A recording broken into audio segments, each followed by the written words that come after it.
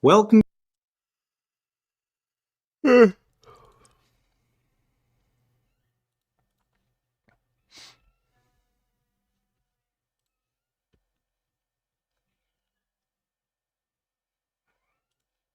Once you've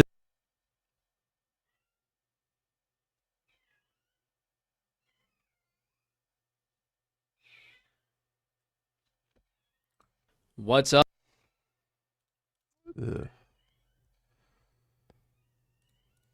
Okay.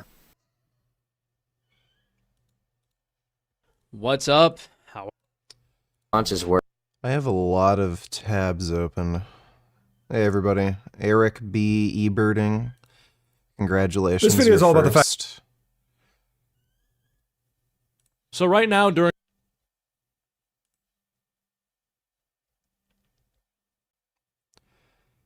Why do I have all, like, some of these tabs? Some of them are retarded. New suffer. Karl Khodorkovsky. On September 22nd,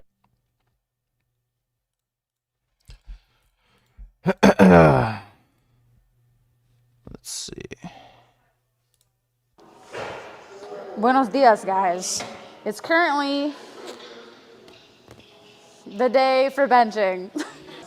Start to work out right, Gorilla My Nitric. This is the flavor that tastes like the blue Tootsie Pop. Not my favorite flavor, but it's growing on me. I don't hate it. Also, liquid glycerol. I don't even really think I need this right now, but also, yeah, I do. Code beef. What's your current blood LDL? Have you tested it recently? No, not recently. Last I tested, it was 85. Very good. Okay. So today, I will be benching. Will it be awesome? I don't know. I don't know. It was really awesome last week. And then this past weekend, I went to the Arnold. It's like a fitness convention they have in Ohio. And it kind of fricked me the frick up. Was it worth it? Yes, because I got to meet a lot of awesome people. And huge thank you to Village Hidden and Iron for taking me out there and letting me do a meet and greet at their booth. That was super awesome. Also, thank you to Rascal for letting me do a meet and greet at their booth, and Gorilla Mine for the impromptu one. I really appreciate it, and I'm super grateful for the opportunity. If you guys have not heard of any of those organizations yet, make sure you go check them out. And if you like anything, code BEEF to save. I feel like there's so much I could say about the Arnold. Like, a lot of stuff I definitely shouldn't say, so I'm like not going to. But I could, you know. It's tough. It's tough having all the knowledge and the power, but none of the gusto. Gusto lacking. All right. I don't know where any of the thingamajigs are here. Hoping it doesn't mess me up. We're gonna see what happens. Make them know what they're called. And yeah, and then just like regular gym attire underneath.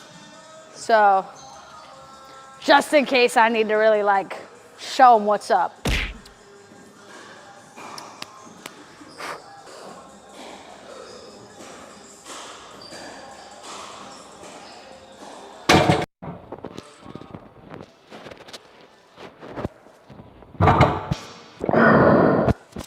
No, that felt heavy. So grab the bar and hit.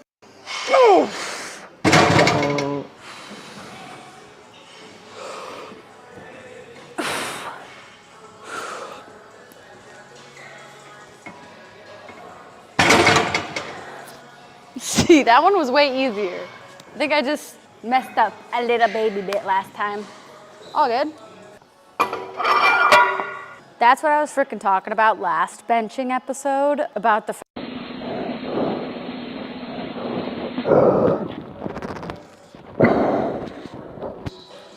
She has the J hooks up too high.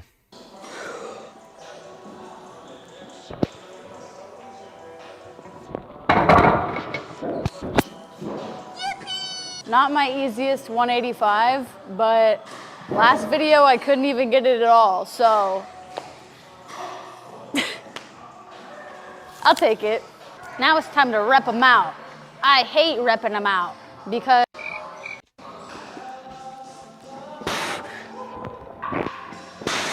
She has a pretty strong bench for a girl. About the applause of conventionally religious people who think that their conventional religion is in some way cashed out or redeemed or supported by the reading you're giving now of Christ in the starry heavens.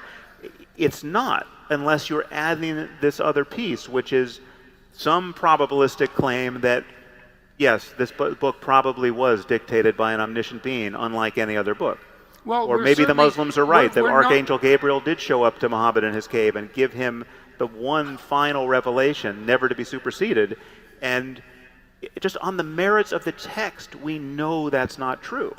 We know, for all it gets wrong and all it fails to get right about the nature of our circumstance, we know that book is not the best book ever written on any topic. And here I'm speaking of the Quran, but it's true of the Bible. It's true of the Meditations of Marcus Aurelius. But no one's claiming that about the Meditations, and that's a crucial difference. It's a difference that explains so much unnecessary suffering in our world. And again, what I fear about... Kid Beer donated $2. Let me see. A judge in Illinois just ruled illegal immigrants have the right to keep and bear arms. So rather than the circle with the line through it, we need like a thumbs up emoji there. The case is pretty simple. Police arrested an illegal immigrant living in Chicago with a gun back in 2020. They charged him for violating the federal law banning illegal immigrants from having guns. It's been on the books for a long time. Judge Sharon Johnson Coleman just decided the Second Amendment applies to him, the illegal immigrant, like everybody else, so he can have a gun. In her decision, she wrote that Humberto Flores received and used the handgun solely for self-protection and protection of property during a time of documented civil unrest. So all the fucking black people who've illegally owned firearms because they're underage or didn't have a license, what are we going to do about them? Lenny is live right now. Why don't you update him on your bench progress? It would be pretty minty to see a collab workout too. Maybe ask about that if you want to. With 500, so never take that lightly. Habba-dabba-doo. Good evening to you, sir. Let's see. Stephen Jacoby, the best whey protein. Stephen, it's WHEY, and that's New World Nutritionals. I can guarantee it. There you go, Stephen. I like that correction. What do I think about Jason's coin collection?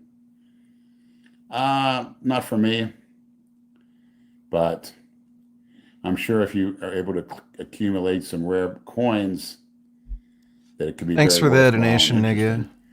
I'll never forget at the podcast, one of the maniacs sent in a German coin during the Third Reich, and it had the swastika on it and everything. And that's a very rare coin because when Germany surrendered to the Allies began a denazification program where they got rid of all the swastika banners and all the Nazi ideology in the books. And they went and did a book burning on that. And they took all their military secrets, of course, and actually the Mossad in the new country of Israel took a lot of their military tactics and secrets. So if Jason has that rare coin with a swastika on it, that's got to be worth some money.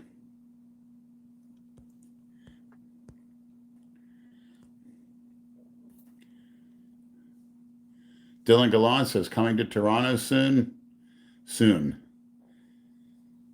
Big Daddy, Dylan, and myself will definitely bring some intensity. You got that right. You got that right. Bowling Mike is having beet juice and steak.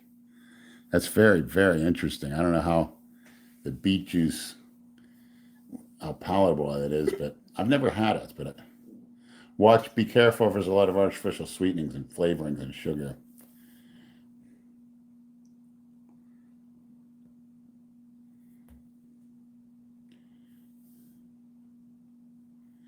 Kim Glover says, if I say a bad word, I will donate $500. Yeah, I'll say a bad word. Cookie cutter. Doesn't get any worse than that, or bad. Mick DePrick says, update on Brad's radiation poisoning. Brad is in hiding. He won't text. He won't show his face on Instagram. He'll show his new power rack, and he'll show his book that Robert Frank gave him on, I don't know what, and he'll show his dirty fingernails holding that book, but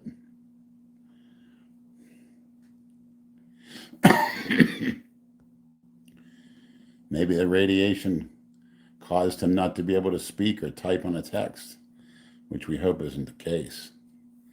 Habba Dabba Doo says, is there such a thing as getting too much sun? Absolutely. There's such a thing as drinking too much water, eating too much steak. Absolutely. Yeah, I don't know how far down the thing he is. Is there such a thing? With answering everybody's questions, but maybe you can, I don't know, link me when he replies. So, apparently, Lenny likes to read out every comment, so it takes him a while to catch up. Yeah, I know.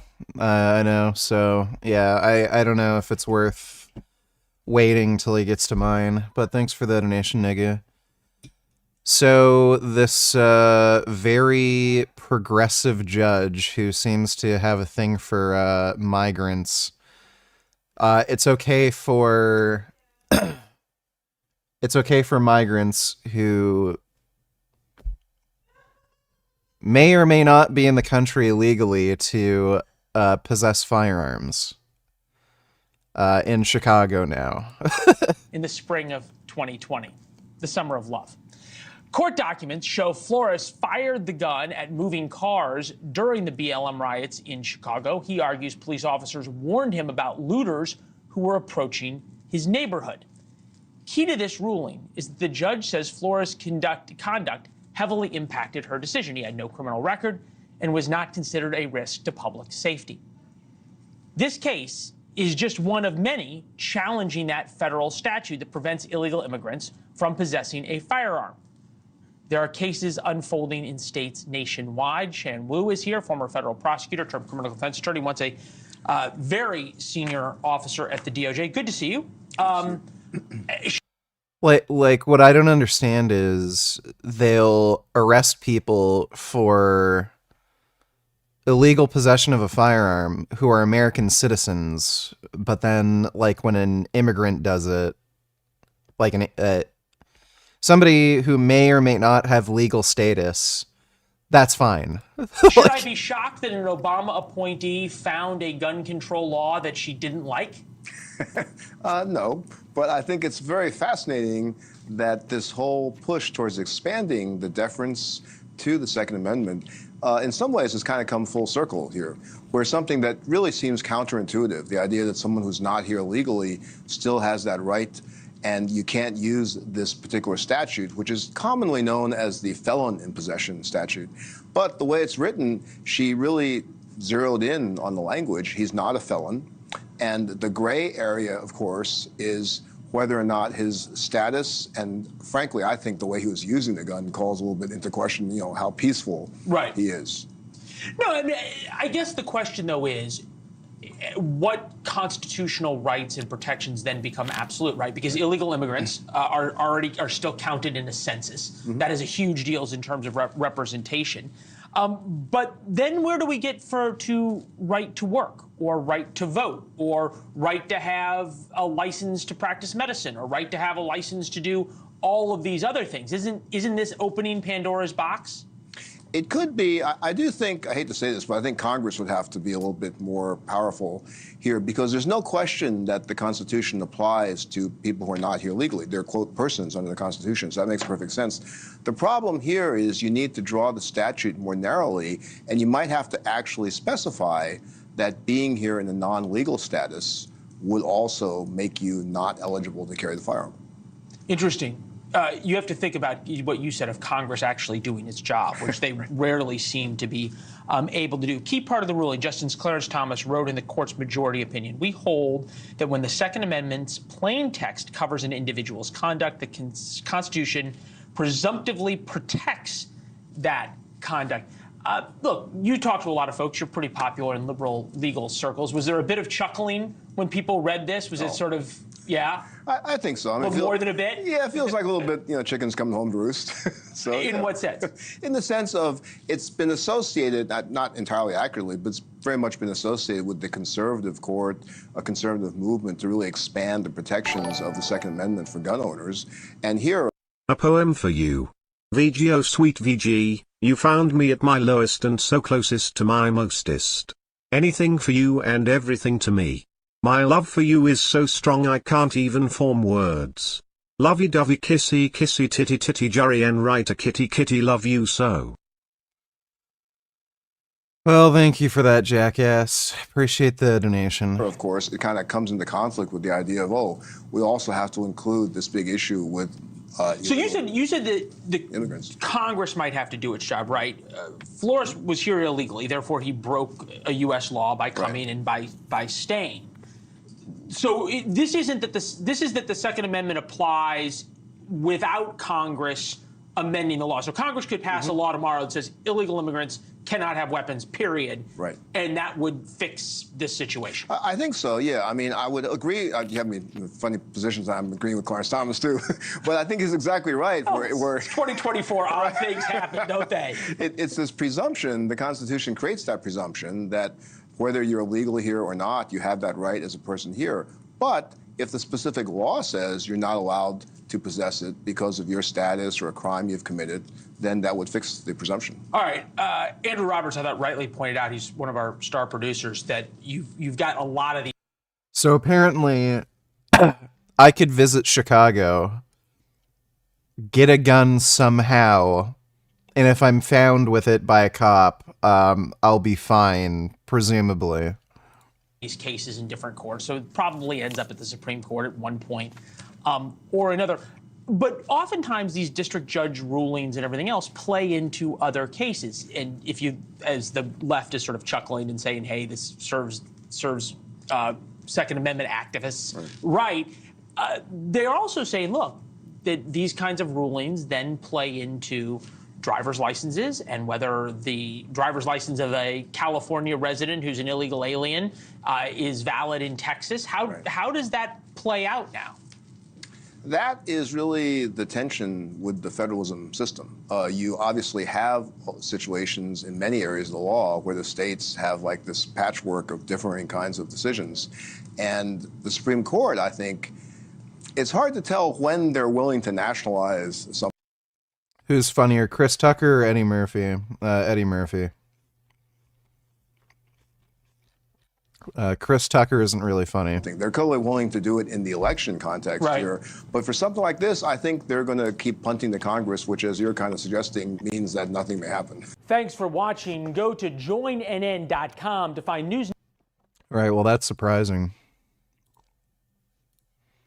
The way you talk about religion is that at the end of all these conversations, I'm still not sure what you believe on that point, frankly. And if I'm not sure, no one out there is. Well, I don't know why you would expect to be sure about what someone believes. How do you think that any one of you are capable of fully articulating what you believe? You certainly aren't. You are not. That's completely ridiculous. You're not transparent to yourself by any stretch of the imagination. Well, you act out all sorts of things that you can't articulate. But how about a best guess? Yeah. You know, if you look, let's go all cognitive neuroscience on this, shall we? 99% of your processing is unconscious. You're not capable of articulating yourselves. If you were, you'd be omniscient. Okay, but don't give me any Wow, Peterson is a dishonest whack job. nonsense about that. But that is a... I've never heard so many people applaud an evasion of a simple question. It was a good one, Yeah, though. yeah. It was a very good... Okay, honestly, yes, everything you just said about not being fully transparent to yourself is true, and you are ruled by committee in there all the time, no doubt. But I'm asking what you actually believe. I mean, there's several things I can ask. I mean, almost any one of these threads can pull the whole tapestry. But to take Christianity as an example, what do you believe about the origin of this sacred book, the Bible, Old and New Testament? Do you believe that just maybe it has a status unlike any other book, or is it simply old writing of human beings just like ourselves? I think it's both. Okay, so It can't be both. So what does that mean? That you're saying that there's somebody who's taking dictation that is unlike any other dictation. So Homer, though creative, or Shakespeare, though creative, was doing something the else. Sources of inspiration. Okay, but if you but talk everyone's to been inspired. People, if you talk to creative people, Yes, they often describe themselves as something approximating a conduit through which higher wisdom is pouring. Again, you're doging. Shakespeare could say that, and any writer can say that. Ultimately, yes. right? And it's also the case that we would rank order those writers, which is why you pointed to Shakespeare, in terms of the generalizable validity of their revelations. Sure. And so, well, look, so you run into the same issue. You criticize the Bible, and look, fair enough. But you're also evading a very important issue, which is how do you quantitatively rank the contributions of literature without assuming that there's a hierarchy of revelation? There's a hierarchy of wisdom. Sure, there's a hierarchy of human wisdom. I will grant you that every day of the week. But But we're talking about primates like ourselves having conversations, and this is the most important game we can play. I mean, this is the best game in town, and it has always been so. But people are imagining, and it includes, as you said at the outset, what I would call spiritual experience. And spiritual experience admits of a fact-based discussion about the nature of human consciousness. And why do you allow that as an exception?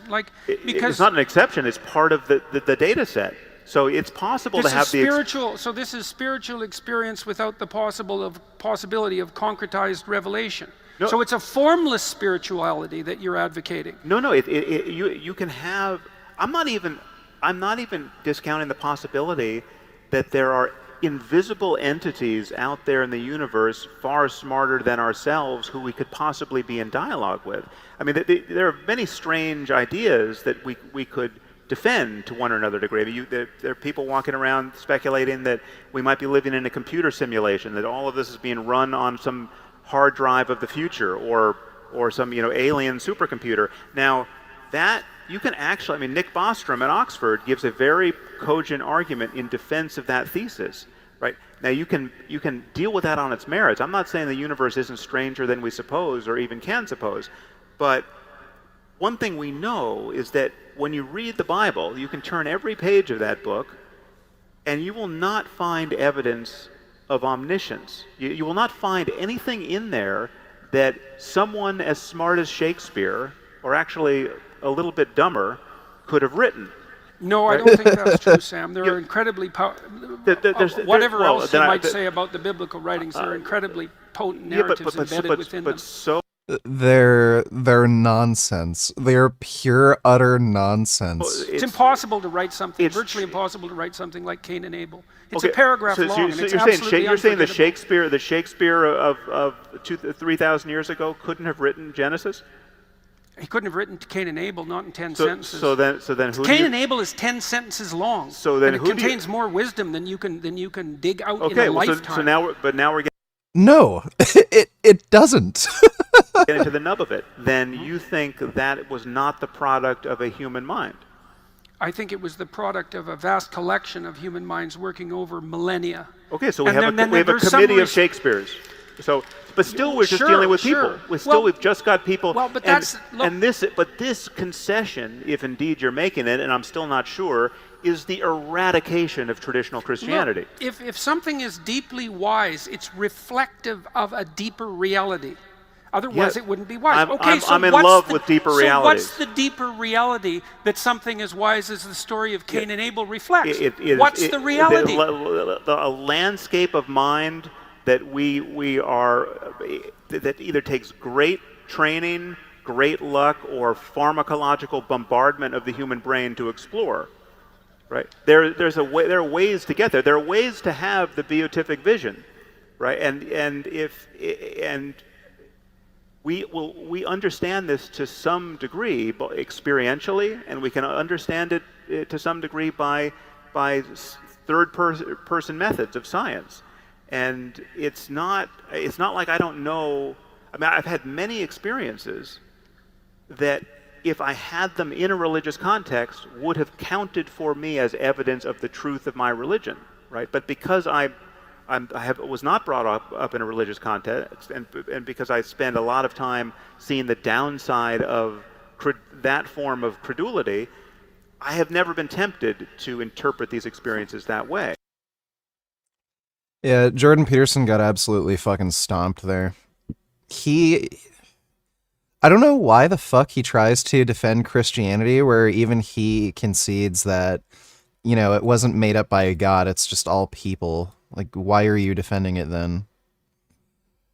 Let's see what to watch next. How about this weird shit on Airsoft Fatty? It's Chris LaFon.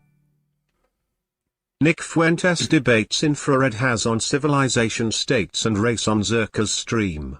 $10 to react next. As a third worldist. This is gonna be fucking cancer. I'll watch a bit of it. If it doesn't really go anywhere, then I'm just not gonna watch the rest. But thanks for the donation, nigga. Third worldist, if I just believe that different countries should just respect their boundaries and because you're a petty nationalist that believes in self-determination for Africa and all these other places. And, look. What do you mean petty nationalist? Petty nationalism, nationalism for all nations. Like, these groups should have a nation state. I'm actually more in favor of regional civilization states like China and Russia. So I actually don't believe in nationalism, really, technically speaking. But okay, but isn't that kind of a form of colonialism? What? If you believe in a civilization state, because won't one be the master? No, I think the difference between colonialism and civilization states is that the relationships you find in civilization states between different peoples are organic, regional, and are based in a sense of mutual recognition between different cultures. Whereas colonialism, in practice, that doesn't work that way. It does, though, because in colonialism, you have an isolated periphery going halfway across the world to a region it has no real geographic connection to or cultural connection to, and just extracting resources. Where if you look at China, what civilization state would Chechnya or Turkestan be a part of? Russia, 1,000%. Okay, but obviously Chechnya would be subordinated to the ethnically Russian culture if it's part of a civilization state. In practice, it's not, because in Chechnya, they practice the Chechen culture. And there's a mutual understanding between the ethnic Russians and the ethnic Chechens that they each have their own different culture, but they're all part of one civilization where they all recognize themselves as being a part of a greater civilization. And that's what makes it a civilization, in my view, is that you have different groups that come to an understanding with each other and learn how to coexist. And I think Russia has done that, and China has done that, and the West and America has not done that. I don't think diversity in itself is bad. I just think what you need is mutual recognition for it to be civilized. And I think what we have is an uncivilized diversity. Sup, Blackie. I ain't gay, but I heard gay black boys know how to suck dick and ride a dick. I ain't gay. But, you have any tips? Christy said I'm gay, but I ain't. I'm just curious because I like to watch gay black porn back in the day. Alright, well, thank you for that, Sardine. Appreciate the donation. And that's the problem. I would just disagree with the characterization that it's a mutual understanding, like with East Turkestan and these, even I don't think that you can create because ultimately the capital is in Moscow, the power is in Moscow, the sovereignty lies in the hands of that's the just dominant group. But in practice, that sovereignty doesn't mean your way of life is going to be controlled in this or that way. That sovereignty means, in the last and final sense, you are not going to allow bigger powers to come and lay claim to your territory and do as they please. You're going to stick with Russia and roll with Russia in a world full of hostile powers. Yeah, well, and by definition, that's suzerainty. By definition, that's suzerainty. When Chechens are loyal to Russia, they're going to go in Ukraine and fight for the Russians. But what they're not going to do is allow some center in Moscow to start dictating their culture and their way of life and their traditions and their mores. But it could happen. That's a matter of discretion. Here's the thing: in other times in Russia imposed the Russian language on people it didn't, like on Georgia and other parts of the. Are you talking about during the Russian Empire or Yeah. during the Soviet Union? During the Russian Empire. Well, the Russian Empire exterminated or something. I don't know. Usually in history that might happen. Yeah. But when you have a civilization state where different groups. This debate is not worth watching. I don't know why the fuck you don't want me to watch this. Otherwise called Airsoft Fatty on the internet. Originally known for viral videos and a documentary from the creator iDubbbz with over 24 million views, he recently did a live stream of himself crying for safety. Not feeling super safe right now. Why does he feel like he's in danger? Well, many have begun to claim that he is being held hostage in a remote location by a drug dealer named Blaze, who is using Chris's GoFundMe page as a money laundering front for an illegal drug operation. He has this GoFundMe because he was on the show Fish Tank run by iDubbbz's arch nemesis Sam Hyde, with the community rallying in his support to give him a home. But now videos critical of the influencer are being struck down as claims of animal abuse and illicit weed enterprise and psychological manipulation persist. But after months of correspondence, I convinced Blaze as well as Chris to let me visit their secret whereabouts to discover the truth. And what I learned next is not what I expected. Are you nervous? A little nervous. You never know what people are capable of. I don't know what's going to happen. This place is really out in the middle of nowhere. I drove hours of just seeing trees on the side of the road to get to this place. Well, hello there. How's it going, Chris? How's it going? How you doing? Nice to meet you. So this is the tiny house. Yeah. Very nice. It's not crazy, but it's nice and cozy. So Robert, are you living in the tiny house currently? No, I'm just out here for the month. Or are you like staying while you're here in the tiny house? Yeah, I'm staying here while I'm here. So can you kind of give me like a little bit of a rundown of what your plans are for the winter? Because I know it gets pretty cold up here. It's coming. You feel it right now. Winter, we're prepared. We heat taped all the pipes and shit, but It's been a bit it's still, crazy setting up. honestly, bro, I keep saying and people are like, oh, it's nice, it's done. It's like 80% done. Yeah. Like, yeah, truthfully. we still got a lot of things to do. The outhouse situation ain't the worst, you know. I mean, it's gonna get colder in the winter, but hey, I'm a Michigan man. I got plenty of body fat on me. And over here, where all the magic happens with the throne. We got the insulation in here just so it's a little warmer, a little more toastier because, well, coming out here at 3 a.m. to take a piss. Let's go. This is your land. You just had him build it here, and there's no issues. So he's safe here as long as he wants to stay. He still wants his own property. I don't blame him. But as long as he wants to stay here, it's fine here. Can we get a tour of the inside of it? Yeah, Chris, give him a tour. MTV Nothing as much to a tour. All right. Right now we've got Queen Cows over there taking over the bed. Right underneath, we got Robert's floor mat. This guy should not own any animals. Got ourselves a nice little table that's functional. Just throw it back up there if we ever need to for space. Otherwise, pull it out for a good sesh. And then you come over to the work area with the PC, and just behind you, the shower itself. Then, of course, we have the top-of-the-line kitchen, aka electric stove, sink that barely fits the faucet. And honestly, you couldn't ask for anything better. It's a nice little log cabin out in the middle of nowhere where I get to live and enjoy life. Very nice. Every night I got the best view of the stars. Oh. Midnight to 1 a.m. you step out there to use the bathroom and you're just stuck going, this is what poets used to write about. This right here. They're like, this place must reek of weed, and it smells really good in here. Grinding up the weed. Yeah. But we air it out. He This is usually how- has all the windows open if it's not too cold. So how's the kitten doing? Oh, she's doing great. She's gotten like 3 times the size since I got her. How's it going? Little sweetheart. I want her to get another at least I feel bad for that cat. He has a history of abusing animals. 0.5 times her size right now before I'm comfy being like, okay, let's get you chipped and let's let you go outside and have some fun. This place is too small to, have a indoor cat. He was over here lonely and stuff. I'm sure you heard about his last cat Yeah. So I was like, you know what? Hey, Chris. And I stay on top of it. Like, you heard him. He changed the litter, You look around and you see the shit. It's like, it's definitely not anything weird like that. One of the biggest fucking weird shit is, like, he shot his cat's eye out. It had one eye when they fucking rescued it. I'll tell the actual story to him real quick. They don't understand the fucking... Because they wouldn't do that for There a was cat. so much fucking... There was so much fucking work saving the one eye Preston got to fucking keep. And I hate it. I hate it that people keep saying, oh, I shot his eye out. That poor bastard did not have his eye shot out. He had some college chick watch him fucking wither to death under a deck for 2 fucking weeks in the middle of a fucking snowstorm. That cat's story is so fucking intense. And it just...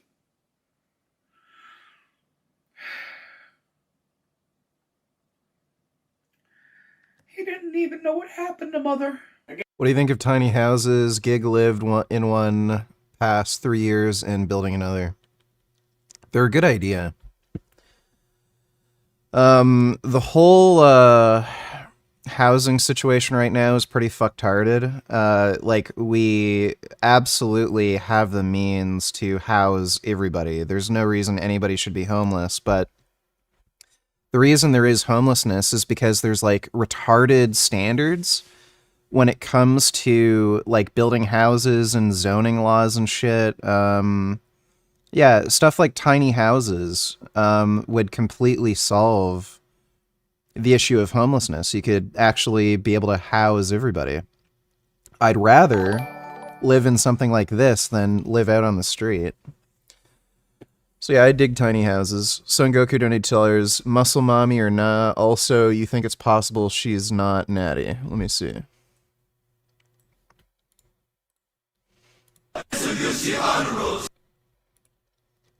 Benching 225. Okay, well, that is very unusual for a woman to be able to bench that kind of weight. That's kind of like a dude doing 405.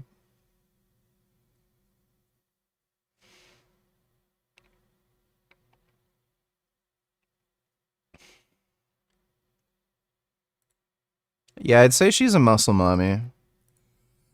Like, it's always possible that somebody isn't natty. She's pretty jacked. Like, she has really fucking rounded out shoulders.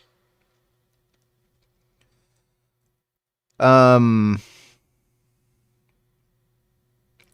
possible with how strong she is that she's not natty.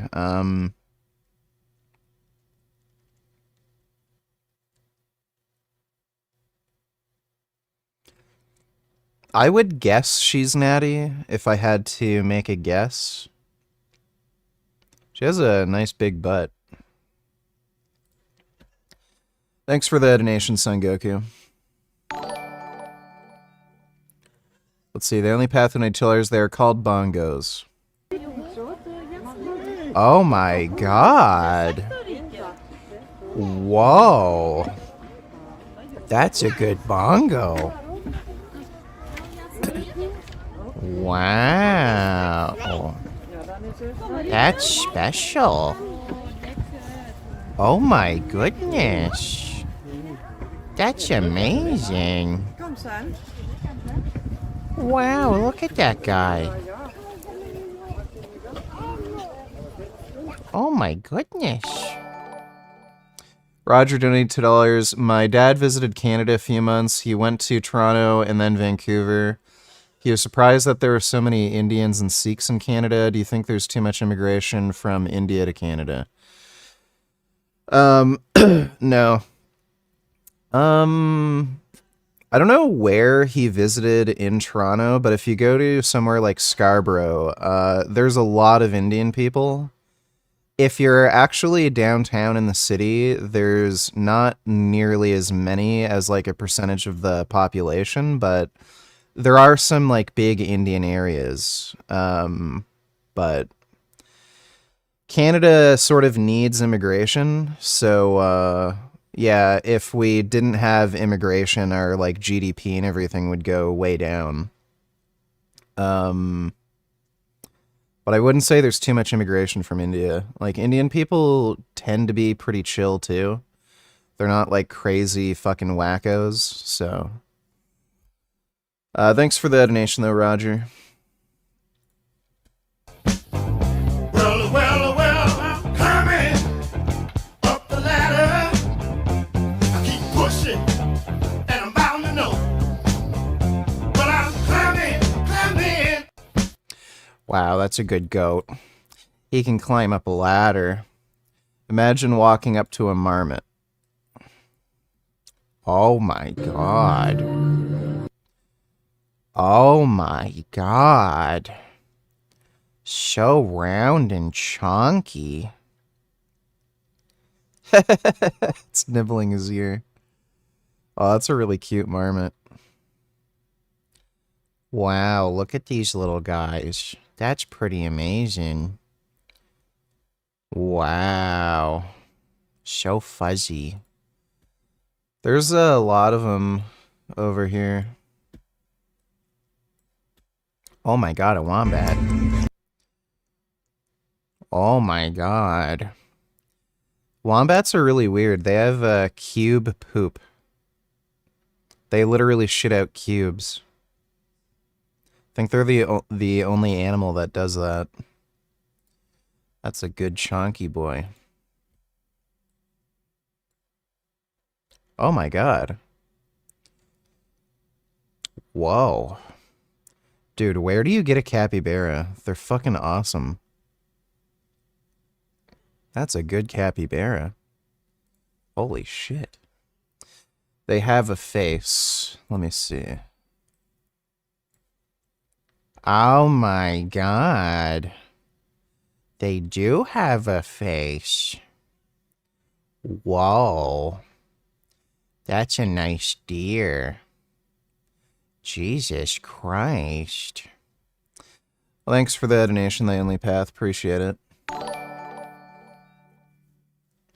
Great news, VG Brian Sanders has a plan to stop Project 2025. That does sound like good news. I will watch that. Thanks for the donation, Dodo.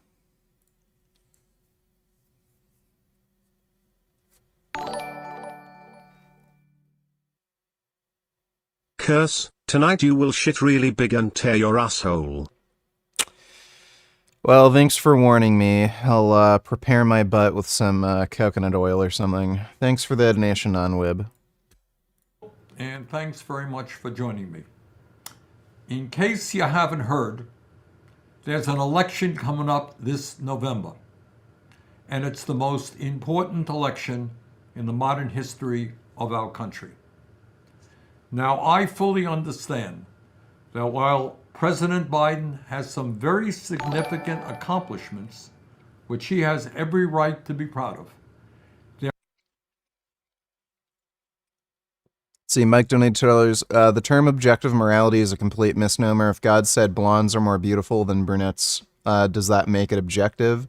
Just because God says so. Alex got him bad here. Let me see. Do you think that the ownership of other human beings under the conditions of the Hebrew Bible are immoral? Yes. So how do you account for God permitting something and giving you details about how to do something which is proactively immoral? He's not permitting me. Permitting my great-great-great-great-great-great-great-great-great-great-great to do something immoral. To do something. To do something immoral. That in the time was not considered immoral. It wasn't considered immoral, right. But was it immoral? By today's standards, now that were developed by the relativist? Judeo-Christian tradition, sure. By today's standards developed under the Judeo-Christian tradition, religion immoral. Who's the moral relativist now? A moment ago, you say that the great success of religion is providing a sort of untouchable moral basis that sort of transcends human affairs and human debates. And now when I say, well, look at this, open your own religious scripture and look at this blatant immorality, you say, yeah, but well, that was considered to be fine at the time. It's considered to be bad now by the progress of Judeo-Christian There's a question values. Who's the moral relativist? Well, do you... Ben Shapiro's religious beliefs are completely and utterly nonsensical, and I don't think he's ever spent time actually thinking about any of this. And yeah, Alex got him bad there. It makes no sense. The idea of morality being objective, it's a misnomer. And yeah, when you put it in another way, like, you know, if God said blondes are more beautiful than brunettes, does that make it objective? Like, obviously, just intuitively, anybody would know that it would be subjective. There's no objective basis to say something is more beautiful, even if God says so. So that's a really good way of putting it. If I ever debate a religious person, I'll use that analogy. Thanks for the donation, Mike. Indians in Canada are pretty chill. There's a shit ton of Sikh separatists coming to Canada and a bunch of them do shit like this. Watch the video. Let's see, breaking. Calston supporters use their daggers, swords, spears to rip apart Indian flags in Calgary, Alberta.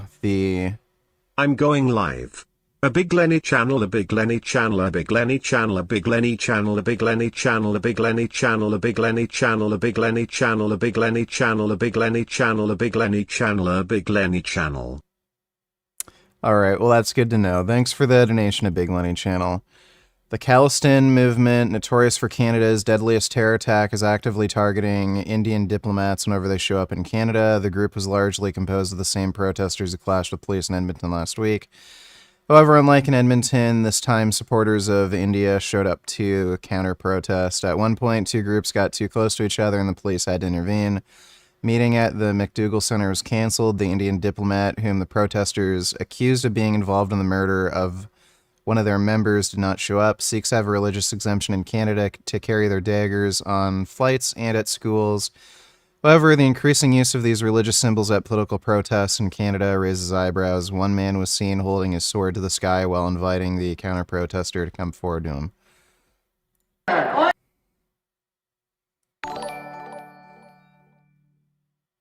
A big Lenny channel, a big Lenny channel, a big Lenny channel, a big Lenny channel, a big Lenny channel, a big Lenny channel, a big Lenny channel, a big Lenny channel, a big Lenny channel, a big Lenny channel, a big Lenny channel, a big Lenny channel, a big Lenny cha. Thank you for that, a Big Lenny Channel. Appreciate the donation. Religious exemption for weapons is the dumbest fucking shit imaginable.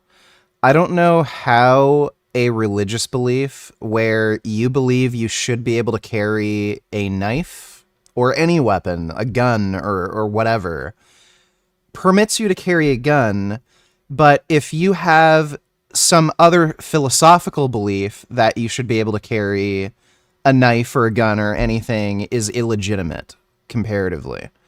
Like, why do they get to carry knives when everybody else doesn't? It's stupid.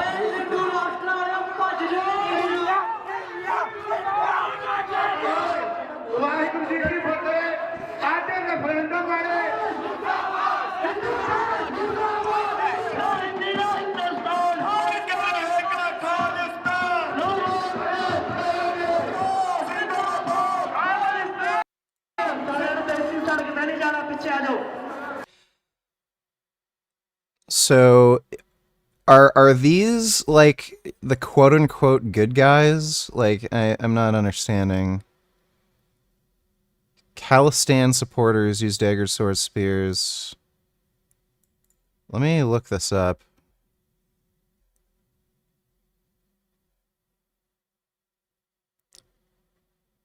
Oh, okay, this is weird. Okay, the Khalistan movement is a separatist movement seeking to create a homeland for Sikhs by establishing an ethno-religious sovereign state called Khalistan in the Punjab region. The proposed boundaries of Khalistan vary between different groups. Some suggest the entirety of the Sikh majority India state of Punjab, while larger claims include Pakistani Punjab and other parts of northern India, such as Chanda. Okay, I did not know that Sikhs wanted a separate ethno-state.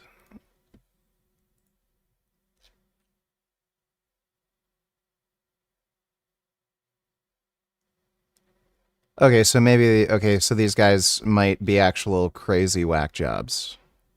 Never mind.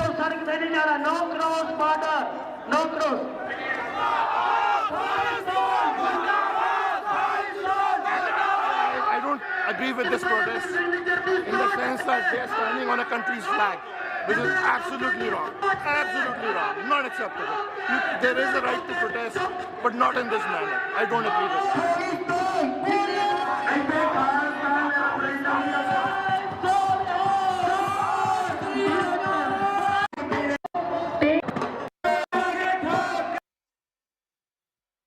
Well, there's that.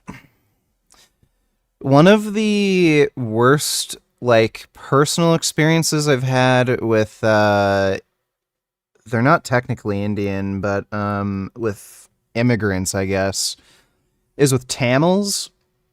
There was a huge influx of Tamils coming to Canada. A lot of them came to Toronto. And, I think it was because of a war that was going on at the time, and they created a gang called the Tamil Tigers.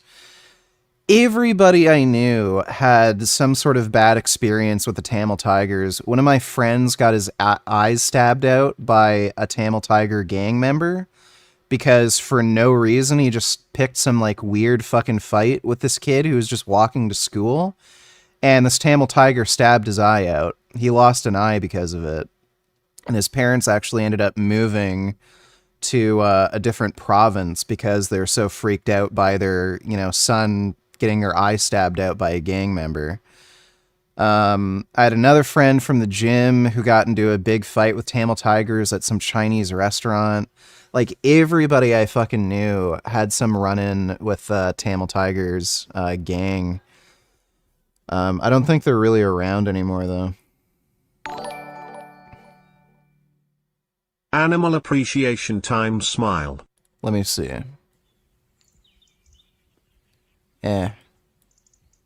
Oh my god. He wants more rubs. He didn't say stop. You keep going. You keep rubbing him. That's really cute. Oh my god. That's amazing. Just keep going. No stopping. That's really cute. That's a really nice goat.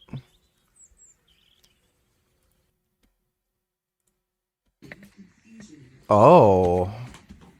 What is this? Larry, I said take loud, Larry. Wow.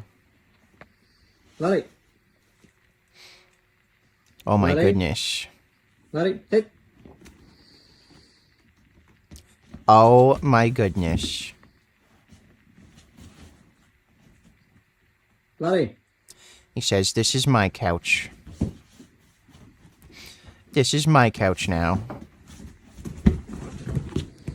Larry. That's so cute.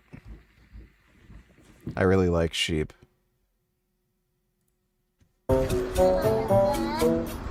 Oh. What's going on here?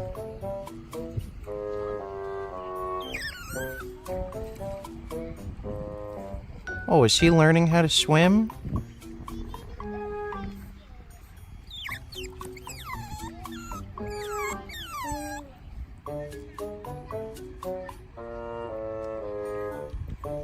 Oh my goodness. Oh, he says no.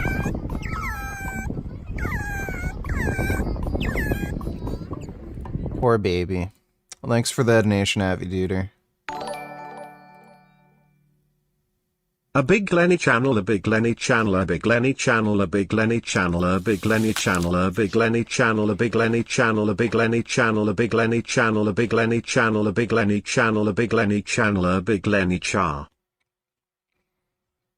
Well, that's good to know. Thanks for the donation to Big Lenny channel.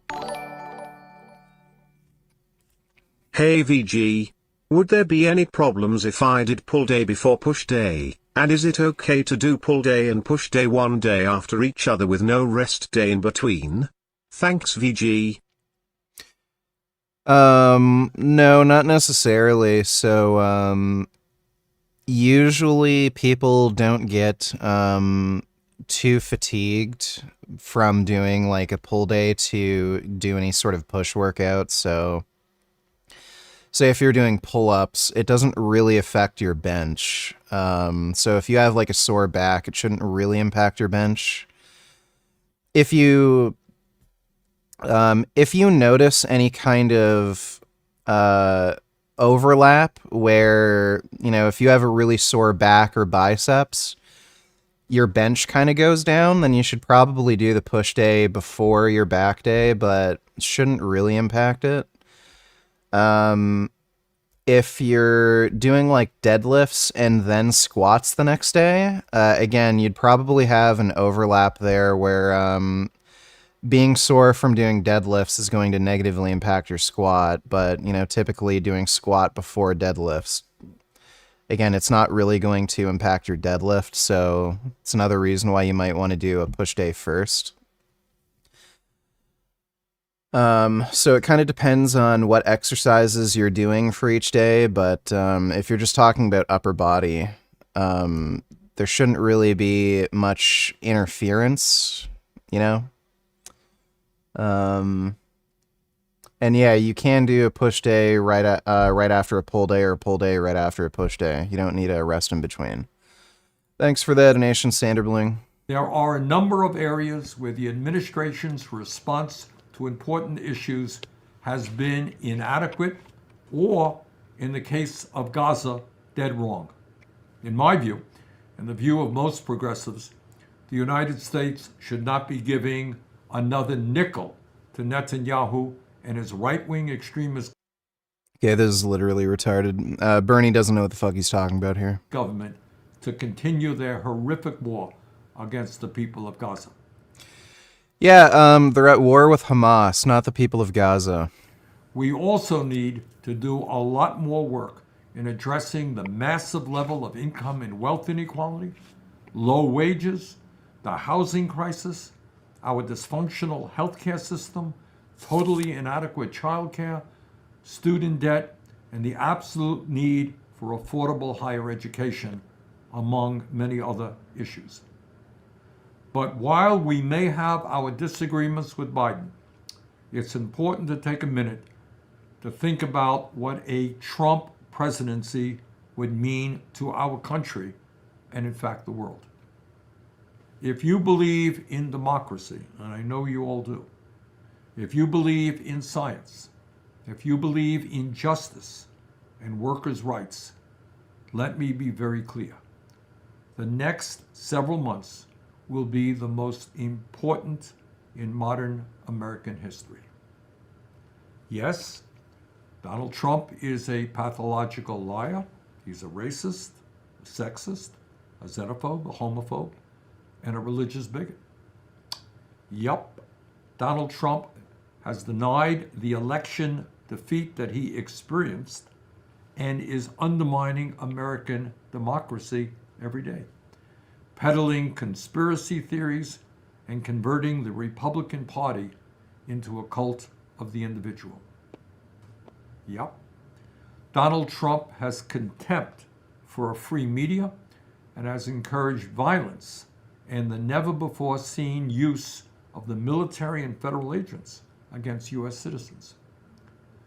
But if you believe Donald Trump's first term was dangerous, I want you to think for a moment about what a second term would look like. If Donald Trump is elected this November, the fight against climate change is over. Period. It's the end, and the people of this planet will have lost. Not only does Donald Trump believe climate change is a hoax, but he has and will once again appoint agency leaders and judges who will undermine our ability to move toward energy efficiency and sustainable energy. And if the United States retreats from the fight against climate change, countries like China, India, and the rest of the world will follow. That would have irreversible implications for the future habitability of our planet, for our kids, our grandchildren, and for future generations. If Trump is elected in November, the already obscene levels that we are now experiencing of income and wealth inequality will only get worse. Oh yeah, tax cuts for the rich. In his first administration, Trump signed tax cuts into law where 83% of the benefits went to the top 1%, while at the same time he raised taxes for middle-class families. During this current campaign, Trump has promised to extend those tax cuts for the rich and to lower the corporate tax rate for companies that are making record-breaking profits. If Donald Trump is elected again in November, we can expect him and the Republican Party to escalate the attacks on women's reproductive health in this country. No, it was not enough for Trump to brag about appointing justices who overturned Roe v. Wade in this country. He and many other Republicans want to go further. They want a federal abortion ban. And that's what they will strive for if he is elected. Yep. November. If Donald Trump is elected again, it is likely, and I say this with a heavy heart, but it is likely that the almost 250-year experiment of American democracy is all but over. It goes without saying that Trump tried to overturn the results of the last presidential election, but his attack on democracy goes far deeper than the violence of January 6, 2021. If Trump wins, you can expect more extreme gerrymandering, more election workers being harassed and threatened, more young people and people of color being denied their right to participate in elections. It does not end there. If Donald Trump is elected, he will once again attempt to overturn the Affordable Care Act and throw some 32 million Americans off of the health care that they currently have. If Trump is elected, he will take gigantic leaps backward on issues of education, gun control, criminal justice reform.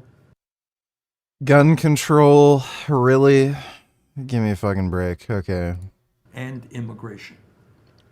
And if Trump is elected again, it would strengthen the hands of authoritarian leaders all over the world. Leaders like Orban in Hungary, Putin in Russia, and many other countries such as Saudi Arabia, the Philippines, and elsewhere, all over the world. Demagogues and authoritarian leaders would rejoice if Trump gets elected. So, my friends, that is what is at stake this November. So the question is, what do we do about it? Well, in my view, it goes without saying that we have got to do everything we can to defeat Donald Trump and to re-elect Joe Biden. No excuses. But we also have another very important task in front of us. We must do everything possible to re-elect our progressive friends back to Congress against the enormous opposition and the millions and millions of dollars of special interest money that is being thrown against them. We must also do our best to elect new progressive leaders at the local, state, and federal levels. We must also work together, all of us throughout this country, to push President Biden to enact a progressive agenda for his second term. An agenda that makes clear that he is fighting for working families and is prepared to take on the money and the power of Wall Street and the corporate world. So, my friends, this is... Why do you think a cop would block his camera/audio? I called cops/animal control for an injured deer. After she shot the deer, it seemed like she took a bad shot. When I retrieved the footage, cop blocked the camera when the lady spoke to him privately. Sus AF.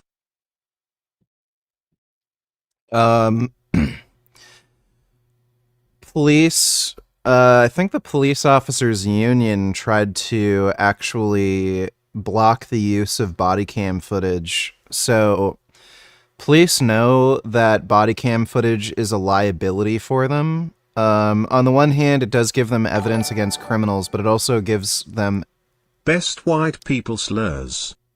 I don't know, cracker. What else is there? Don't really know any other ones. Honky.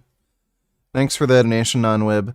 So yeah, body cams, they give police officers evidence that, you know, that they can use against other people, but they know very well it's also evidence that can be used against them.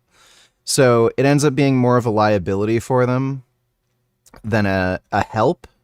So yeah, there's a lot of situations where cops will block their body cam footage and shit intentionally so that they can't get incriminated or look bad. They do it all the fucking time. Thanks for the donation though, $3, donated $3. Appreciate it. Is a monumental moment. And one thing that we cannot do is bury our heads in the sand. Complacency is not an option. We've got to stand up, we've got to fight back, and we've got to make sure that the world and the country that we leave our kids and future generations is something that we are proud of. So thank you all very, very much. I look forward to working with you in the months ahead. Yeah, so overall I'd agree with this. His fucking idea about Biden and, you know, the Israeli government, that's fucking stupid. And him being pro-gun control, also fucking stupid. But I agree with the rest of what he said. Like, if Trump gets elected, that'd just be cataclysmic. Again, he's not perfect. Dude's learning. He's fucking getting by every day. It is what it is. That's life, but half that shit is so far-fetched, it's like sick. And if it wasn't so crazy, it'd kind of be funny. So it's the morning after we arrived to meet up with Chris, and I am currently staying in Bangor, Maine, which is the closest town to where he lives. And it's a very remote city surrounded by just forest. And it turns out my Airbnb is actually only a block away from where Stephen King lives. And this is actually the inspiration for Derry, Maine in all of his books. On top of That's funny. I didn't know Stephen King lived in a weird remote area like that. It's Halloween time around here, and the biggest mass shooting in Maine history just occurred, and there's a manhunt to find the shooter. It's a bit unsettling, to say the least. But today we are supposed to meet with Chris and do some interviews with them in town. I was born pretty much considered a dead man. I wasn't even supposed to survive being in the womb.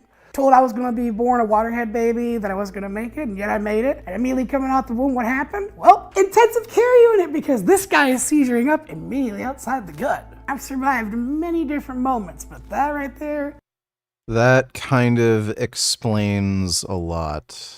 That's where it all starts, because I said fuck you to death. I spent most of my life in a relatively decent childhood, I wanna say. Father was always there up until he passed. Mother who cared was there for me. Even when she ended up getting diagnosed with the same disease that took him, she was still there supporting me, was one of my biggest supporters of my career. The house was in really rough shape because I didn't take care of it. I didn't care for it like I should have. My mother, of course, being sick, didn't have the money because of all that going towards treatment. Didn't really have the time to invest into it like I should have. And the house fell apart. But I'm honestly surprised that house held up as long Oh my god, dude. as it did. Pepper in Pepperdine, California. Donny Tillers, Dwayne Johnson is 6'2.5" on Celebrity Heights, but looks so short at 134.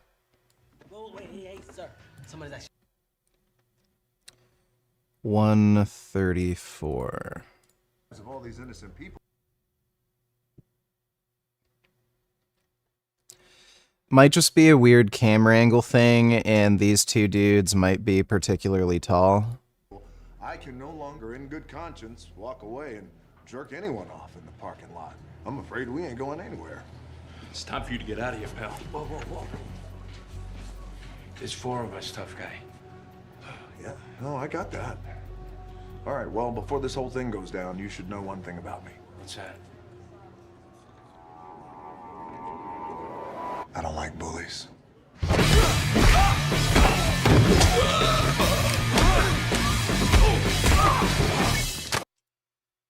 Yeah, I think it's probably a camera angle thing, and these dudes might just be particularly tall. How tall is, what's his name here?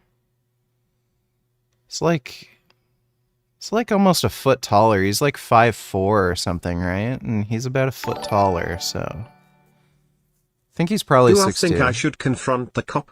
He's a small town cop, so I think he'd remember the case. I want to expose that animal abuser bitch from Animal Control. She callously shot the deer without a shred of remorse and dragged her lifeless body on the pavement. If the deer was injured, it's kind of standard procedure to just mercy kill the deer. I don't think they normally send them to wildlife rehabilitation. Like, again, unless she deliberately tried to prolong its suffering by, like, shooting it in an area that wouldn't kill it, I don't know if it's worth pursuing.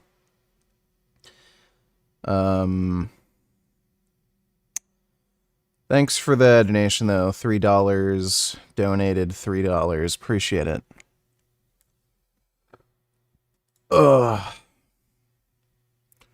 Watch entire thing, funny. Canada bans giving aid to Israel now. Oh my god. Women in New York City now have to protect themselves from illegal immigrants who try to snatch their purses. How do they know this guy isn't illegal?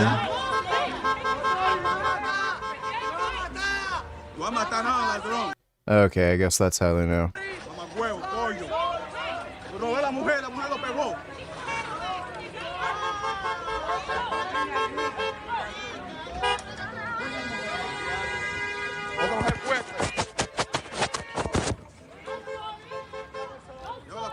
And by the way, this is while, what's his name wanted to ban handguns in New York City.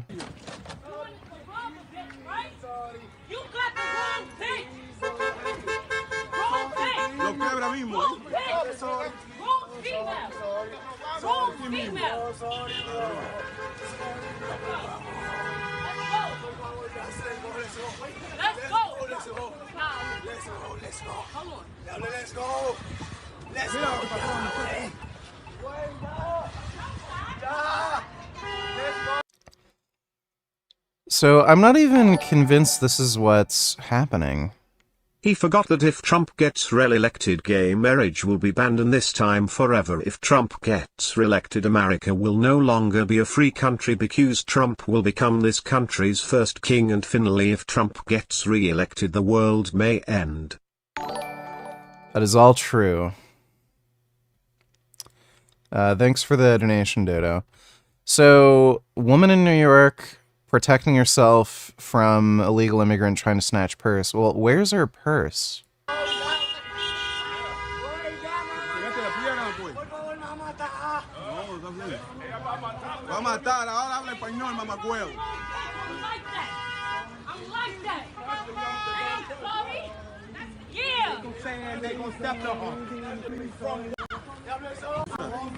Yo, please. From here, nigga. Sorry, please. Police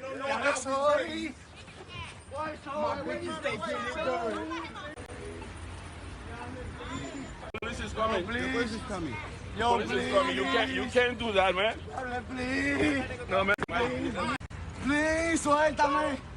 Suéltame, please. We did you. Suéltame, please. We did you hit him. We did you hit him. We did you hit him. Oh, I guess he's holding her purse for her. We did you. Yeah, get that fucker. Pero es la moto. Yeah, keep la moto. Keep the motorcycle. Can't say you got jumped. What the fuck are you talking about? Wrong bitch, get the fuck off the wall. Keep the moto. What's going on? I pieced them already. I already pinked them. She's pretty badass, gotta say.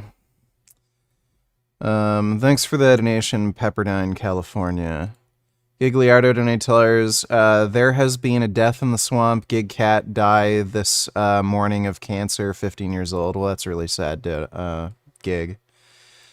Looks like he had a really sweet kitty. Sure, that cat is in kitty heaven right now, if kitty heaven existed. Also, this other cat died last year via car tire. Oh, poor kitty. Aw, it's really sad when kitties die. My name is Gig, and all my pets die. Rip Polly. Well, sorry to hear that, Gig. Thanks for the donation, though, dude. Growing up, me and Robert were best friends. I cannot remember the exact meeting at this point. We were definitely like 1-2 years old, and it's like our families kind of knew each other. We're family at the end of the day. He's the one person I know where if I needed him, I can make one single phone call and say, "Hey Chris, I need your help," and he'd be there pretty much instantly. Started the whole YouTube thing way back in 2014 as kind of an escape.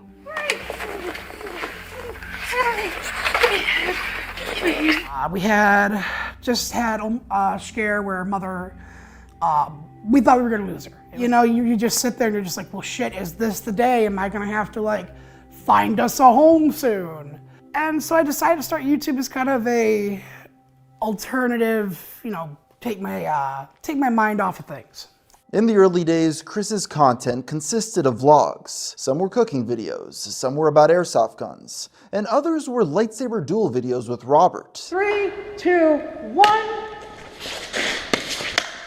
Ah, hit. I think. Admittedly, the content was quite amateur in nature, but made simply for the joy of creation, rather than with any intention of being seen by the wider online community. Unbeknownst to either of them, however, this is exactly what would soon happen. Well, it kind of blew up unexpectedly. I never thought it'd get over 100 subs. Me and my friend Robert have been making a bunch of lightsaber videos and Star Wars lore videos for about a year at that point. Been producing video, at least on my own, for about 2 at that point. We make this video, it's called When Lightsaber Dueling Goes Horribly Wrong, parentheses, watch till the end. The one where he knocked that fat ass over some bear statue. Anger is not the way of the Jedi. You okay? I hope you got. Oh, you good, bro? Ouch! I hope you got that on film. Tosh.0 picked it up, and it was a good episode. So what do you say, young Padawan? Based off the body, I think he's dressed up as George Lucas. I've never really gave a fuck about the fame. I originally started doing videos with Chris because, frankly, I was bored, had nothing better to do, and it was fun.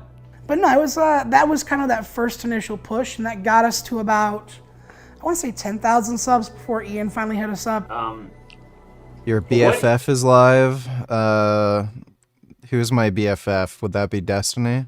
Is going full force. That is where, and the way I define it, someone is treating it as if they're about to die, and they're.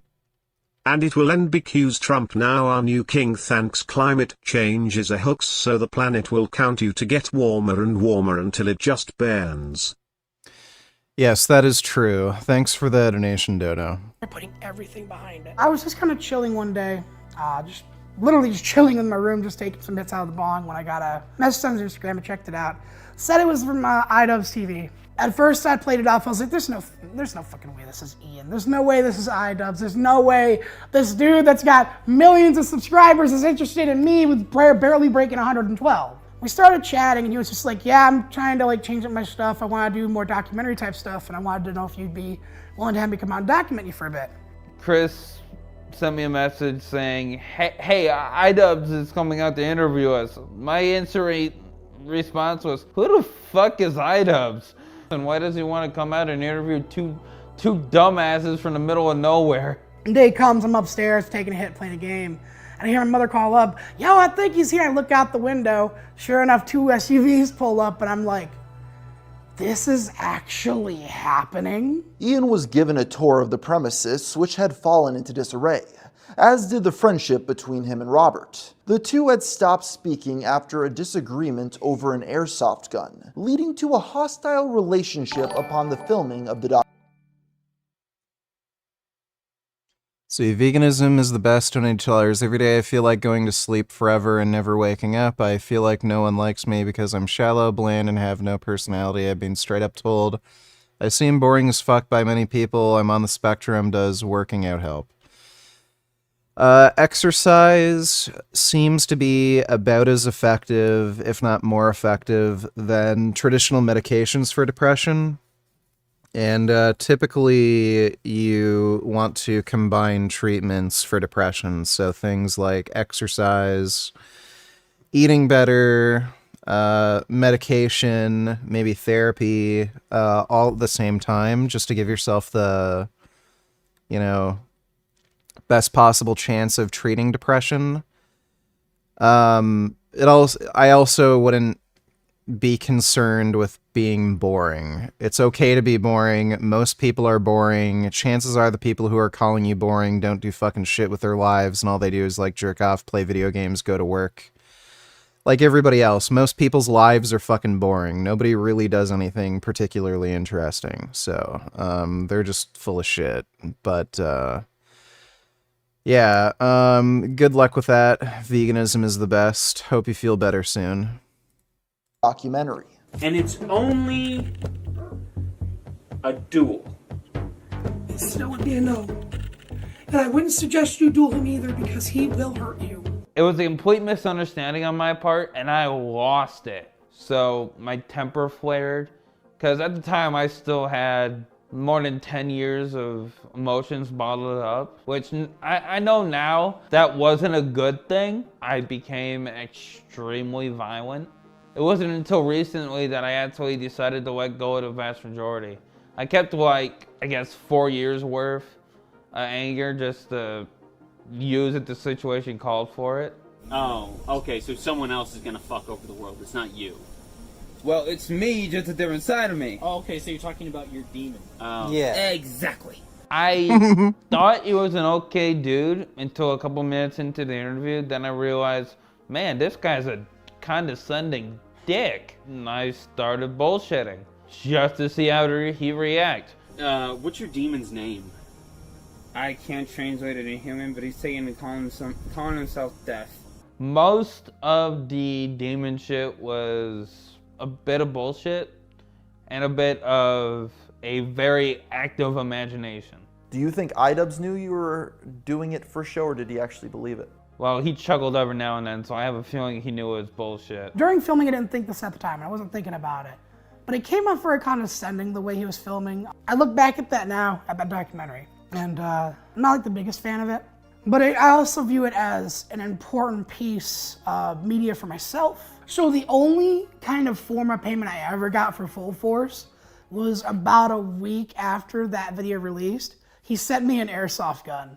Despite some grievances, Chris would experience a huge increase in popularity following the release of Full Force, and would continue to make content as revenue began to grow. However, more trials would soon face the now beloved internet figure, as he would face his mother dying of cancer just 2 months after its release.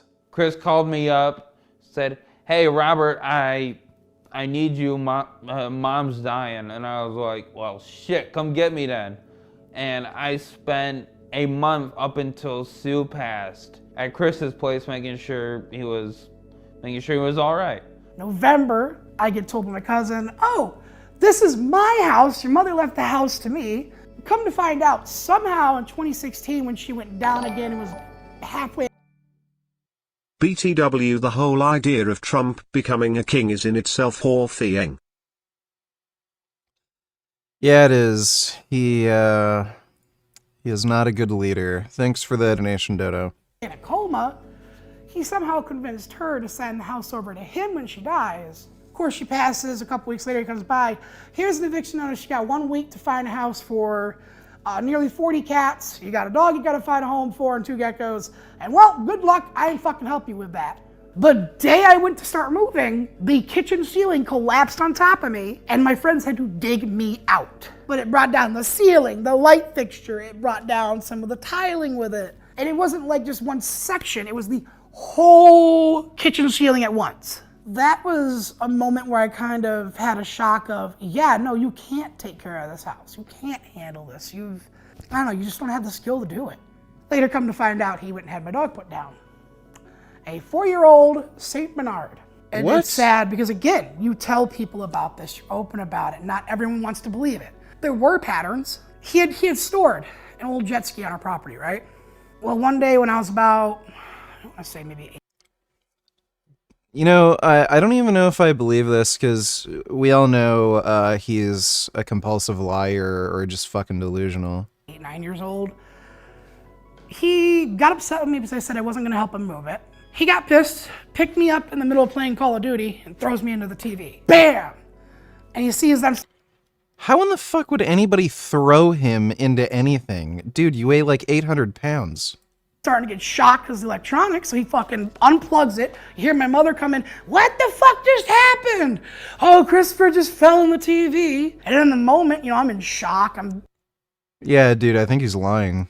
in pain. I'm trying to get up, get the glass out of me. When you look back at some of this shit, you really question why I still wish the best for some people. I don't like talking about it like that because it almost comes off cynical. I don't know. I'm trying to be a better person and be happier. With nowhere to go and still being on bad terms with friends like Robert, even after they briefly reconciled, Chris was forced to move in with the very same cousin who had taken possession of his house. His living arrangement while here was dire, to say the least, with his days spent mainly in the backyard. While staying with them, the rules for me were you wake up at 6 a.m.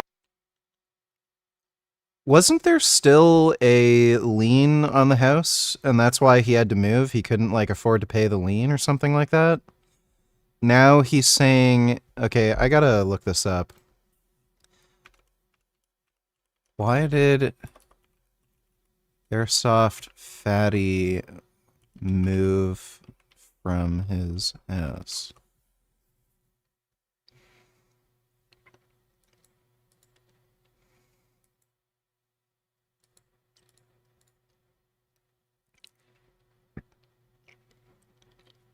So, on the GoFundMe page, purpose of this GoFundMe is for Chris to Chris up with a home he can buy. That's a typo. So he can be independent, start fresh. Every single penny will in the GoFundMe will go to collect. Every single penny of the GoFundMe collected will go towards a permanent shelter for Chris, not towards food or anything of waste. Chris has made some poor financial and life decisions in the past that have led him into a bad position, currently trying to pick himself up from the pieces, start fresh. He was recently evicted and is currently and yet homeless. somehow he still has supporters. Let me take a look, Dodo. Most of you know I'm voting for Donald Trump in November. I've said so many, many times at this point. But I'm not just voting for Donald Trump. Next week, I will be co-hosting a fundraiser for him. I don't endorse... Even with Ben Shapiro's retarded conservative, positions, how does he justify voting for Trump? endorse candidates in Republican primaries, but I do tell you who I would have voted for. And I told you I would have voted for Governor Ron DeSantis of Florida if given the choice. But Ron DeSantis isn't the nominee. Donald Trump is the nominee. And he's facing Joe Biden, who is the worst president of my life. What? Time. Because Donald Trump is the nominee against Joe Biden, I won't just vote for him. I will walk over broken glass to vote for him. I'm guessing he knows that if Trump gets elected, he'll have to pay lower taxes. Like, that's got to be the only reason. It has to be that cynical. Actually, I will go into my own pocket to support him, which is what I'm doing. Ben Shapiro, who has been very critical of Donald Trump, especially in recent months, has now declared that he will not only support Donald Trump, but he'll do it enthusiastically. In fact, go into his own finances and help support him financially. And Shapiro is also holding a fundraiser for Donald Trump. So that's really fascinating news, because I get finding yourself in a position where you have two candidates you can't stand. I'm in that position right now. Not gonna vote for either one of them, sorry. And dude, she is like, the Young Turks are so fucking stupid. Not voting for either one of them only increases Trump's chances of winning, you idiot. if I were goaded into or pressured into supporting Biden, I wouldn't frame it in the way that Shapiro did there. I wouldn't talk about walking over broken glass in order to support Biden. I wouldn't talk about hosting a fundraiser to support Biden. So like, why is Shapiro going the extra mile on behalf of Donald Trump, someone who he has said some pretty negative things about? Yeah, I think it's super obvious. So he's trying to get attention, presumably both from his own audience, which I think is probably more relevant here, but maybe even from investors, funders, I don't know. Because once the primary is over, it happens. Okay, Ben Shapiro is a piece of shit, but the Young Turks are also fucktarded. Thanks for the donation, Dodo. Pink Badger donated $2. Have you tried streaming on Rumble? I'm not going to stream on Rumble. It's a waste of time. I've streamed on Kick. I might do some exclusive Kick streams. I think I actually just got a notification on Facebook saying that monetization on my page has been enabled, so I might consider doing Facebook streams now since I have monetization on Facebook. He said someone can get monetized when you start, also that there's going to be live ad reads you could read on stream to get money, also about not canceling people. Yeah, I don't know if I'm going to bother with Rumble. If the prospect of making more money is reasonable, I'd consider it, but I don't see any real prospect of making any more money on Rumble. Thanks for the donation, though, Pink Badger. Bootycum donated $2. Barcelona. Sorry for Gigs Cat. Impersonation time VG. Do Trump seething for his daughter but is in denial? Or Hamza explaining how his masculinity is defined by how hard you need to fuck your girlfriend. All right. Let me see here.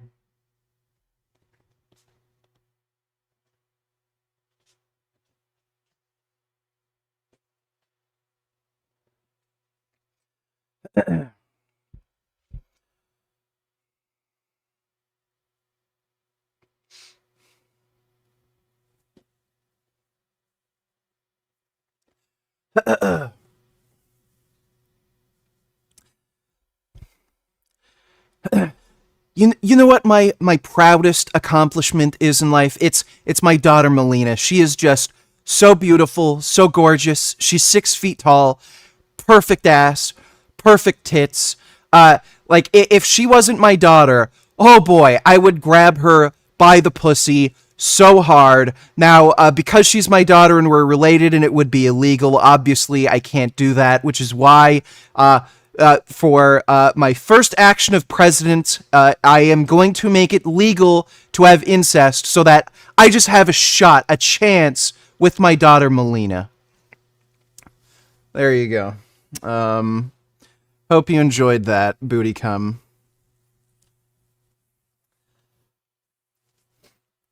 Don't know if my Donald Trump impression's that great, but thanks for or not Bootycum, Black Lotus. I don't know why I read that wrong.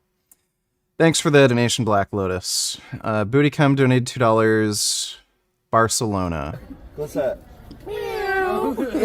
Oh my god, yeah, look at this. The cat in the fucking window, bro. Man, literally, man. What's going on? Did I say Melina? Did I say Melina? Oh my god. Okay, I fucked that up. I'll do it again.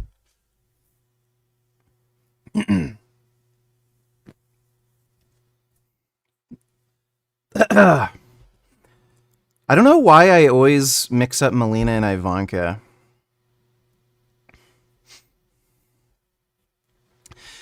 You know, I recently had this court case where this just insane woman that I don't even know says that I raped her, okay?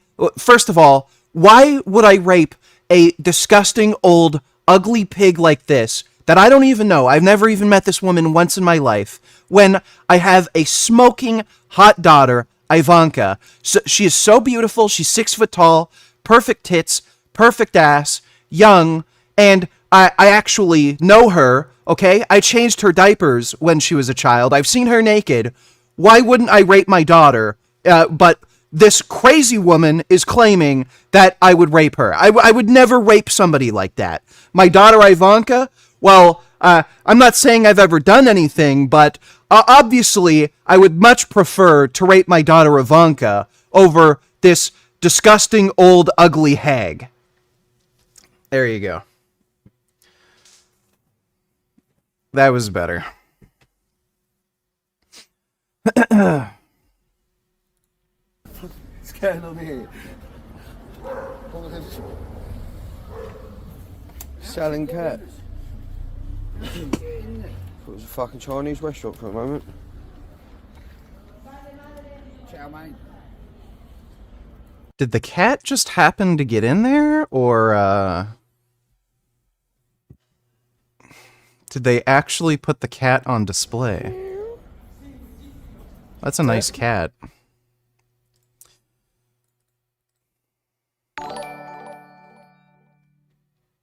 People that think voting against Biden as if it benefits Palestine are so delusional.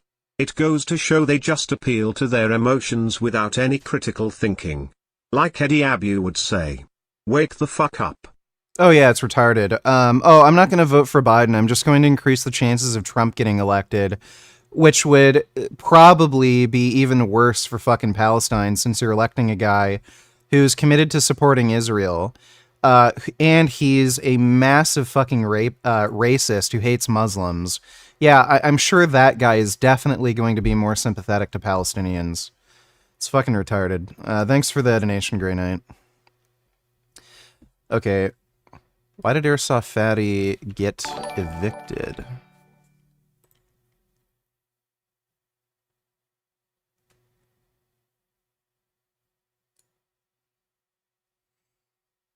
Because I don't believe Chris with the eviction. So apparently his cousin convinced his mom to give him the ownership of the house.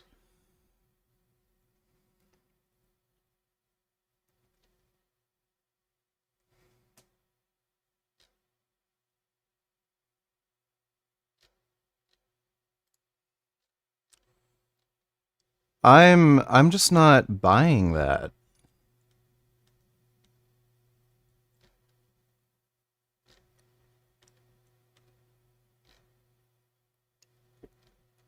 Like, if I had to guess, there's probably a lien on the house or something that wasn't paid off. Dodo donated $2. Can you react at 1754? Would you try ketamine for depression? I would. About your... I was planning on reacting to this during the stream, but we can skip to here. Let me see. Listen, I'm not asking you anything that anyone else hasn't asked you about your controversial stuff that you tweet. You post a lot of controversial stuff. Is that considered blowing off steam? Well, I guess I do enjoy using the platform. I mean, I do call the X platform the PvP, or player versus player platform. So in video games, there's player versus like environment, where you're not playing against other people. And then there's PvP, which is like hardcore. You're actually playing against other people. And but that's blowing off steam for you. Yeah. Yes. It is to some degree, not always. I mean, obviously I use it for to post jokes, to post sometimes trivia, sometimes things that are of great importance. So you do a lot of it at night, like late at night. So when you're doing this, are you sober when you do it? Almost always, yes. Under the influence of anything? No, I don't drink. I don't really. No. So you got no drink, no smoke, no nothing. I mean, you smoke pot with Rogan. I had one puff. Yeah. I think anyone who smokes pot can tell I don't know how to smoke pot. But you've admitted that you have a ketamine prescription. Yeah. What's that for? Well, I mean, it's pretty private to ask somebody about a medical prescription, But I think it's something I'd say, like, there are times when I have sort of I don't know, like a negative chemical state in my brain, like depression, I guess, is or like depression that's not linked to any negative views, and then ketamine is helpful for getting one out of a negative frame of mind. Well, listen, I in fact, I generally, obviously I'm not a doctor, but I would say if someone has depression issues, they should consider talking to their doctor about ketamine instead of SSRIs. Listen, I think that ketamine and drug therapy is increasingly becoming more in the mainstream. Yeah. Do you think you're doing it under a doctor's care, right? Yeah. Literally a prescription from a real doctor, not like, Yeah, but do you feel like you ever abuse it? I don't think so. If you use too much ketamine, you can't really get work done. So I have a lot of work. So I'm typically putting in 16-hour days. That's normal for me, and it's rare for me to even take off a weekend day. So I don't really have a situation where I can be not mentally acute for an extended period of time. Like I can't really get wasted because I can't get my work done. So is ketamine intravenous?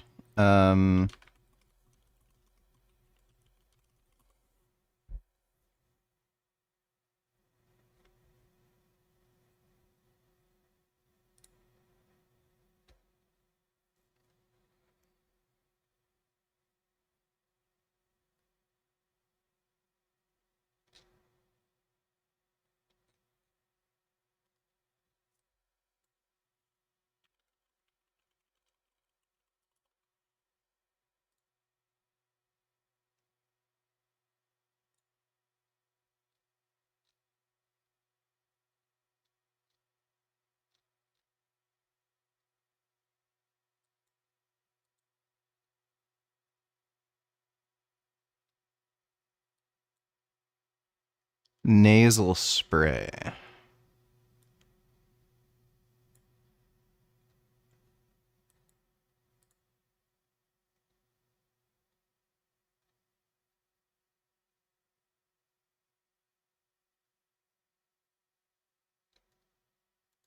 Interesting. Yeah, Can you do an impression of Bobby's perspective on why he became an apostate of Christianity and how Islam is superior? Yeah, sure, I can do that for you.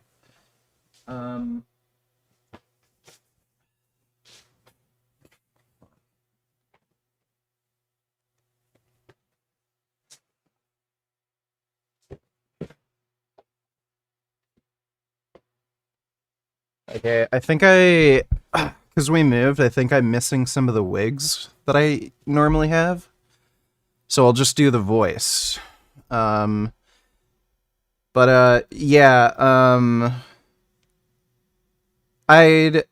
consider taking ketamine. I don't think I'd end up getting prescribed it. My psychiatrist that I currently have, she hasn't recommended it right now. So maybe I'll look into it if the drugs I'm on just simply stop working, basically. I also don't really want to do intravenous drugs. I just don't like the idea of injecting directly into a vein. If you can take it in a nasal spray, I'd be more willing to take it. I don't know if you can do it intramuscularly. But thanks for the donation, Dodo. All right. Bobby's perspective on why he became an apostate of Christianity, how Islam is superior. All right, guys. Now, a lot of you have been asking me why I have become an apostate of Christianity and why I turned to Islam. Now, first of all, back many years ago, back when I did mushrooms as a heathen, I had a mushroom trip where I saw little girls, virgins, getting bombarded by sausages. Now, this trip, it didn't make any sense to me at the time.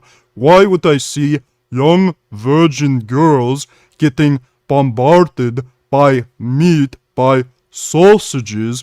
But now that I have become Islam, now that I have become Muslim, I understand why I had this vision. It is because, as Islam preaches, you should rape little girls after you commit jihad. Now, I understand that this may have been a message from Allah to plant the seed of Islam in my brain and tell me to commit jihad and rape little girls, and perhaps one day I will be so lucky as to become a martyr for Islam, and then in heaven I will get 78 virgins for which I can abuse with my sausage. There you go. Thanks for the donation, that one haggard woman. Bootycom donated $2. Did you see this? We just went this way. We just went there. And we had to turn back. We were stopped because we were asked if we are Muslims. And of course we aren't Muslims. So we said, no, we're not Muslims. And they said, turn back. They said you're not allowed here, only Muslims. Only Muslims are allowed here, they said. This is apartheid. Yeah, people have been saying it's an apartheid state, and it turns out, yes, it is. It is indeed an apartheid state. This is literally discrimination. I want to go through there and I can't because I'm not a Muslim. This is apartheid. It's literally genocide. Literally ethnic cleansing. Alhamdulillah. That's funny. Well, I did not see that, but that's pretty funny. Apostate Prophet's pretty based. Thanks for the donation, Bootycam. Canada is cucked. France is racist. All this BC she made a song with a sexual reference. Let me take a look.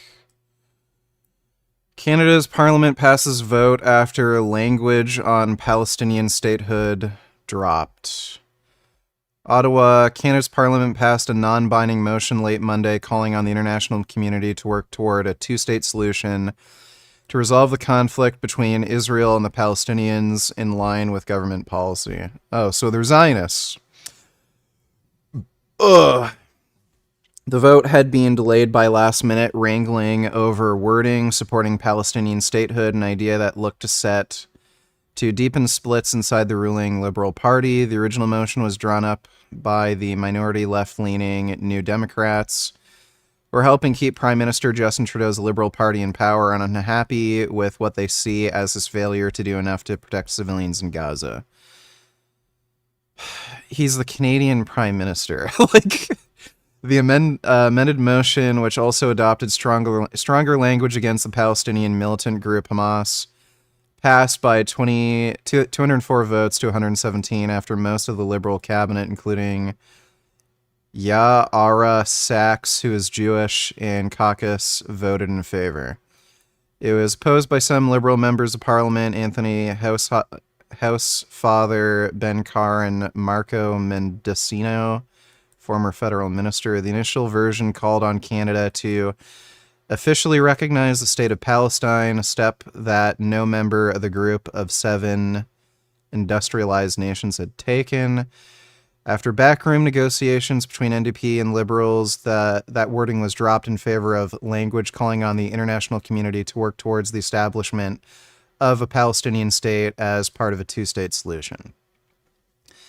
That makes a little more sense, but Liberal and opposition legislators of the House Commons complained that they had no notice of the new wording and demanded the chance to debate it, so proceedings are briefly suspended. Okay. Also, France is racist. All this because she made a song with sexual reference. The Paris Olympics Organizing Committee condemned recent racist attacks against Malian French singer Aya Nakamura by far-right French groups. The controversy erupted over reports that Nakamura would perform a song by Edith Piaf at Olympics opening ceremony. Despite migrating to France as a child and obtaining citizenship, Nakamura faced xenophobic backlash. Supporters of far-right Reconquest Party also geared at her during a rally. French leaders and fans have rallied behind Nakamura, but Les Natifs, a far-right group, insists she doesn't represent French culture. Despite the controversy, Aya remains one of France's top musicians. Europe is way more openly racist than even the US, which there's a lot of crazy racist wackos in the US, but Europe is pretty openly racist. They're also very openly sexist as well. They're not as progressive as you'd think. Thanks for the donation though, Grandam. You get the dishes done, and then you go back to the shed. The sliding door had busted windows. The door that you actually used to get in was busted off. We were getting hit with some major snowstorms. We had that polar vortex that came in, and days were hitting, between 0 and -20. I'm not allowed to put up cardboard to keep the cold out. I'm not allowed to have an electric heater out there because, according to my aunt, who was his mother, you'd be frying the electronics inside doing that. I could come in to take a shit, piss, and make some food, but I had to take the food out there to eat it. But there were moments where I would just break down and scream. Just mentally wasn't in a good spot. I let mental things get to me. I let trolls get to me for a while, and I kind of made my own mistakes. Eventually, after about a month or two of staying with my aunt and cousin, I said, fuck this. I'm literally staying in a shed where I'm dying every day of fucking frostbite. And then when I come back in, I gotta listen to my aunt tell me how much of a waste of space and oxygen I am, and how it's my own fault my mother fucking died, and how it's my own fault everything's happened. It's like, are you serious? So there was just a day where I just went, you know what? Fuck you. I'm taking my shit. I'm getting the fuck out of here. I don't know what's gonna happen. When I was forced out, I was allowed to take one photo album and the absolute necessities I needed for work. That meant my PC, my Xbox One, a couple of my guns, a couple of my sabers, and maybe a week's worth of clothes. He has tossed every photo album out of that house, tossed every family heirloom, tossed all my mother's jewelry. We know this is a lie. We know this is a lie. Chris is either a pathological liar or he's mentally retarded and delusional, but yeah, this did not happen. Tossed every. Chris is extremely he's like a fucking 7-year-old apparently. So he's super lazy. He takes no responsibility over anything. So I think what ended up happening was he wasn't actually collecting any of this, and then they had nowhere to put it, so they just dumped it somewhere. Everything. I met up with him and he goes, here's your shit, you're being served. And I look and I go, this isn't gonna serve, this is a petition. You're petitioning the court to have my rights taken away? He's like, I'm saying nothing else, and just leaves. I spent maybe a month and a half in the van just living out of that. I spent Thanksgiving homeless, I spent Christmas homeless. And so they had me on my God, 12 different pills a day. And a lot of them were antipsychotics.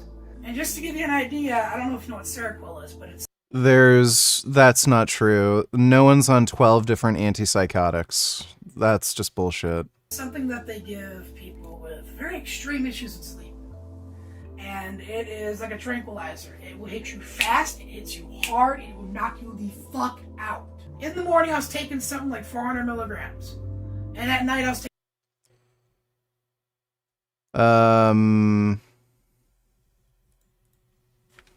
I was on Seroquel.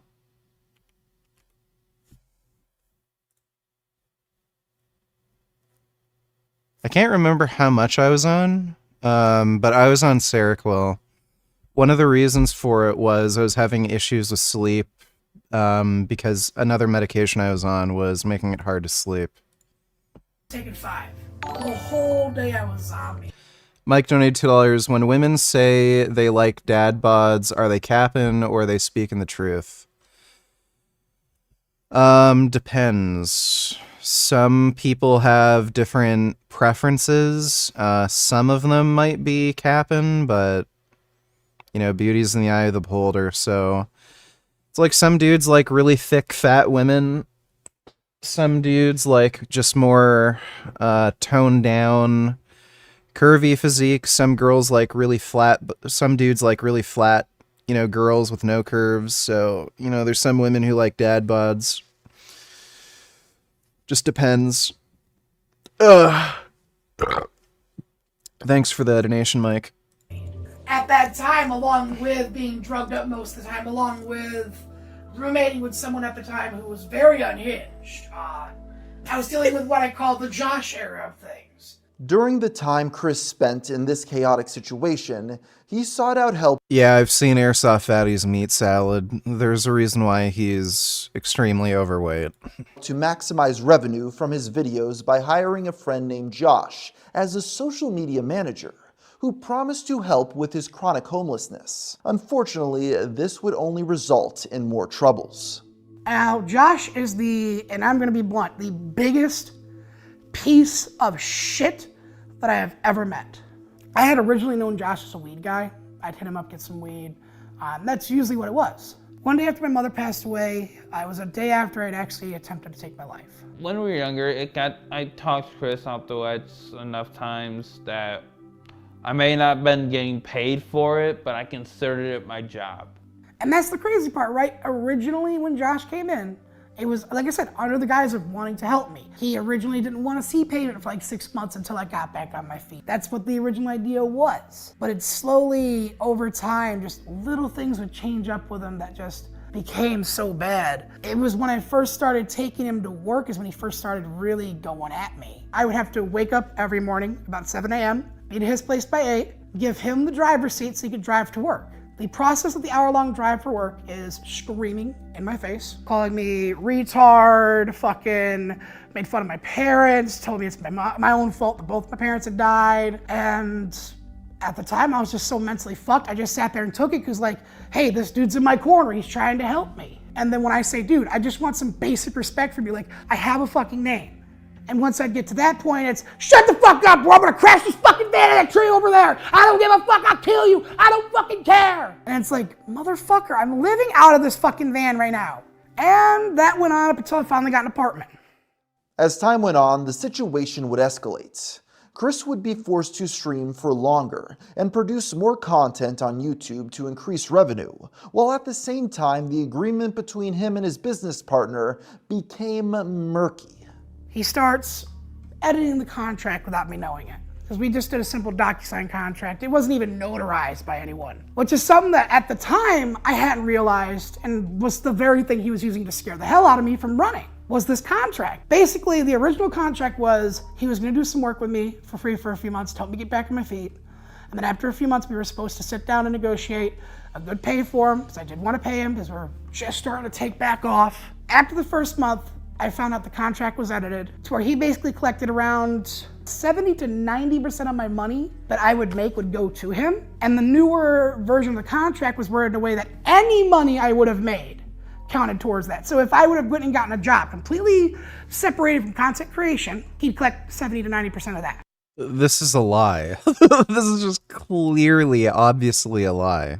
He was taking Chris's money and using it to like fix up a BMW. Over the process of the time he had been with me, he had gotten enough out of me to completely rebuild his 350i. He bought his mother's house. That motherfucker right now has a house over his head because of me, because I was too weak. Grand Dam donated $2. Let me Bill see. Gates is buying up farmland everywhere. Bill and Melinda Gates Foundation has invested $600 million in this picnic food distribution centers. It's these food distribution centers that you order online with an app. You don't go to the store, and then the electric vehicles deliver this food to your home. So it sort of knocks out the grocery store. So basically, people like Bill Gates are working to take complete control over food supply. That is not true. The Bill and Melinda Gates Foundation, one of their goals is to improve food security and food availability. They're trying to get rid of, so-called food deserts. They got to take out these farmers. Bill Gates is buying up farmland everywhere. That's just a lie. Okay, so Mikhaila Peterson's bringing on idiot conspiracy theorists. So yesterday, the former prime minister of Japan was shot and killed. So these people are coming into comments being like, oh, look at that, gun control doesn't work. Go fuck yourself. This year alone in the US, we have had over 300 mass shootings. Think about that for a second, you idiots. You guys are fucking idiots. Oh my gosh. Whoa, there's some anger there. Maybe there wouldn't be so many gun issues in the US if like 1 in 4 or 5 people weren't on psych meds. This is coming from somebody who has been on psych meds, and her father still is. Might sound controversial, but seriously, those things screw you up. You're gonna. So I've been on antipsychotics and antidepressants. They have done the exact opposite of make me want to commit a mass shooting. Go to, it's called rxisc.org, and look at what psych meds do to people. Maybe if a quarter of the population wasn't on psych meds, there A quarter of the population isn't on fucking psych meds. wouldn't be so many mass shootings, but Most of these mass shooters were not medicated. If they were medicated, they probably wouldn't have committed the shootings. I don't see anybody. She's a fucking idiot. The reason why there's so many mass shootings in the United States is because there's a lot of people with mental health issues here who have violent tendencies, and there is a current culture where it is the thing to do to commit a mass shooting. The way the news cycle works here, where mass shootings are reported on all the time, it's just it's literally created a culture of people who want to become, the next big mass shooter and get the attention that the last mass shooter got. So that's why. That's the only reason. You'd see more mass shootings in other countries, even ones that have stricter gun control laws, if there was a similar culture of mass shooting, like mass shooters in those countries. It's just not the thing to do there.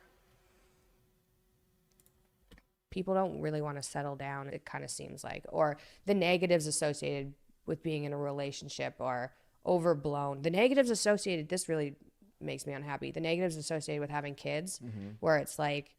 There are massive, massive negatives of having kids. Your life gets completely turned upside down. All of your priorities change. It is massively financially stressful. It's stressful for, just the time commitment. When I got pregnant with Scarlett, one of my friends, like good friends, was like, your life is over. Or this is the biggest mistake you'll ever make. Why is... Like, what's funny is this is coming from somebody who doesn't work. She doesn't have a job. She sits at home. She has a social media career, if you can call it that. Really, she's just getting taken care of by her husband, and she has a rich family. And then she's like, there aren't really any downsides to having kids. Like, yeah, okay, tell that to a normal person. The narrative that people are used to now. I don't think that was the narrative people are used to in the 60s. It was like, oh, you're having a baby. That's a miracle. And now it's like, your life is over because you can't go do cocaine on the weekends? Like, what is happening? Oh my God, what an idiot. All right, well, thanks for the donation, Grandam. I'll share more, sure. Mikhaila Peterson's dumb. To say no. During that time, because he was setting up so many brand deals that I didn't even fucking know about, mind you, but he was setting up brand deals, the dispensaries and things like that were making between, again, I don't want to give exact, so I'll just give ballpark here, between $1,000 and $6,000 a month Chris would face other problems as a result of his living situation, at the time made worse by his now decreased income. Even after escaping homelessness, his new roommates would prove to be an issue. Start working with Josh. Eventually, after being homeless for a while, we get the apartment. I'm staying with Aaron. Aaron's almost killed me multiple times. And that's not something I mess around with here. Multiple times I'd go to talk to him. Every month it'd be like, hey, Aaron, we need to talk about bills. That's not my fucking responsibility. I don't know why the fuck you're coming to me about this. Go into the kitchen, grabs a fucking knife. I swear to God, I'm gonna kill myself. Start sawing. So of course I go at him, he's my friend. I'm not gonna let this dude fucking kill himself. So of course I'm usually tackling him. We're on the ground. He turns the knife on me, and now it's two fucking 300+ pound men fighting to keep a knife going on one, and the other wants to go for it while I'm on the phone with the police. Yeah, motherfucker, get over here. He's fucking on top of me. I have more knowledge on how to clean up a crime scene than I ever desire wanting to know. Yeah, Chris's living situation at the time wasn't the best, but I think that was mainly because of Josh taking most of Chris's funds. I was living in that situation in an apartment that was 2 bedrooms, barely enough to cover rent, barely enough to get a week's worth of food usually at a time. He even had the 2-factor authentication on his phone for Chris's shit. Every time that I would get upset, try to stand up to him, he'd change the passwords, he'd go right to his screaming fits. Did iDubbbz know that stuff was going on with you? I don't think he did. At the time, I think my fear was, if I hit him up and, Josh is right, and this is how a manager's supposed to treat their people, I'm gonna be the one looking stupid. I was too afraid to reach out. So I guarantee if I reached out to him and said, this is what's going on, Ian would have been like, yeah, no, that's not how they should be talking to you at all. Chris was convinced that Josh was right, Josh knew what he was doing, and Chris is like me in a way. Once he sets his mind in a certain mind space, it is very hard to convince him otherwise. It was so much, and I don't blame people who don't believe some of this shit, because you really had to be there to see it. And it was one of the worst moments for me, because I wasn't mentally there, I wasn't emotionally there, I wasn't even physically there. For all intents and purposes, he made Chris dependent on him for everything. He had Chris's van that Chris had had for 5 years towed. The whole van situation was, he got pissed at me one night. He told me to take my van, park it down the road at the gas station by his place. Of course, the process of a week being there, the van has to get towed at that point. And I found out later that he had done that on purpose, because he wanted me reliant completely on him. You kidding me? After a week of it being in that lot, they wanted $4 grand. And the worst part is, I lost a lot more of my family stuff when that happened. My mother's ashes and a photo album up there. I had things like an old painting. I had my dad's war bonds in there. I had a few other things that were just... What? War bonds? Sentimental type stuff that I'm not getting back. The actions of those surrounding Chris went largely unnoticed for a period of time. This started to change though during a live stream, in which his supposed management called him out on camera to work harder, as they would be able to make more money from him. I quit my job to help you, not because I knew that it was going to make me money. No, I did it because I wanted to help you, and I didn't have enough time going to work and helping you, because you are so much to handle that I can't work and help you. My whole thought process when I saw... Yeah, Airsoft Fatty is lazy as shit. He has no sense of time, and he'll never make any content, do any videos. And he needed this guy to push him to, do stuff, and he literally needs a carer. And then, in Chris's mind, this guy's taking advantage of him and shit, when that's probably not what was fucking happening. Let's see. Do you train your rectus abdominis, trunk flexion? What? You mean abs? Yeah, I train abs. What Josh was doing was, I'm going to... I do hanging leg raises, and I have a sit-up board. So I can do incline sit-ups. Do what I have to help Chris get out of the situation. Josh actually contacted me on Instagram to reunite me with Chris, and I knew instantly that he was going to try to use me. Josh says, yo, I'm helping Robert out too. And of course, at the time, I'm getting worse mentally. I'm thinking, oh, they're just gonna steal my fucking channel and leave me high and dry like he's been doing. That's what I was worried about. When in reality, Robert has since explained it to me as he wanted to act like a Trojan horse. That was my whole intent on getting back in contact with Josh and Chris, was to pull a Trojan War tactic from the Greece. I was not his friend. I wanted him to think I was his friend, but in the end, I was gonna fuck him over. Robert was originally brought on to revive the waning viewership of the Airsoft Fatty channel, but little did Josh know that he was actually a secret agent who worked with a fan named Supervisor to secretly record incriminating conversations to help Chris out. I actually have someone in my Discord server that helped me get in touch with Supervisor. He's another guy who was working to expose Josh, and I had him forward the voice clips to Supervisor. I sent him screenshots. $2 we can watch all of Elon Musk, Don Lemon. If not, can you skim around the timestamps? That's been a target. Yeah, we're gonna watch that later after the Airsoft Fatty documentary thing. Thanks for the donation, Dodo. I pulled out all the stops to expose Josh. You have an appearance. You're a celebrity. You're not you're not the next person that stole it. If their apartment's clean, I don't give a shit. Including allowing him to put his bank account on my AdSense. But of course, my AdSense didn't pay out to him because at the time I hadn't verified my billing address yet. He thought he was using me when in reality I was setting him up to fall. But a lot of the whole Robert and Josh situation, I don't know every little thing about. What I do know is how I reacted, what I perceived, and acknowledging that now I'm more mature, now that I'm more able to slow down and perceive things, I can see where I was wrong. Hey VG, I got Lanoir after you said it was on sale and been playing TF out of it. So fucking good. Can't wait to see your critical thinking skills, lol.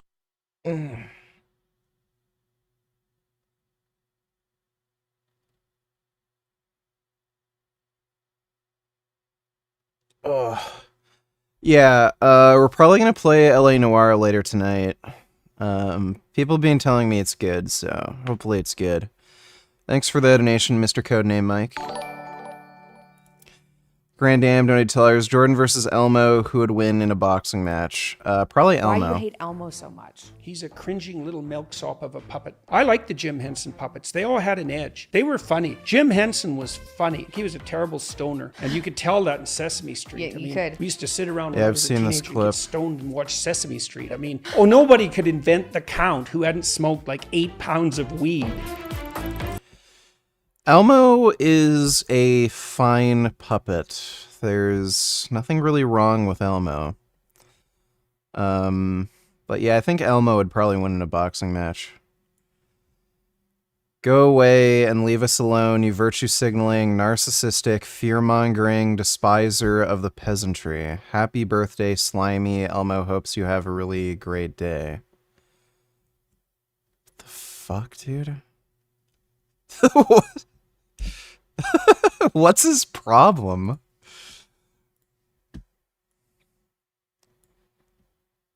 Wow, Elmo's glad he asked. Elmo learned that it is important to ask a friend how they're doing. Elmo will check in again soon, friends. Elmo loves you.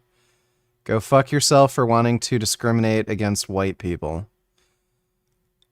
That can't be the real Jordan Peterson. Like, what? If that's Jordan Peterson, I think he might actually be going insane. That has to be fake. What the hell? That's funny. Thanks for the donation, Grandam. Based Plant donated $2. Why are there no Gary Rofsky Sigma edits? If anyone is watching, please use this base take. Let's all bow down to the true king, not Earthling Ed. And finally, to all the organizations and people who have attacked me, claiming that I support rape, I hereby challenge you to top my anti-rape position. Go ahead. I dare you. What? Yeah, thought so. As usual, I win. Checkmate. You lose. Fuck you.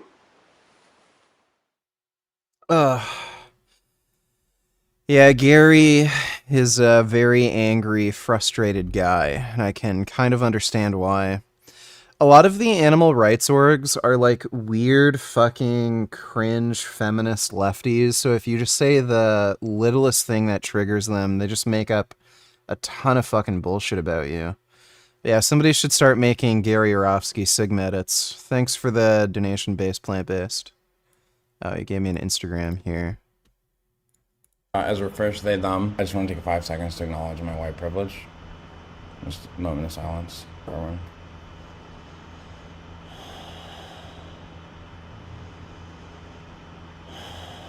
I just want to make sure I'm working for an organization that aligns with my values. So you mentioned that you guys don't have plans for Black History Month?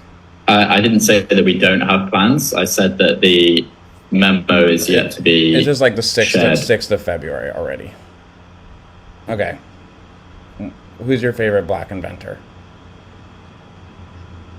I was the one asking you a question. Just name one Black inventor. I just want to make sure that we're on the same page. This is not the structure of the interview. I just want to know for my team, how many BIPOC queer individuals will be on my team? I wouldn't want to take their spot. I just want to know the team. Okay. I mean, I said I'm involved in fundraising. You're asking the question as if you've been offered the job. You can't name one Black inventor. You cannot name one Black inventor. This is a... Yeah, this isn't funny, but thanks for the donation. Base plant-based donated $2. Tickle the Baby donated $2. Dude, quit! He's dying without his weed. The withdrawals are too much for such an unhealthy man. Quit!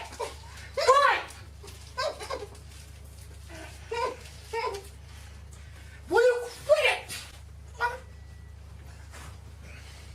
Quit, Frank! Jesus fucking Christ! Stop! Facing the consequences of his own Look actions. at big bro I am trying to rest my whittle head. Back off, big bro, stop it. Stop, dude, stop! All of us try. Quit! Chris Guy. All of us Quit, Frank! All of us Stop! Chris Guy. Frank, stop! A jab, a Stop! retard, and a blob fishing. He's gonna bite you! I'm gonna tickle the baby! I'm tickling the baby! The baby! Quit, Frank! Tickle the baby! Frank, enough! Tickle the baby! It's just as easily as deal with fire attacks. That's Quagsire! Lashing out because I'm a cranky baby. I need a tickle to help me relax. A relaxing tickling sesh with the bros. Anyhow, moveset would be Earthquake, Toxic, Recover, and Surf. Or no, Skull. Skull's a better move. Teammate number 2. This motherfucker dominated way back in the day. Its Pokedex entry literally states it is the legendary Pokemon Arcanine! Tickle the baby! Rocket, Fire Blast, Tickle the Flamethrower, baby! Street Tickle Speed, the baby! and Wild Charm! Tickle the baby! Tickle the baby! Tickle the baby! Tickle the baby! Tickle the baby! Wee wee wee! Tickle the baby! Tickle the baby! Tickle the baby! Tickle the baby! Tickle the baby! Tickle the baby! Bruh, back off! Tickle the baby! Tickle the baby! Back off! Frank! Tickle the baby! Tickle the baby! Tickle the Dude, baby! stop! Tickle the baby! Baby! Tickle the baby! Dude, stop! Frank, stop!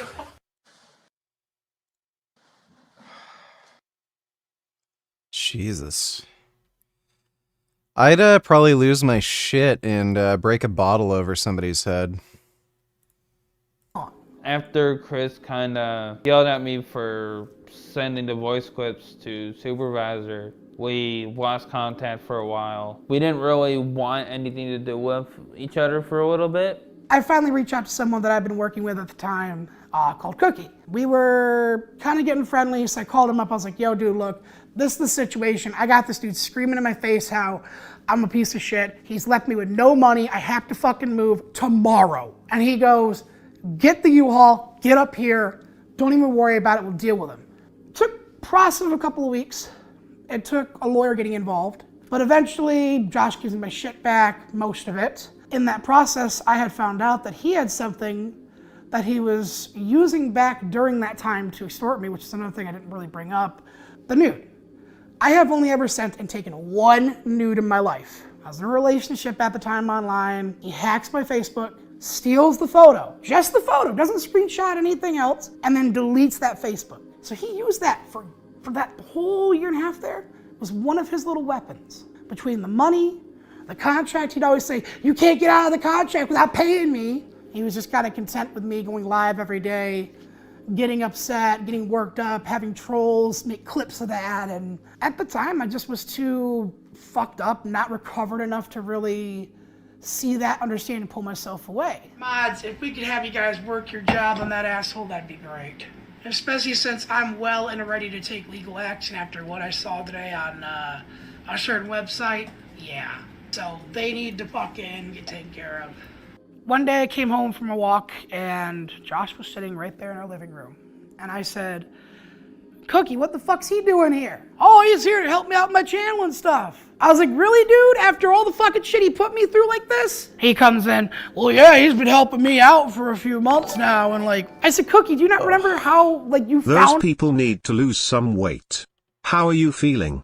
Any new Frank vids to watch? I am feeling just fine, Sam.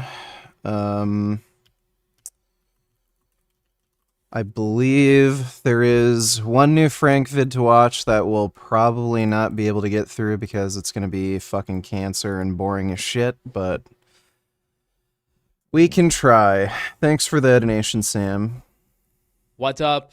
How are you guys this weekend? Frankie Eyeballs is back with Hitomi's replacement, apparently, Veggiekins, another Asian vegan girl, because Hitomi has been MIA, at least with her day of eating videos.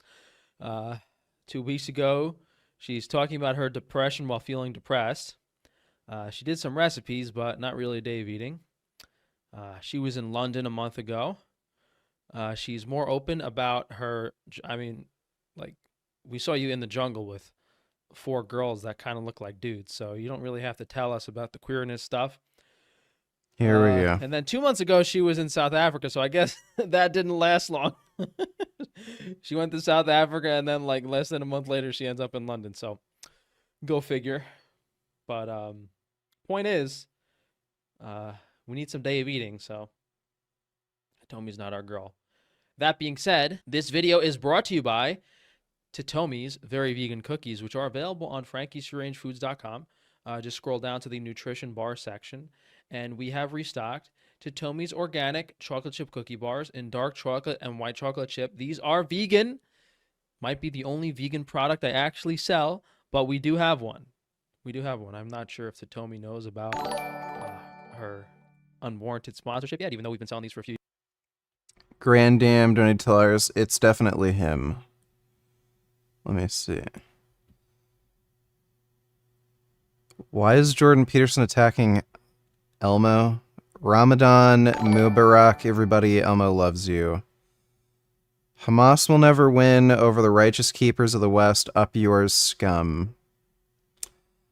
Apparently that is him.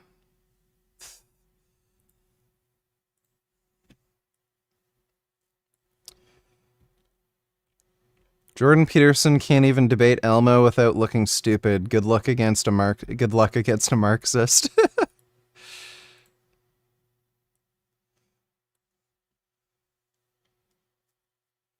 It's not that I really spend that much time thinking about the whiny little rat.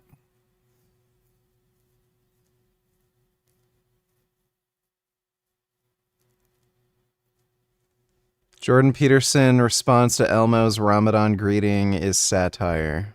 Yeah, so he says. Thanks for that donation, Grand Dam. Common sense Andick donated $2. Bill Clinton is known as a genius, but he's been suffering from hearing damage since his 20s. We know Frank is gay. Frank and his good food handling procedures. Yeah, I don't really want somebody like Frank handling my food. Not just because he's gay, but because he's retarded. Thanks for the donation, Sam. He's been suffering from hearing damage since his 20s. He's been deaf since 1997, requiring hearing aids. His fault from listening to loud music and attending too many concerts. People lack common sense even with high IQ. Okay, I didn't know that. Thanks for the donation, common sense and IQ. Years, but go figure. So we have what I eat in a day as a vegan, making changes plus new snack obsessions.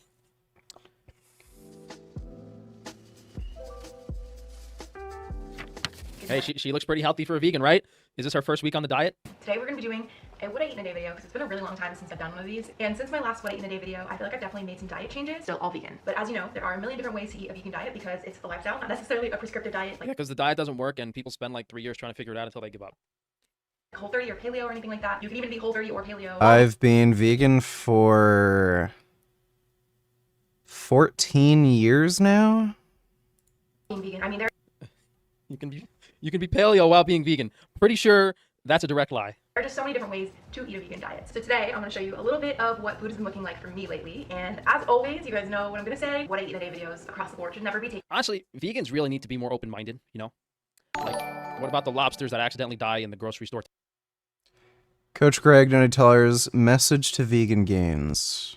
All right, listen up, folks. We got a serious issue to tackle today, and it's about vegan gains and his recent live streams targeting Frank Tufano.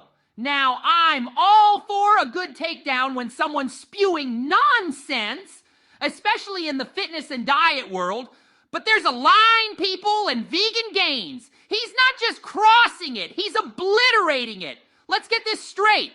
Reacting to content is one thing, but what vegan gains is doing, it's verging on harassment. He's not just critiquing or debunking, he's relentlessly mocking, especially about something as personal as Frank's cosmetic surgery. Commenting on someone's appearance, going after their looks, and making racially insensitive remarks about Frank's eyes? Come on, that's not critique, that's just cruel and unnecessary. Now let's contrast that with how we do things here. When I take someone down, it's about their ideas, their claims, the stuff they're promoting. I don't take it that seriously, and don't make it personal. We're here to challenge ideas, debunk myths, and sell dog shit supplements, but it's all in the spirit of education and entertainment, not personal attacks. And let's talk about the potential consequences here. Suggesting that someone might commit suicide because of online mockery? That's not just over the line. It's potentially dangerous. It's a serious issue. And that's why I'm going to claim right now that this will be the inevitable result of these streams. So vegan gains, if you're watching, think about what you're doing, man.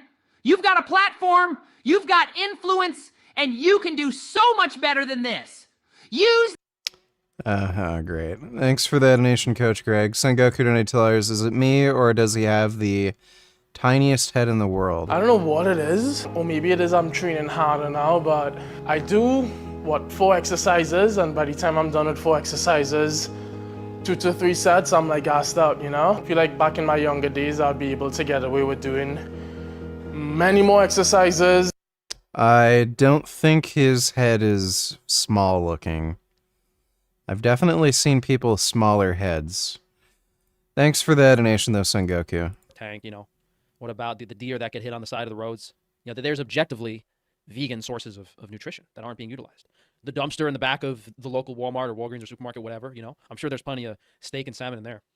You guys think that's ever happened? Like a vegan who was so deprived of nutrition had a whiff of some fishiness and like their inner senses and craving for meat took them to the dumpster where they just started eating raw sashimi right out of the dumpster. I mean, with how many people are on this planet, it had to happen at least once, right?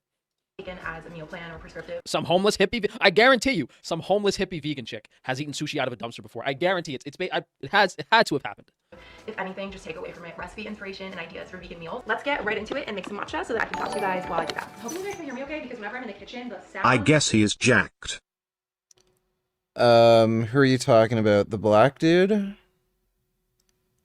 Like, yeah, he is pretty jacked. Thanks for the donation, Sam.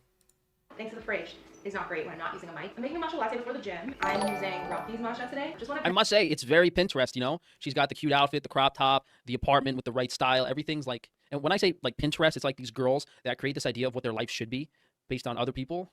And, like, even, like, little things like this tea kettle here and stuff, whatever that is. Like, the bowl that she puts in the matcha. Like, everything's, like, Pinterest. It's about appearance and how it's portrayed to other people.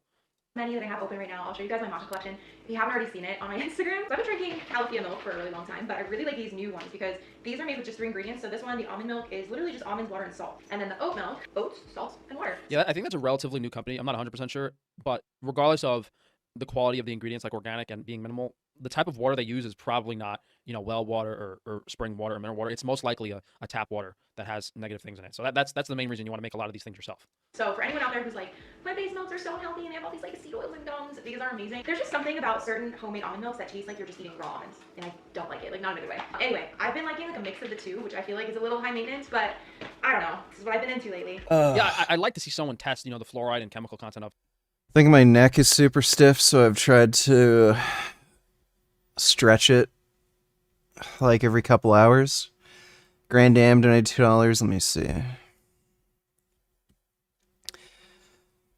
know it's hard. I know how hard it is some days to sweep the clouds away and get to sunnier days. Our friend Elmo is right. We have to be there for each other, offer our help to a neighbor in need, and above all else, ask for help when we need it. I go slurpy derpy on Tufano's dick lurpy derpy suck willy. What's his height? What's his thickness of his massive cock throbbing in my bum? This is real. This is me oh me damn what? Wu-Tang Clan. Okay, that's good to know. Thanks for the donation, Sam. I can rightly believe that those who are writing tweets for poor old Joe Biden are admirers of that bloody, horrible, whiny puppet. Elmo would definitely vote for the Democrats. Can Jordan Peterson make a good argument to vote for, like, Trump over Joe Biden? I'd like to see somebody make one good fucking argument. They can't. And his obsession with Elmo is also very weird. You're right, Elmo is about that life. You please watch Rocco for a minute while I go get his hat. Well, Zoe, Rocco doesn't need Elmo to watch him. Rocco's just a rock. Well, rocks need watching too, Elmo. I'll be back in a minute. But Zoe... Oh, boy. Well, come on, baby David, let's play.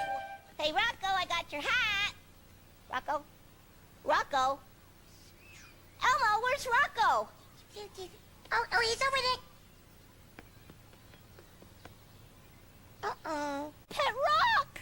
Oh, well, don't worry, Zoe. Elmo will fix it. Here. See? Here's another pet rock for Zoe. That's not Rocco! Well, what difference does it make? It's a rock. Difference? What's the difference? That makes me so mad, Elmo. I don't want to see Elmo. Rocco says a little more shooby and a little less doobie. Maybe Zoe and Elmo should switch places. If it's okay with Rocco. That's Mr. Rocco. Oh, Rocco says sure. What should we do next? Oh, Rocco's got a lot of things he wants to do. Of course. Wait a minute. Rocco is. Rocco? Yeah, see? Rocco's in line ahead of you. It's his turn. I really like Big Bird. Big Bird's awesome. But Rocco is a rock. Now it's Elmo's turn. Oh, what's that? Rocco says he's having such a good time that he doesn't want to get off. He wants to keep on swinging. What? Debbie, are you forgetting somebody? Oh, Rocco, Yeah. right. Rocco's hungry. Oh, boy.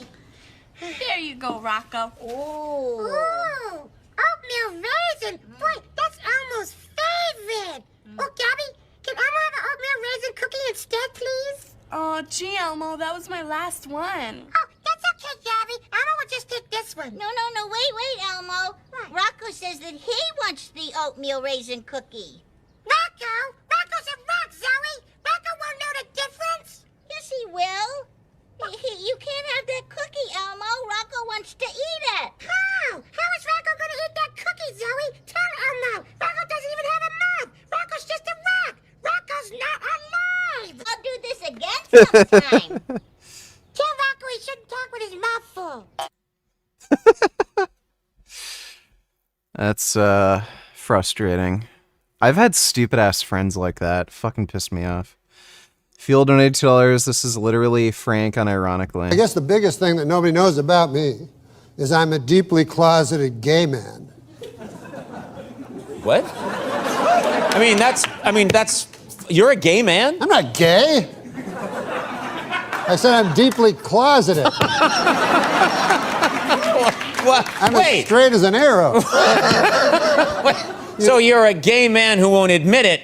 No. Do you know what deeply closeted means? Yeah. It means a man who will not acknowledge that he's gay. Yes. So I'm telling you, I'm not gay. I guess the biggest... Based. That is literally Frank. Thanks for the donation, Fuel. Of some of these products, even good ones like that. I know it's not a lot, but I like to have something in me before the gym. Yeah, I mean, like an almond milk with minimal ingredients is not that horrendous for you. You know, since there's no additives, there's no synthetic vitamins. Those are the main negative things I add to those. But the matcha, the flavonoids, the anti-nutrients, it's not good for you. And I feel like this does the trick because we've got some almond and oat milk. I think the things that change You know, the caloric density is really low. You're not getting any nutrition, really. the most for me are gluten, protein, and just more balance. And the thing about being gluten-free and vegan for me is that I eat vegan by choice, but gluten-free is not something I do by choice. And when the option is worth it, in my opinion, I'll just eat the gluten and have some digestive enzymes in addition. But for the most part, with fermented gluten, like sourdough and things like that, I don't really have so much of an issue. Barley is okay with me. I have never gone like super overboard in a day, but primarily this applies to when I'm eating out. But I just feel like with fun vegan products that come out, oftentimes they're vegan and not gluten-free. And part of the job is to try out new vegan things and share. Yeah, I mean, a lot of these people that go vegan, their gut issues happen from the nutritional deficiencies on the vegan diet. Like they were perfectly fine Nope. before the vegan diet, then they start it, and then they have all these health issues. with you guys, so I end up eating gluten here and there. Look, it's as simple as the body doesn't have enough bioavailable protein to even repair the gut lining. And I'm just not super strict about it That is also not true. anymore. But that being said, all the recipes that I share on the blog are still vegan and gluten-free, so not much has really changed. It's more of like a personal thing and what I'm eating in real life. The second change is protein. A little more conscious of incorporating some kind of protein at each meal if I can, just because I can actually truly get away with just eating whatever. Like macros don't impact my body too much, I've noticed, because I think I am a little bit more naturally lean. It's a blessing and a curse because I can eat kind of whatever and not notice too many body changes. It's a curse because that's a disservice to all the work that I'm doing to build muscle. And obviously, I'm not really building muscle when I'm not feeding the muscle the right things. So we are in our Yeah, when you're vegan, you can't build muscle. protein era. Right, this is coming from the guy who literally gets outlifted by girls online. Like, doesn't he only weigh like 140 pounds? I'm literally twice his size. But the biggest problem I'm having is Dude, this is so Gen Z coded. Elmo's fierce defense of his rock echoes the dark, enduring struggle of Palestinians. Like Elmo, they face relentless attempts to usurp what's theirs, responding with a deep-seated, sometimes despairing, determination to preserve their identity and rights. Wow, that's very deep. I think that's probably bullshit, and Elmo just doesn't like The Rock. Thanks for the donation, Norm. In my protein era. That is so ridiculous. I'm in my protein era. I'm in my brain damage era because I'm completely over it. lately I feel like I'm just kind of grossed out by protein powder. I'm in this phase where I can't really stomach protein bars and protein powders as much as I used to be able to, so I'm trying to find You mean these vegan protein concoctions that are full of chemicals and like pea extract? my favorite new brands just so that I could like incorporate it for easy days when I'm in a rush, you know? And the last thing is balance. I really feel like for me, especially as somebody with a past history of eating disorders, it's so important for me to be Truth able comes to out. eat fun Eating foods. disorders. And I think there are certain foods that I didn't even realize I was inherently avoiding or like afraid of or just never really ate much as a kid because my eating disorder started when I was 7 years old. So there are a lot of things that most people have eaten as a kid that I just kind of shied away from and never really ate very much. I've just been very Yeah, it's a lot of times it's appearance related, but it's unfortunate that people aren't educated enough from a nutrition perspective to know that, hey, if the food's high quality, you can eat whatever you want and you will look and feel healthy. I can eat all the steak, all the potatoes. That is not true. Oh my god, what a fucking idiot. You can overeat anything. If you overeat even the healthiest food, you're gonna gain weight. potatoes, all the organic ice. I can eat all the, if the food is high quality and the fatty acid profile is predominantly saturated fat, it's impossible to gain an unhealthy amount of weight. That is just total bullshit. Random, and I'm embracing it. I am not one to be super. Yeah, apparently if you eat organic grass-fed butter, you can't gain weight. Okay. We're afraid of like seed oils and things like that. I think everything in moderation is okay. My stance on healthy food is kind of interesting because I'm definitely all for whole food plant-based diet. Bro, we're basically halfway into this video. She's just been yapping and drinking matcha. The majority of the time. But I'll also eat Oreos. And if I go to a cafe and they have a barista style milk with a little bit of seed oil in it, I'm not gonna freak out. For me, being healthy is also not being afraid of any food and being flexible enough to eat those Bro, how can you be woke about seed oils and still be vegan? sometimes. So that's kind of where I'm at. Let's prep a quick chia pudding for after the gym and get going. There's a lot of idiots in the vegan, movement who still think like seed oils are fucking bad for you.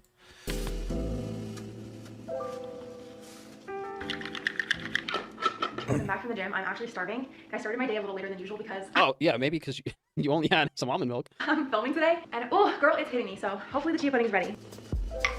This is bad, bro. From a caloric density perspective, this might be the worst one we've seen so far because the amount of calories in that almond milk matcha couldn't have been more than like 20 or 30 calories. It's basically a bowl of seeds. I don't know what type of yogurt or what liquid she put in there, but I think it was just more almond milk. So this is probably like 50 calories. This is bad. I mean, you don't even have the anti-nutrient thing isn't that big of a deal unless you're eating excessive amounts of certain very dark, colorful, concentrated things. Like if you're eating kale smoothies every morning or giant spinach salads, yeah, then the anti-nutrients are concerned. What's the real concern is that you're not getting animal nutrition to counteract the vegetables, and you're also not getting any calorically dense starches or higher calorie fats like coconut in the diet. I'm on. Oh, damn it. What? Fucking animal nutrition to counteract the vegetables. Never heard of anything so fucking stupid in my life. To counteract the vegetables, and you're also not getting any calorically dense starches or higher calorie fats like coconut in the diet. This is bad. We've got some vanilla chia pudding, some granola, blueberries, and we are good to go. Yeah, I mean that can't be more than like 100 calories. That's ridiculous. Garbage truck literally just got here. Kind of matching with my breakfast today. I'm gonna eat my breakfast and then get in the shower, and we'll start prepping some of the other things that we're gonna eat today.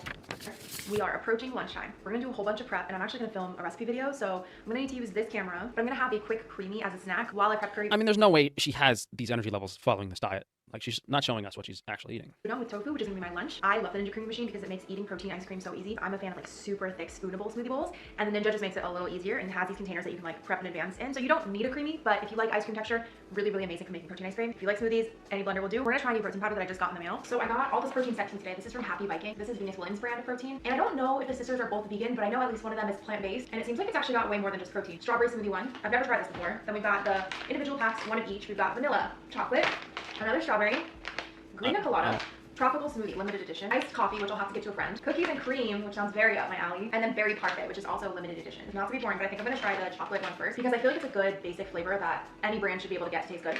For the creamy bases, it's gonna seem really random. Right, so Happy Viking is a plant-based protein superfoods powder created by Venus Williams. Kind of crazy to me, These people sell millions and millions of dollars worth of crap for double the price of what I charge. Like comparing this to like my liver detox smoothie is absolutely comical. What do you mean double the price? Okay, $50 for a 24-ounce canister. How many ounces to grams? 24, 680 grams. What's Frank selling his stupid shit for? Wait, that's his food website.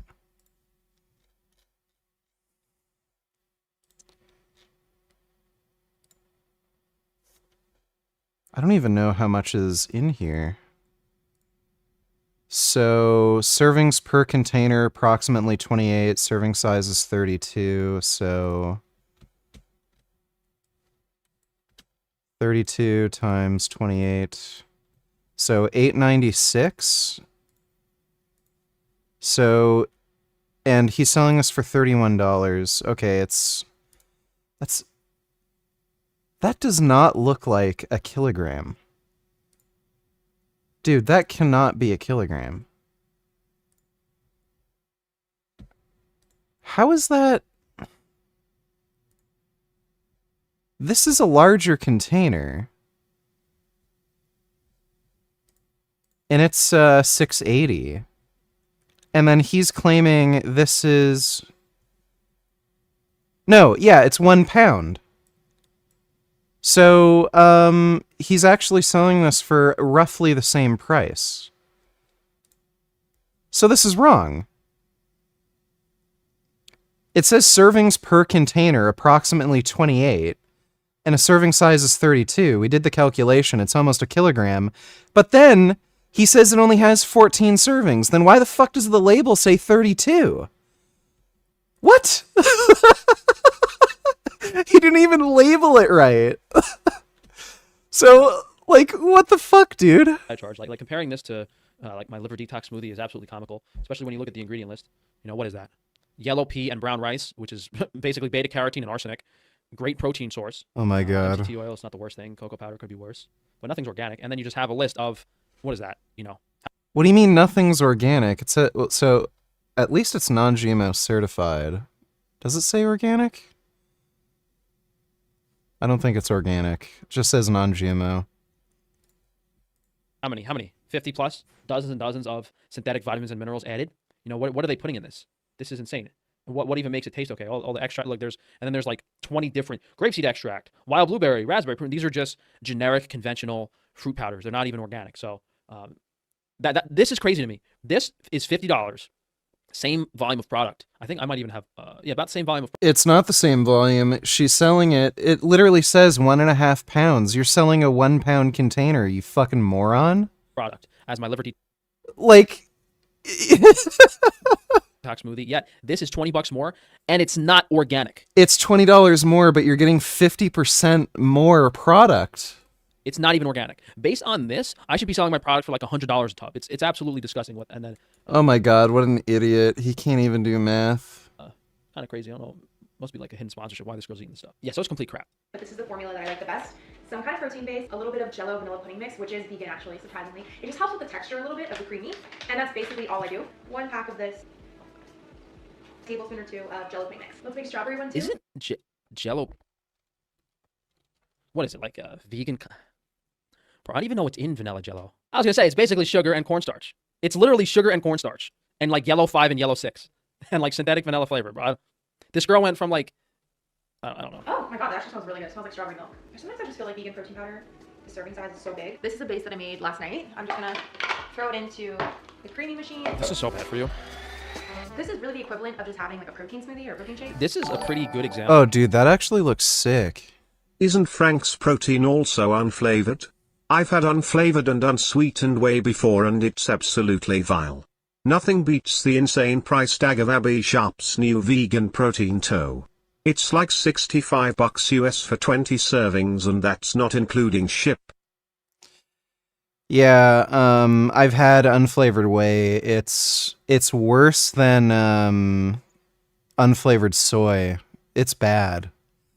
So yeah, Frank's a fucking idiot. He can't even label the thing properly. Like, the back of the label says 32 servings, and then the fucking product page says 14.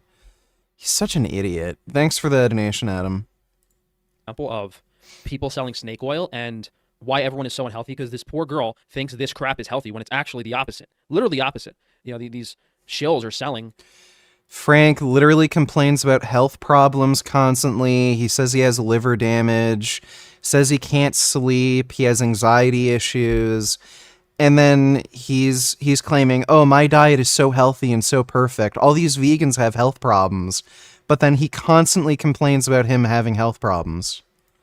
Low quality, conventional crap, synthetic vitamins, chemicals, artificial flavors, and people think it's a health food. Dude, what a moron. Extra protein in the morning. Like, is she just a shill and this is not what she really eats? Lunch That's is my ready. guess. We have this curry udon. This is actually a curry recipe from my cookbook, and then I just added udon noodles. I thought I had firm tofu, but all I had was silken, so I was gonna do like a grilled tofu and put it on top of this bowl, and then that would be my protein component. But alas, I have no tofu, so at least I mean, you guys see me eat udon noodles every day, so. I had my little protein creamy. It's fine. The average at the end of the day is more important than each. A vegan nutrition and fitness coach. She made a post babbling about the GMOs and chemical mentioned pesticides in fruit and vegetables that are not labeled organic. I commented that organic farms also use pesticides. Then she blocked me for that one comment. Jesus, what a loser. A lot of people don't know what organic is. So they'll say stupid shit like, "Oh, I eat organic to avoid pesticides." Organic uses pesticides. Organic also uses a ton of animal manure because they can't use nitrogen-enriched fertilizers. So, do you like the idea of your food being grown in like tons of shit? Like it. So people don't know what organic is, and then when they hear that shit, they're surprised. But that's really fucking lame and stupid that she blocked you. What a fucking dumb bitch. Thanks for the donation, Grey Knight. BootyCum donated $2. Did you see this? Sneeko is so stupid, he always makes himself look stupid. Also read some of the comments on the video too. I don't know. I was wondering. Hello there. Are you Sneeko? Yeah. It's good to meet you. I'm a Christian. Do you mind if I have a dialogue? Hi, brother. Hello. We got a Christian but ethno-nationalist over there. Will you be interested? You know who?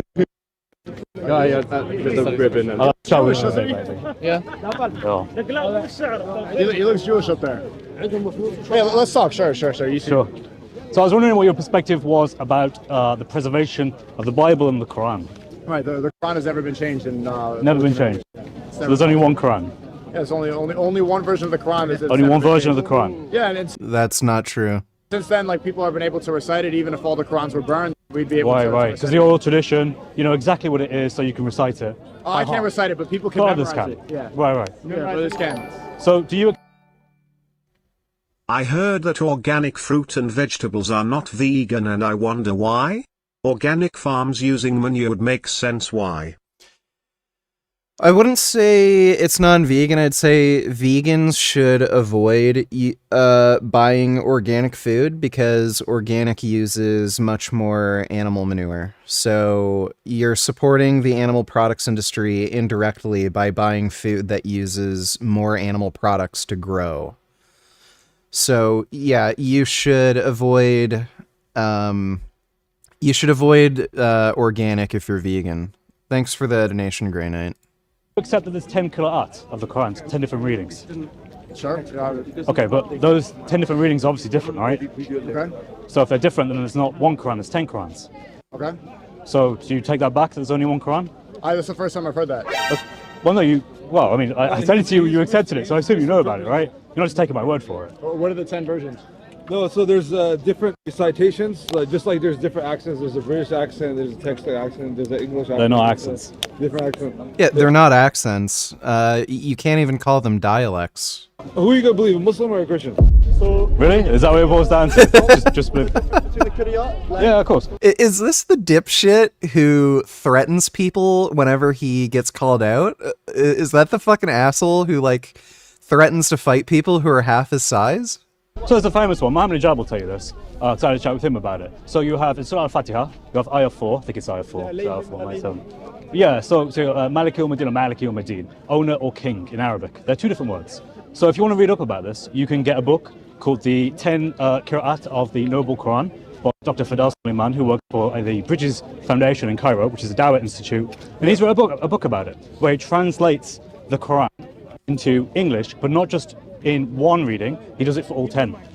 So you can read the differences in the Quran for all different 10 valid readings according to Islamic scholars. Great. Cool. So do you accept then that the Quran is not perfectly preserved? Because No, I'll read that book and I'll see if that's the case. It's the first time I've heard that. Okay. Well, all right. Dude, even he's not fighting back against it now. That is so hilarious. Dude, Muslims are fucking liars. They'll lie to you and say, "Oh, that's not true. You don't know the original text or whatever, or you don't speak Arabic." And then when you fucking prove it to them, they'll shut their fucking mouths. They just always test you to see what they can get away with. This guy figured out that he can't get away with lying to this guy because he knows his shit, so now he shut his mouth.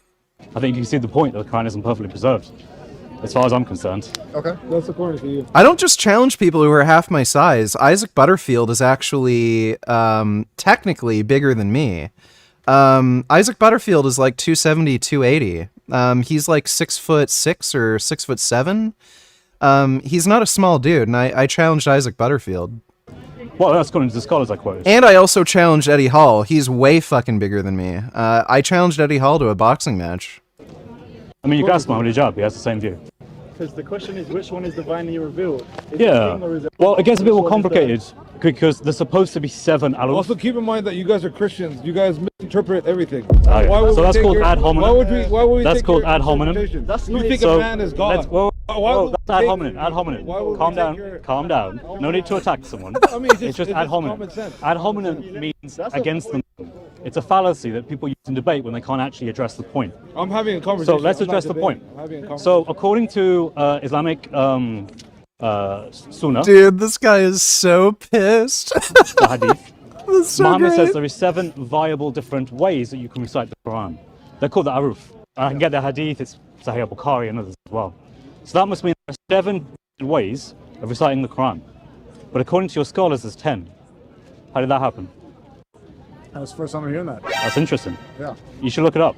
Because what people are saying is that actually, Uthman, you know Uthman canonized the Quran. Do you know about that canonization process? No, no. What's that? Okay, so the third caliph, People like that. yeah, so Uthman put together a committee around 652 time to around 656. And he put together this committee to collect different Quranic materials from different places because there were reports of people arguing about what the Quran was because they differed. He then decided to standardize it into one Qurayshi dialect, to one standard reading. And then he burnt all the other Quranic materials and he sent it out to the 5 different cities. So you had Kufa, Sham, Medina, Mecca, and so on. My point is that if there's meant to be 7 readings, where are they? I don't know. Where do you think they are? I think they were destroyed. I think that 6 out of 7 valid readings for your Quran are destroyed and they're not preserved. They are within all the recitation we have today. 6 out of 7 is the majority. Listen, It's a vast listen, majority. listen. Who do you think destroyed them? This is my good friend Sam. He's a good guy. Love him. Absolutely love Who do you think destroyed them? him. Uthman. Why do you Because- think They are within. I don't know. We don't know. I mean, it's a scholarly question. We don't actually know what Uthman destroyed. It just says that there were Quranic manuscript material that was destroyed. It was burnt, but they never elaborate on what that was. So in effect, You don't think you're just projecting about how all the is this Bible- another ad hominem? Just a Is this another ad hominem? Okay, You it's ad don't think you're hominem. projecting? That's a Because two-court how way all the fallacy. Bible Hold on, burned. that's a hold on. You don't think you're just projecting? Hold on, that's your Go to Speaker's insecurities- Corner. That's a two-court You way don't fallacy. think you're just projecting your insecurities? No, from ad the hominem. Bible? Ad hominem. Brother, Ad hominem. that's a two-court way fallacy. Whether it was or was not the case that the Bible was preserved or not. Because that's why I know it's about Hold on, Christians. hold You on, guys hold just project on, I was still- your hold on, insecurities I was about still- your Right, religion. you going? And he just leaves. Whoa, you going? He walked off. Right. On, and That was then the you quickest say, well, debate what about ever. the Bible? That's fallacious as well. Have you I didn't- Dude, that is so I'm a funny. conversationalist. I don't have debates. Do you want to debate? Do you want to debate? Do you I want to don't debate? know how to debate. I don't know how. You know how to win? Yeah, because that's what you tried to do Sounds to me bad. as well. You tried to turn it on to Don't you think us instead you're of answering like the question, number one right? objective? Would you like to debate? No, I don't. No, you don't. I'm not. I'm just good. I think you have intentions. Of Yeah, I just generally want Muslims to know what scholarship says, and then they can make their own mind up. Yeah, I think that's a good way to approach it. Good. All right, take care. Dude, the comments too. How do you make a Muslim angry? Talk to them about Islam.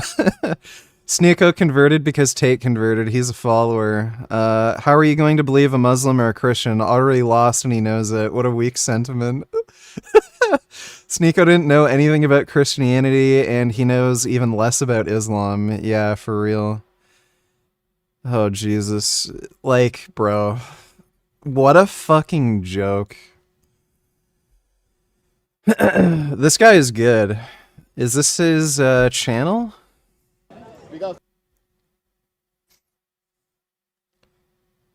Yeah, it looks like he makes several appearances. I'll subscribe to this dude. It's pretty Good funny. evening, VG. I hope that you are doing great tonight. So, check out this vegan animal rights activist on Jesse Waters' show on Fox trying to talk some sense into him and his carnist viewers. Let me take a look. When they're sent to slaughter, they're murdered, they're killed, their life is taken away from them. So if it's not killing, then what is it? So I'm saying I'm hungry for a hamburger, and you would consider that homicide? Well, they're getting their life taken, and it's needless because alternatives exist. So when they're sent to slaughter, That is one of the most pathetic copes I've ever seen. That guy, Jesse Waters, he's like a lame replacement for Tucker Carlson. Thanks for the donation, Ben. Well, that was a lot shorter than I was expecting. I was expecting something longer than that. I came in with basically 2 points, that there is not one single Quran. There's a very minimum 10, according to the scholars of today. I quoted a source, I quoted a book that he could read this from. There are 10 different qira'ats. So he said, I have no idea. And then, which I kind of hope would be, he'd know a bit more by now. I know he's been a Muslim for, I think, maybe over a year. Looks like she had a good job. Think you mean boob job. I don't know. Maybe she just has like really big tits. Let me see. This is her channel. Okay, yeah, she had a boob job. Is she from Toronto? She looks really familiar to me. I don't know if she's from Toronto. Yeah, you know what? I think she might be friends with me on Facebook. I've seen her before, for sure.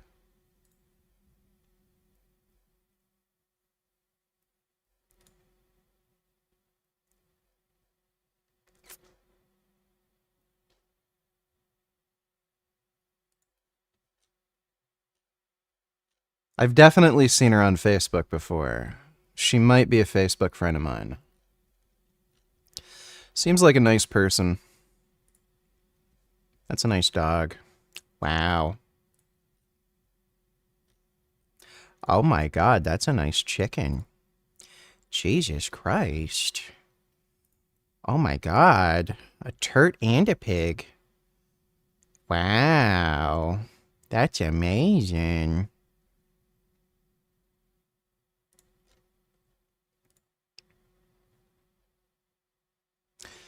Oh no, she's from San Diego. I think she's just a Facebook friend of mine.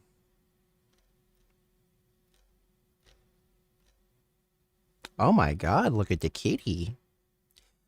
Wow.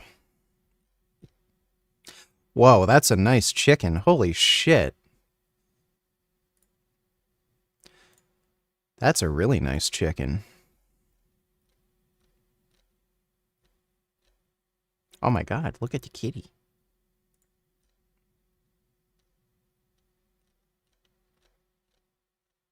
Wow. Oh my god. That's a good chicken. Oh my god. That's a good kitty. Wow. Oh my god. How does she keep finding these chickens? Oh my god, another chicken.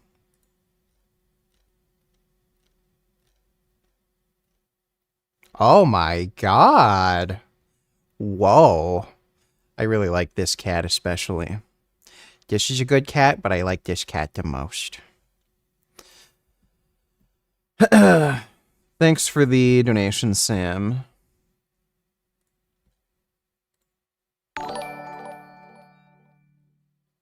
What kind of workout split would be the best for a person who wants to train 5 days per week? I'm trying to figure out how many sets per muscle group per week is overkill, etc., and am a bit confused by all the contradicting information online. Either push-pull legs or a full body split. You don't need to train every single muscle group when you do a full body split. So, you know, you can do like quads, chest one day, shoulders, hamstrings the other day, and then just miscellaneous stuff the other day, like just, you know, arms, something like that. But yeah, either some type of full body split or push-pull legs if you want to train 5 days per week. Trying to figure out how many sets per muscle group per week is overkill. So there's not technically any upper limit found when it comes to the amount of total sets you can work per week and still get a benefit from training. Now, there obviously is an upper limit, but you'll kind of figure that out by just doing your own programming. So just gradually increase the amount of sets you can do, and you'll end up finding that limit on your own. And you should do that. You should find out, what the amount of productive work you can do is, so that you can do the most effective training. So just keep gradually increasing the amount of sets you do, and then, you'll find out soon enough how much total sets you can do per muscle group before you don't get any productive training done. I would say on average, for your average person, somewhere between 10 to 15 sets per muscle group. Depends on the muscle group, but probably around 10 to 15 sets per muscle group is the average. So you should start around the 10 set mark and work up from there. And then, find out for yourself. Thanks for the donation, the lentil pancake. There were more clips of that interview on that post. You've got to click on the arrows. Lol, she's an activist from California BTW and she was a part of Corey McCarthy's FB group a long time ago. More clips of that interview. Okay, my bad. From them, so Wait. if it's not killing, then what is it? So I'm saying I'm hungry for a hamburger, and you would consider that homicide? Well, they're getting their life taken, and it's needless because alternatives exist, so. She's got a nice big round butt. What about horse racing? Horse racing is not beneficial for the horses. It's not necessary for the horses. It's only done for money. So there's a difference between having a dog under your care and making horses run around where they break their legs and then they get shot because they broke their legs, all for money. Like, that's a difference. Anything you'd like to... What about horse racing? You'd like to say to the United States, we are a bunch of carnivores here. Yeah, I mean, I was raised eating animals too, so I understand where they're coming from, but people could change. I changed, and so could they. There's alternatives. We're not in the Ice Age era. We're not cave people anymore. We are in modern day where alternatives exist. So many plants in stores and... You can see this guy is really struggling to say something smart to any of this. Restaurants, like, there's no excuse. Well, you should see my staff. A lot of cave people. I'm not so sure they can change, Alondra. Thank you so much. And I'm not a liberal. I'm not a liberal, by the way. No, that would be offensive. I would never want to call you that. Thank you, Alondra. Thank you. Surprising she'd be part of Corey McCarthy's Facebook group. I don't know if she is conservative. She doesn't seem like the conservative type. Just guessing, but... yeah, maybe she was just following him for, the fitness stuff. How does she find all these really nice chickens? Jesus, that is a nice chicken. I really like chickens. Chickens are one of my favorite animals. Oh my god, that is a really nice kitty. Oh my god. I freaking love kitties so much. Look how cute that little kitty is. I like it when they're really tiny and small, and they can't jump up on the counter yet and cause too much trouble. That is a nice big round butt. That is a nice Mercedes. I wonder if that's wrapped or if that's an actual color scheme you can get.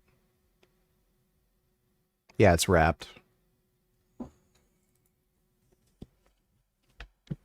My god, look at that chicken. Oh my god, look at the kitty. Wow, that's a good kitty. Jesus Christ. Alright, well thanks, Ben. Buell donated $2. Dude, that big tit vegan girl is based. In the cat photo, she hashtag plant-based cats, vegan cats. How do people say they're vegan and feed cats meat? Oh yeah, dude, it is a massive, massive fucking controversy and debate still.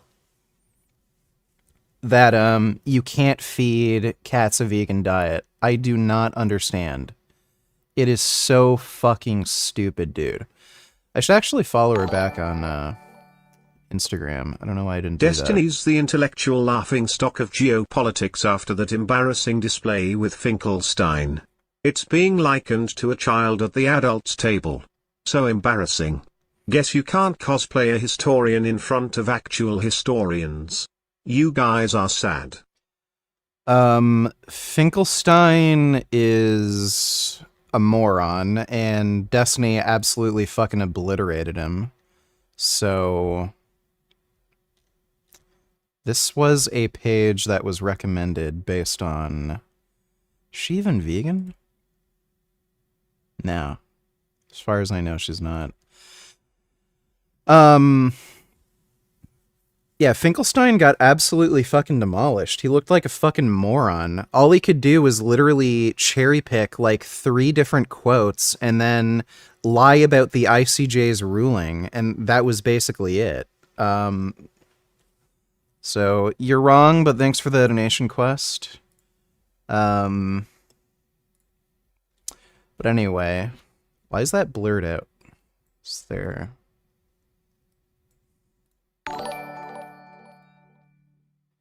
How old is Alondra ROI? I'm not sure. Probably guess in her 30s. I'm not sure, though.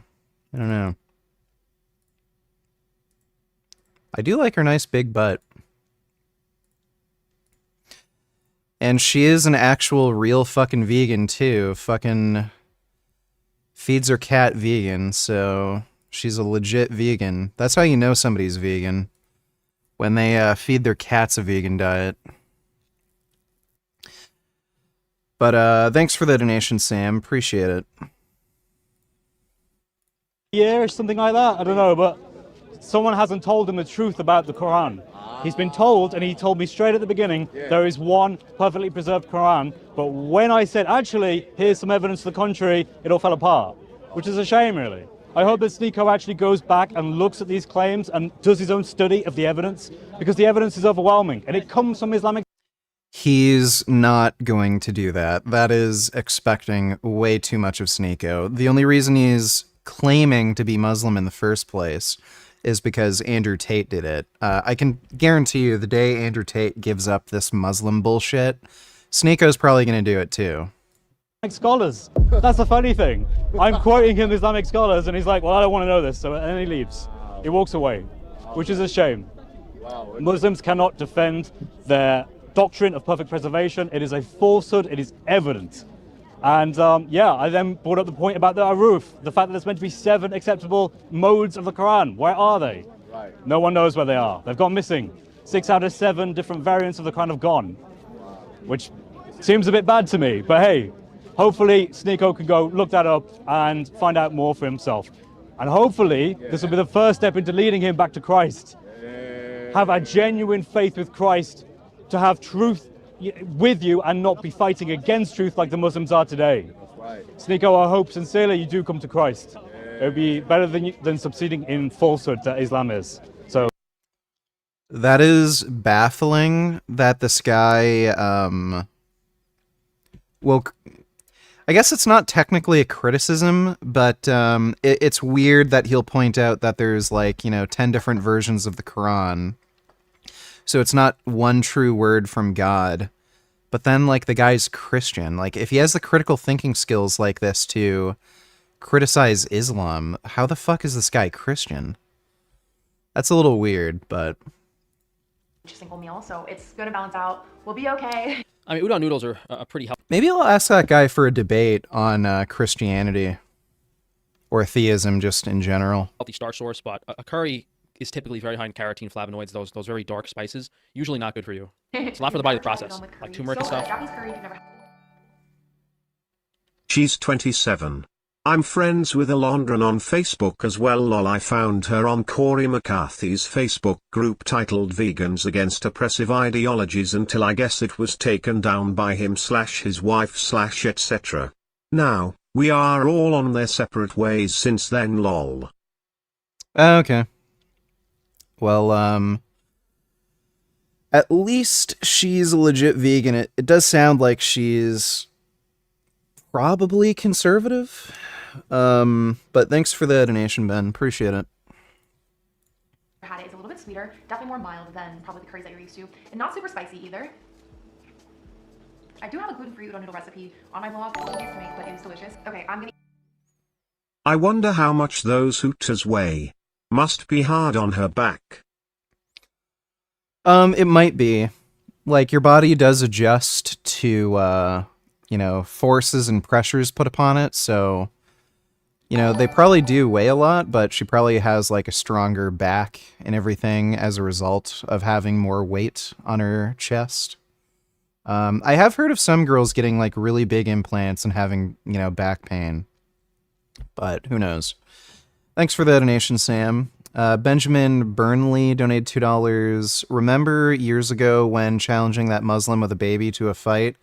If he approached you screaming at you, would you sucker punch him? In America, is it legal? American Muslims are 2 times more likely to have attempted suicide than other groups. Well, good for them. If I was sure somebody was actually going to attack me, I would definitely punch first before they can attack me. I wouldn't just sucker punch somebody.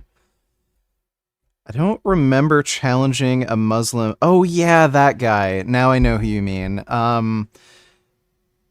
He was the guy with a white wife, and his young kid was being an obnoxious prick in the restaurant, and then he freaked out at me. Well, he freaked out at Jasmine, actually. That guy was a fucking coward. He was freaking out at Jasmine, and then I challenged him to a fight in the parking lot, and then he shut his fucking mouth up. That guy was a bitch, and his wife was a fucking bitch. And his kids were a fucking bitch, too. I hate that guy, and his fucking wife, and his bitch kids. Thanks for the donation, Benjamin. This is her husband. Check out the comment. Someone said he should be in jail for feeding his cat vegan and his reply to the comment. Lol. You didn't give me a link. If you give me a link, I can take a look. Thanks for the donation, Grey Knight. I, like you, Mr. Berger, don't eat meat. In my case, modern carnism and its justification are all too reminiscent of the barbarous Nazis, who perpetrated the infamous Holocaust, in which my father was born into. Did I ever tell you my parents were in the camps, Ryan?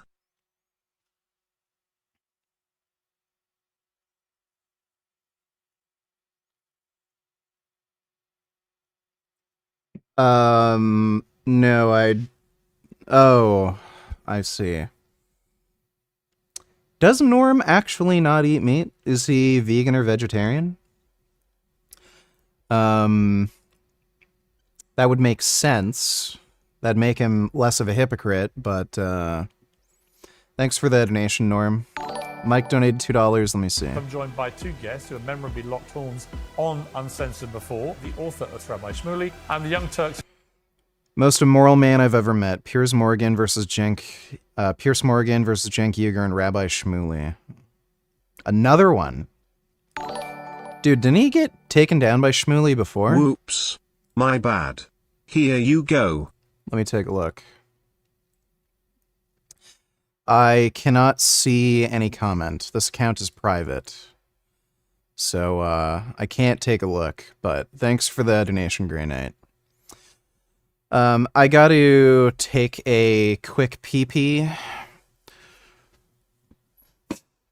I'll be right back. I just got to go take a piss.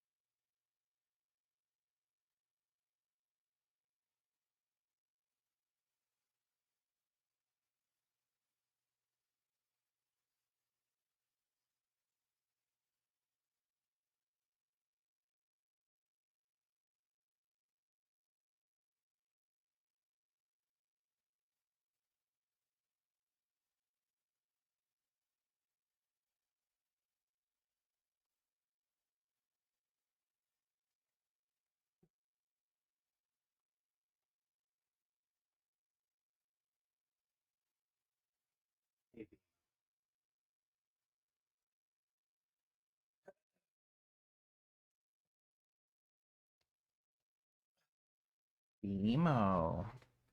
Oh my god. BMO snuck down.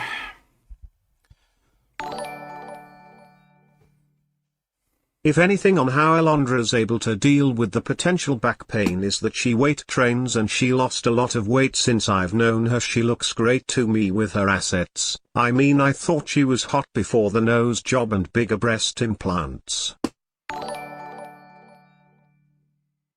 I am the biggest simp in world history for Alondra ROI. I would marry her if she weren't already married. I would kill every carnist on the planet to put my face in those bazongas. If there is a God, he is unfathomably cruel for the fact I am not with her. Yeah, she is pretty hot. Thanks for the donation, Ben, and thanks for the donation, Dreamzation. I eat my lunch while I finish up some editing on my laptop, and then I'll see you guys in a little bit to prep dinner. Welcome to the office. I've been working a lot more on my desk. Field donate $2. Does Frank really have all these businesses plus YouTube, yet still doesn't make enough money to live alone? Frank lives alone. He moved out of his parents' place a while ago because his dad kicked him out.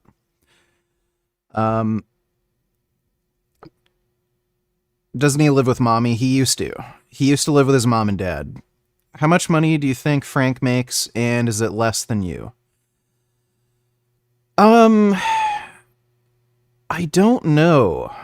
So, like, Frank, I think Frank lives in a house. Like, he has really weird spending habits, so it's hard to tell. I definitely own more vehicles than he does, but he'll spend, like, way more fucking money on shit like bottled water. I think he said he spends something like $1,500 to $2,500 per month on bottled water.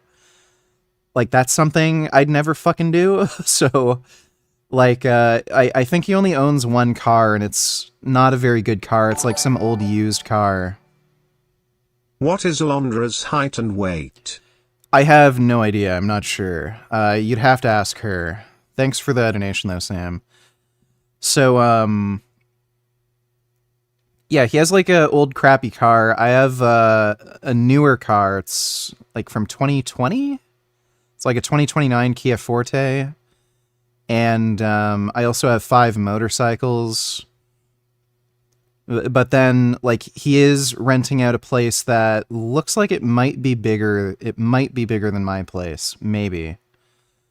I think he's renting anyway. I don't think he bought. And he spends a fuck ton of money on food and water, so I don't know if he's making more than me. It's hard to say. His spending habits are really weird. He did have to take out a loan to be able to afford that cosmetic surgery that he had. But on top of that, like, he's making enough money to spend like $2,000 a month. I've created a link. Here it is. This is a post of her husband and their cat. Link is it reply to this bizarre comment lol. Okay, thanks for the donation, Grey Knight. I'll take a look at that in a second. Yeah, so what the fuck was I gonna say? So, like, Frank doesn't seem to, like, buy a lot of luxury items. He doesn't seem to have any, like, big expensive hobbies, but he does, like, spend a ton of money on, like, a UV bed. He spends like $2,000 a month on water. I think at one point he said he was spending like $5,000 a month on just the food that he eats alone. So I'm not sure. And he has like a bunch of employees that he has to pay. So he must be making enough money to be able to afford that shit. You know? Thanks for the donation though, Fuel. Remember that scumbag that vandalized the Satanic Temple's display in the Iowa State Capitol during the holiday season of 2023? Well, unfortunately, that freedom of religion doesn't apply. Let's see. Mississippi politician who smashed the Satanic Temple display at the Iowa Capitol seeks to have hate crime charges dismissed. The failed aspiring politician who traveled from Mississippi to Iowa to destroy the Satanic Temple's Iowa holiday display filed a motion to dismiss the hate crime against him. His defense argues without irony that these charges would infringe on his First Amendment rights, specifically his freedom to think. No, that doesn't protect you from infringing on somebody else's rights to, like, freedom of religion. That is a horrible, horrible defense, dude.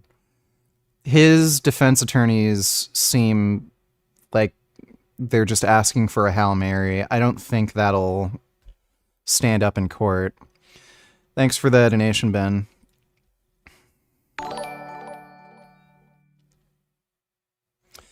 Let's see. My cute s'more boy, always remember to adopt, not shop. Based. Vegan cat. That's a really cute kitty. Your cat's a vegan, you should be in jail. Donate your body to them, I'll feed it to them, maybe that'll make you feel better. You vegans are psychos. Psycho when it's your body, but I belong in jail if a body isn't used at all. Try to be consistent. Cats are meant to eat meat. It's simple. Peep the video where a vegan dog does for the steak on live television when given a choice. Oh my god. Yep, these are the comments that I get all the fucking time, dude. Just any time I say my cat's vegan, just hundreds of that stupid shit. Cats are meant to eat meat. You're abusing your cat. It's going to be nutrient deficient. Thanks for the donation, Grey Knight. Retard donated $2. Believe that link you gave me is broken. Says something went wrong. Can't see it. Thanks for the donation, though, retard. We'll watch this debate next. Which I'm really proud of myself for. Finishing up. All right, so the day was pretty bad. You know, that smoothie was basically chemicals, probably some calories though. And then the udon noodles is actually a reasonable meal. Compared to everything else she's been eating, at least it's somewhat calorically dense and there's some starch in there. Still, overall, very low fat, very low calories. Portions are very small. Emails, and then I have to book a flight for New York because we have so many cookbook event dates coming up, which is really exciting. If you haven't already pre-ordered the cookbook, I'll also leave that in the description box below because, oh my gosh, so much is happening. And I'm having a quick snack. It is potato chips. I have never been into chips my entire life. Honestly, I think the thing about finally learning to eat intuitively is that when I eat chips, I just have a handful and I'm like pretty satisfied. I just love it for the crunch factor. Back when I really used to restrict when I was in like, you know, middle school or high school. Yeah, it's definitely the crunch and not the calorically dense fat and oil and grease and starch that your body's craving after eating like 300 calories the whole day. I probably couldn't eat chips without like eating the whole bag because I was so hungry from restricting myself all the time, you know, so listen. My bad, VG. I misunderstood the headline lol. Once you read it out loud for us, it registered in my head that it hasn't been dismissed. His defense attorneys are trying to argue that SMH, so there is hope for us non-theistic Satanists. Smile. Thanks for that. Yeah, and it's a really, really bad defense. He's basically saying because he has a right to freedom of speech and expression, that means he can violate somebody else's rights to freedom of speech and expression and, you know, religion. It's really stupid. It's a terrible, terrible defense. He's not going to get those charges dismissed, I can guarantee you. Thanks for the donation, though, Ben. BMO, what are you doing? BMO. BMO. BMO. BMO. BMO. I don't know what the hell she's doing. She's squeaking. Are potato chips Oh, there healthy? she I mean, is. no, not really, but Why are you squeaking? I mean, you have to. You keep squeaking. Wagyu fat potato chips on Frankie's Strange Foods. This cat is really weird. She doesn't meow, eh? She squeaks. Haven't heard you meow once. You just squeak. Just do these squeaky noises. How come you squeak? Little squeaky kitty? Mwah. Oh, I love you so much. Such a good squeaker. Sci-Fi donated $2. Watch to 40 seconds. Let me see.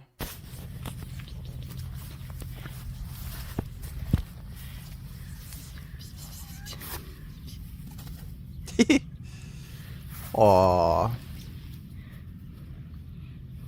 That's a good cat. Oh my god.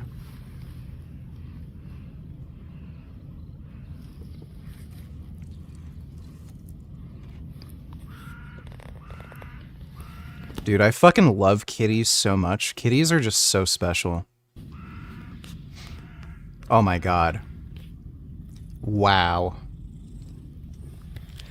Apparently they're making a vaccine for cats that could double their life expectancy. Oh my god. Wow. Those are some beautiful kitties.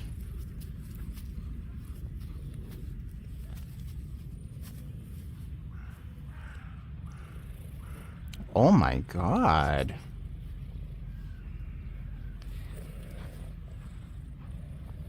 Oh my god. Wow. Well, thanks for the donation, Sci-Fi. Bootycom donated $2. Tommy doesn't give it up.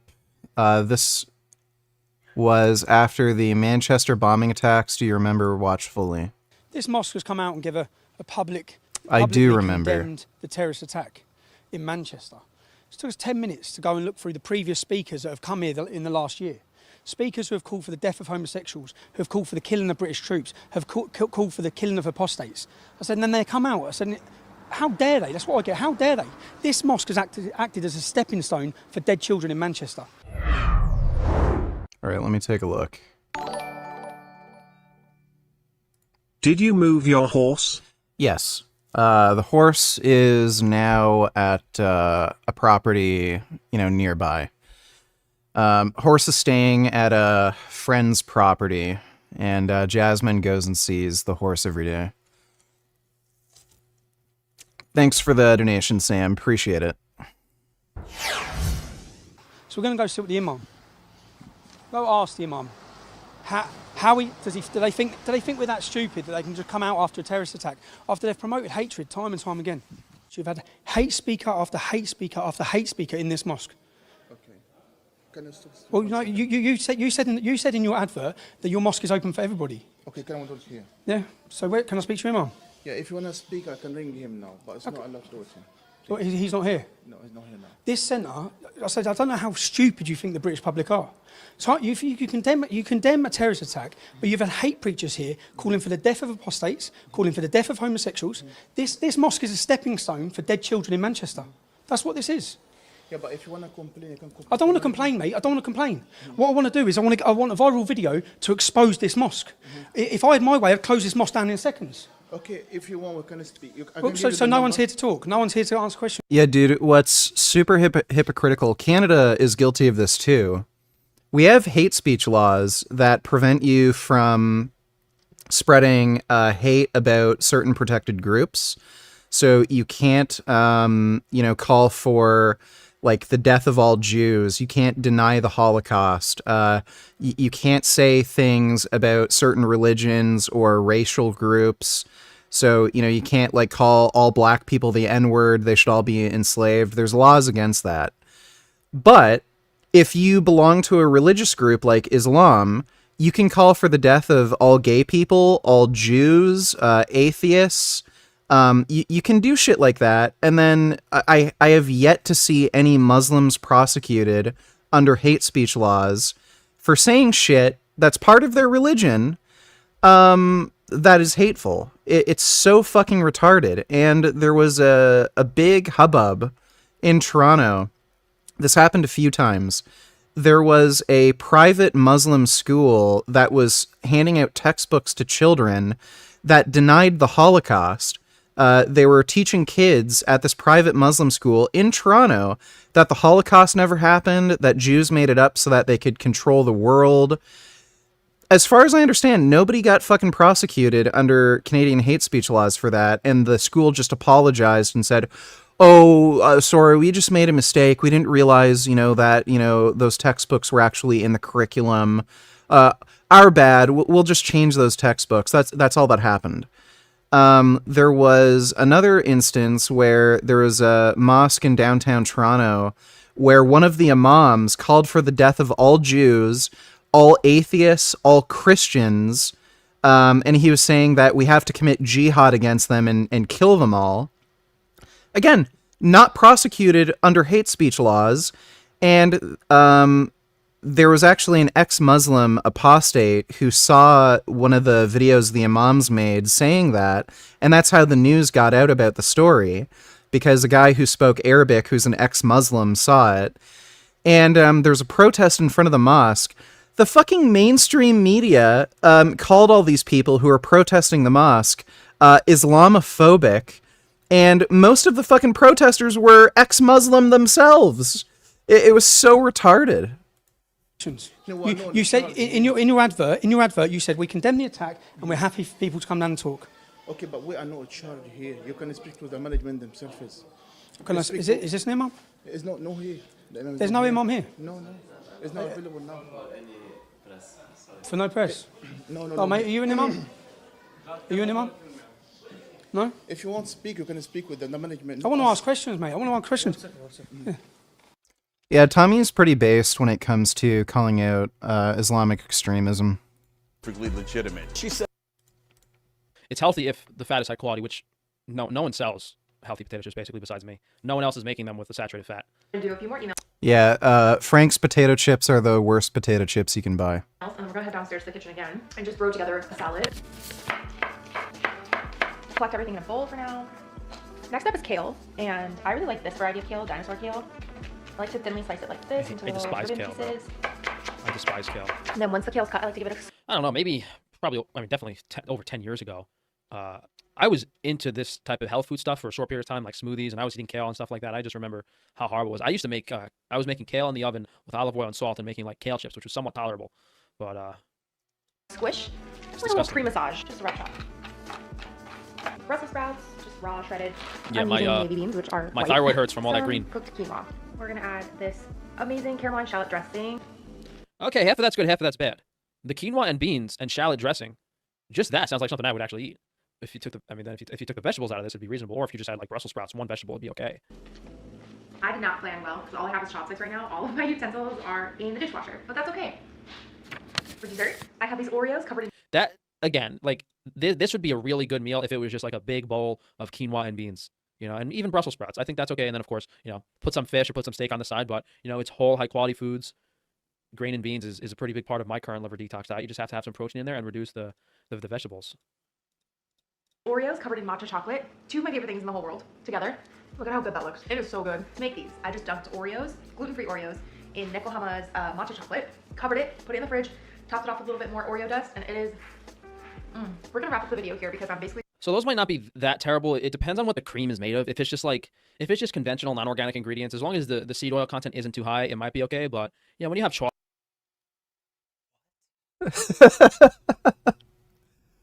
Frank thinks Oreo cream is healthy as long as it's organic. What fucking planet are we living on? Chocolate, which especially not high quality stuff, can be high in metals, the caffeine, high sugar content, can really stimulate candida issues. But compared to the other stuff she's eating, at least it has some calories. Oreos in Nekohama's matcha chocolate, covered it, put it in the fridge, topped it off with a little bit more Oreo dust, and it is. We're gonna wrap up the video here because I'm basically gonna get ready and go to bed after I clean up a little bit more. I hope that you enjoyed today's video, and if you like What I Eat in a Day videos and you want to see more of them, or you want to see more high protein meal ideas, let me know in the comments below. I just haven't had quite as much inspiration for YouTube videos because I never know what you guys want to see. I know the matcha video. Yo, should I go get some more tattoos before the Yakuza come and beat me up for making fun of these Japanese vegan girls? Are of high demand, but when it comes to everything else, I feel like I'm very lost, and I need to get back. I like get my whole body tattooed and I'll die of liver failure the next week from all the tattoo ink. My roots. So I mean it when I say let me know in the comments below. Anyway, I'll leave links to everything in the description box below, things I mentioned, recipes, and so on. If you haven't already pre-ordered the cookbook, do that. I'll leave a link to get either a signed copy or a regular copy, and stay tuned on Instagram because. What's the rule, bro? If you wear more than like one ring on your hands, then like you're bisexual. Is that the guideline? We'll be announcing so many events and opportunities for us to hang out in real life, and I can't wait. I'm so excited. See you in another video soon. Imagine I go to this event and make some cookies for her too. Veggiekin cookies. What's her name? I feel kind of bad. It's obvious the eating disorder stuff still plays a role for a lot of these girls. But this is coming from a guy who eats like Frank, who refuses to eat anything with color on it. and will only eat white foods because he has this like weird purity complex where he thinks certain foods are impure, others aren't. Hopefully our health doesn't deteriorate too much before she figures things out. New videos every Tuesday and sometimes Saturday. Oh man, imagine how easy my life would be if I only had to do one YouTube video a week. Here I am losing my mind. I don't know, dude. She's been vegan for a long time. 6 years. Yeah, she's been vegan for quite a long time. All right, ladies and gentlemen, thank you guys. Well, Frank's dumb, but we already knew that. Says that the First Lady of France has male genitalia and testicles and says as a man. She said that she would stake her whole reputation on that last week. Listen, stop your ad hominems. I want to ask one question, Pierce. Rabbi, let him speak. I have one question. Pierce, Hey, he why won't he answer shut the question? up! This is a catastrophe. I don't know what you want me to tell you. I'm never coming on with him again. Come on, Shank. Israeli Prime Minister Benjamin Netanyahu has again defied international criticism, warning an IDF offensive in Rafah is inevitable and will last for several weeks. Israel says that not invading the Absolutely based. city of 1.5 million people, many of whom, of course, are refugees from elsewhere in Gaza, means admitting defeat to Hamas. Critics, including many of Israel. Okay, calling them refugees is really fucking weird. Gaza is a very small area. It's about the size of New Jersey. That's what everybody fucking compares it to.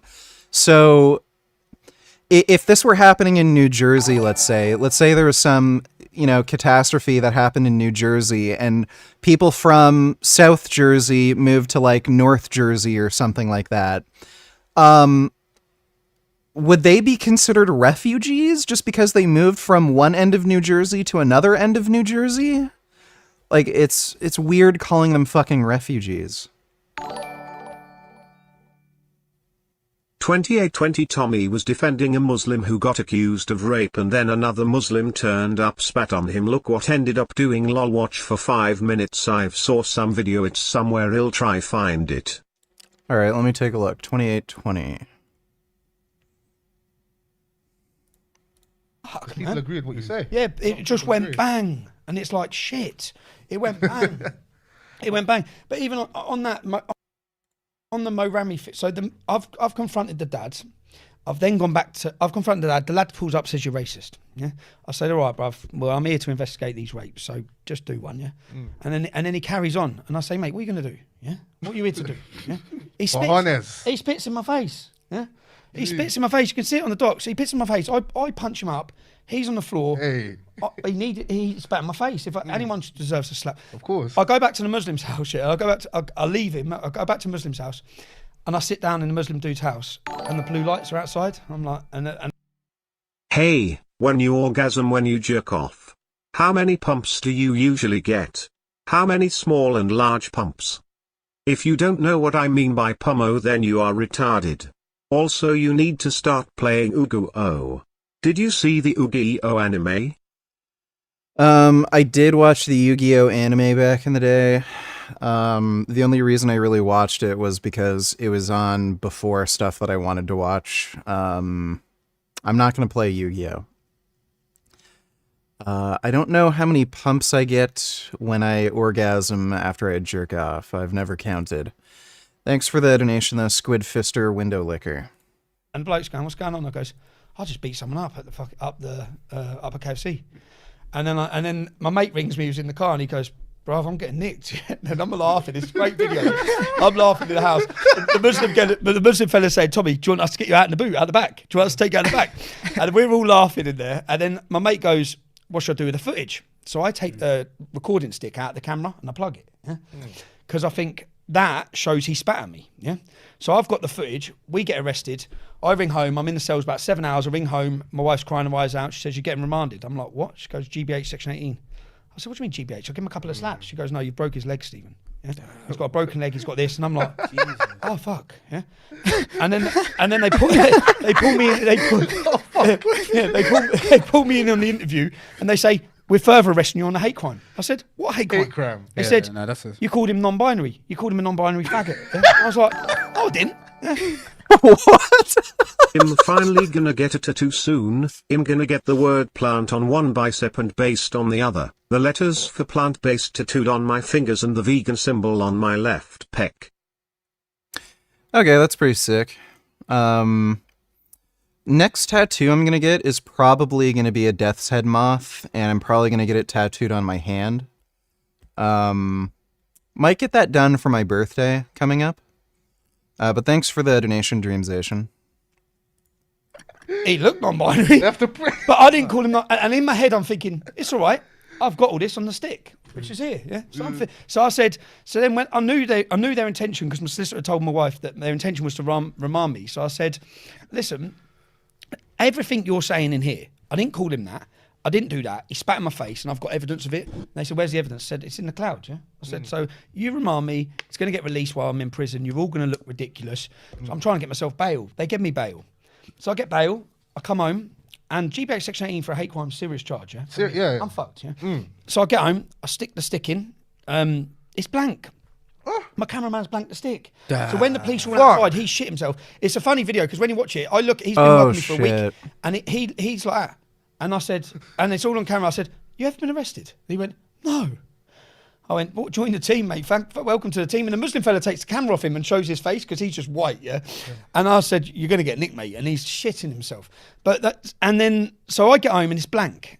And when it's blank, I panic, yeah? And I'm sitting there, I get because I think, But then again, like, you panic, but did they have any proof? What proof did they have that you did that? They had him saying I called him this, I called him that. This is when Black Lives Matter blew up, because I'm sitting there in my kitchen, I'm like, fuck, man.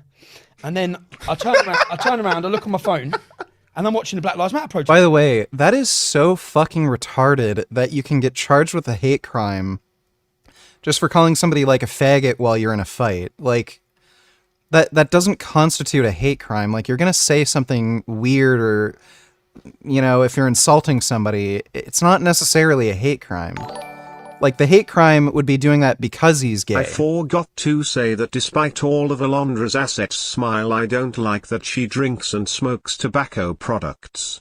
Those are big turn-offs to me, to the point where I tried to jack off to her a few times, but I can't get off. Lol, it's her life and it's vegan, but still. Okay, didn't know she smoked. She should probably quit, but thanks for the donation, Ben. Yeah.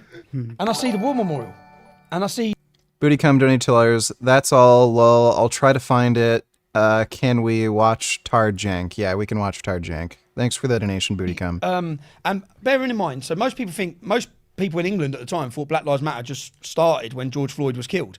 I've been watching it for 10 years. Yeah? Okay. The organisation started on its web. This organisation is used to stoke genuine. Watch them saying, get the white people, as dragging people out of their cars. What they said. Relax on that. But that's people on your side of Twitter. Dude, that's pretty hilarious. Israel's allies fear it means many thousands more innocent lives will now be lost. To debate this, I'm joined by two guests who have memorably locked horns on Uncensored before. One of them has been on the sharp end of significant criticism lately, including from me. More on that later. But I'm joined now by the author of The Israel Warrior and Kosher Sex, Rabbi Shmuley, and the Young Turks host and creator, Cenk Uygur. Well, welcome to both of you. Cenk, let me ask you first of all. Sam, thanks for the donation, dude. Appreciate it. A lot of heat coming from America towards Benjamin Netanyahu, with Chuck Schumer basically implying that he should be replaced as leader in a new election as soon as possible. What do you make of that?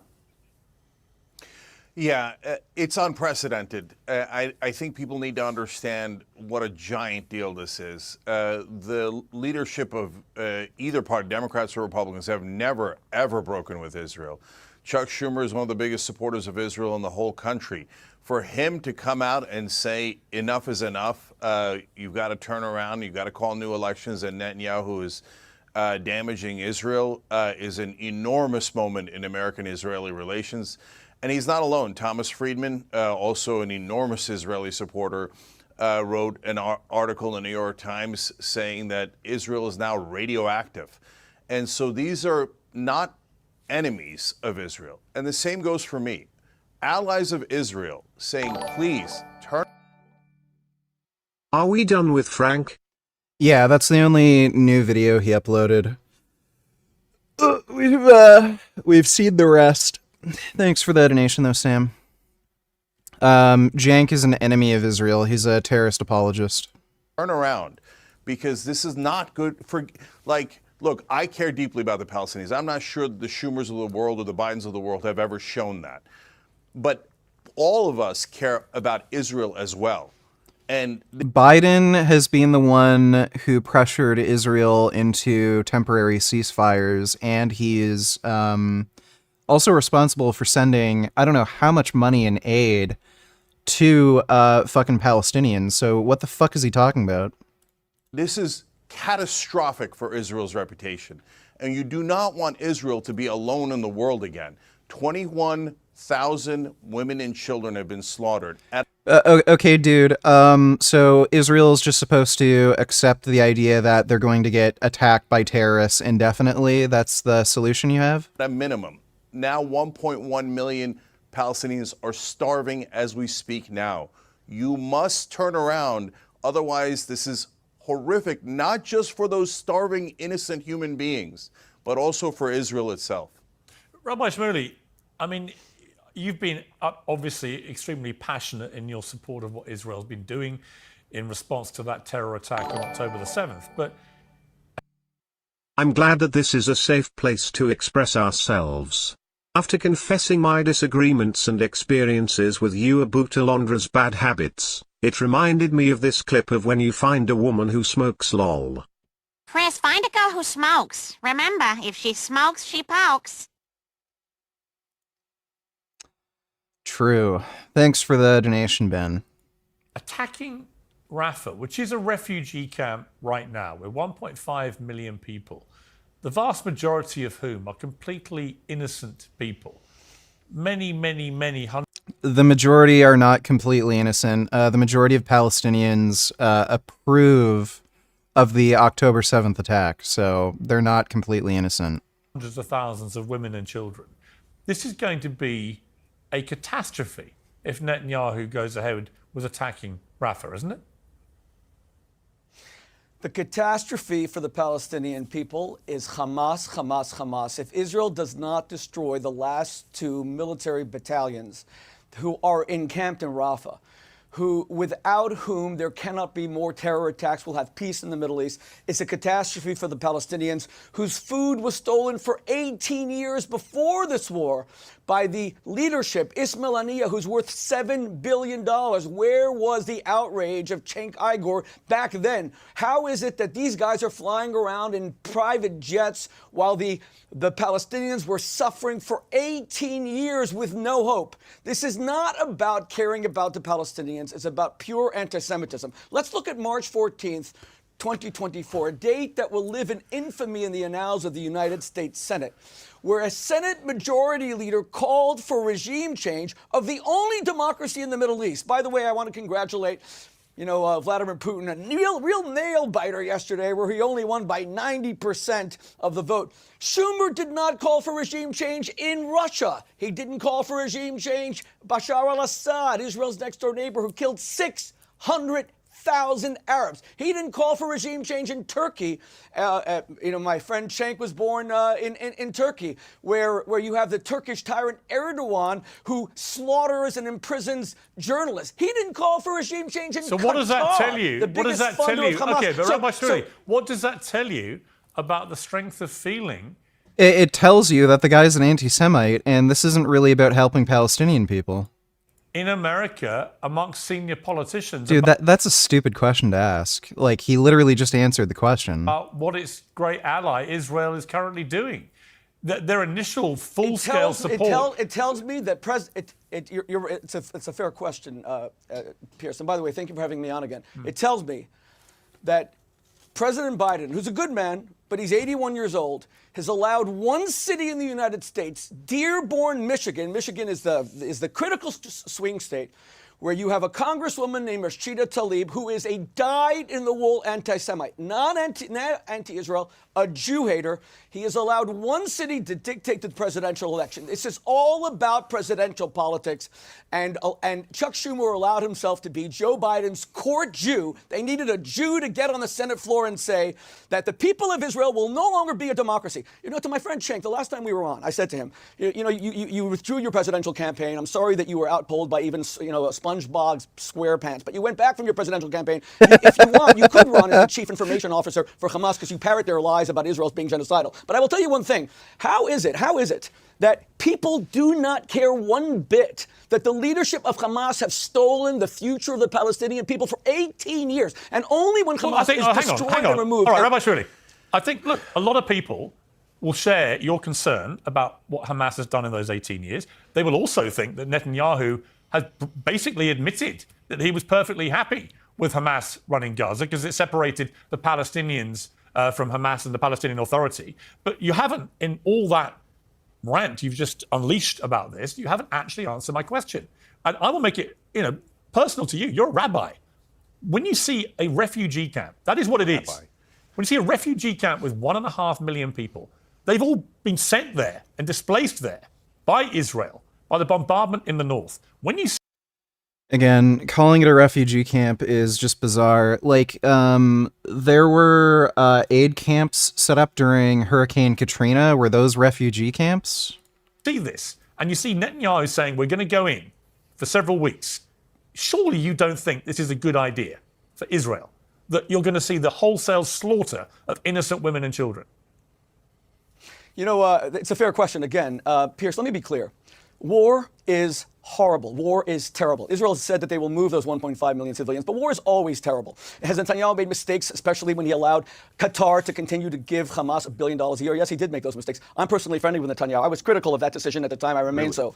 But let's be clear. Without 700,000 Americans dying in the civil war, which is Like, by the way, he shouldn't give that kind of ground. Netanyahu had reasonable grounds to let Qatar give that money to Hamas. He had reasonable grounds to do so. Is atrocious. We might have had slavery, God forbid. If we didn't destroy Nazi Germany, there was starvation in Berlin. Innocent, beautiful German children. They weren't Nazis. Those who were conscripted into the Hitler Youth. And by the way, Young Turks is essentially the Hitler Youth. I don't know why Cenk uses that name still. He's going back. They were the ones who perpetrated the Armenian genocide. These German children were not responsible. Japanese children were not responsible. Japanese children were not responsible. But without destroying Hamas, there will be war for the next 100 years. And let me just say that you've gone once again very ad hominem with the other guest when he hadn't on you. I'm not going ad hominem. You cannot use a genocidal name for your podcast. Let me go to Cenk. I'm sorry. Cenk, your response. Yeah. Like that is a good point. Cenk might as well call himself the Nazis. Like, why use the Young Turks? Yeah, look, Piers. By the way, I think the reason why Cenk used the name the Young Turks is because he was a genocide denier, and he was in support of the Young Turks. That's why. I wasn't supposed to come on with this guy. I was supposed to come on with a different guest. I'm never coming on with him again. He's all he has is ad hominem. So you ask him about 21 to 25,000 women. It's not an ad hominem. Really that afraid of me that every time please, you use a debate, you say you're not going to come on? Let him speak, please. Come on, Cenk. Let him speak. Cenk, you ran for president. Let him speak, you won't even please, debate Rabbi people. Shmuley. Come on, you can't run. Rabbi, let him speak. Cenk. Okay, Rabbi Shmuley says he wants to murder more women and children, and then calls us. It's a gross, deliberate misinterpretation of what he said. Genocidal because we're trying to protect women and children both in Israel and in Palestine.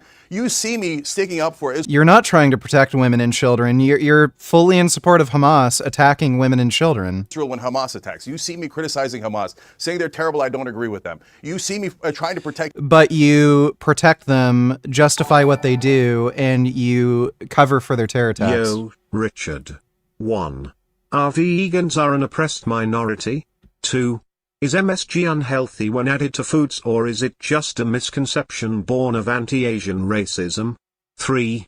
Can selectively bred farmed animals ever return to be healthy through backbreeding or natural selection? So, are vegans an oppressed minority? There's nothing in legislation, I'd say, that's suppressing vegans or oppressing vegans. So, there's nothing like slavery, there's nothing like redlining, stuff like that. There's no type of segregation against vegans. Now, are they a group that's harassed or attacked? Yeah. There is a lot of harassment, there is a lot of judgment placed on vegans that you could compare to racism. But there's nothing in like there's nothing legislatively that's actually oppressing vegans. And at least in Canada, vegans are considered a protected class. So there are, at least in Canada, rights under the law that protect vegans specifically. I don't think the misconception about MSG being unhealthy, I don't think that's due to anti-Asian racism. The reason why MSG is considered unhealthy is because of misinformation that was spread like back in the 80s, 90s, where they fed rats MSG, and the MSG fed rats gained weight and didn't live as long as rats not fed MSG. The reason why rats fed MSG gained weight faster is just because they were eating something that tasted good, basically, and they ate more. MSG is just a flavor enhancer. That's it. That's all it does. It's neither healthy nor unhealthy for you. It just makes food taste better. And can selectively bred farmed animals ever return to be healthy through backbreeding or natural selection? I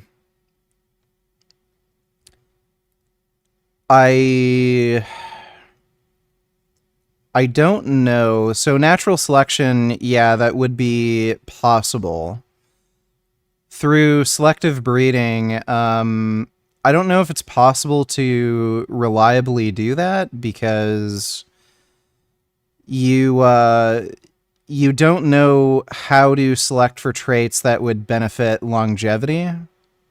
It's possible that you could, say, breed out traits like, overproducing eggs. That would be something that's possible.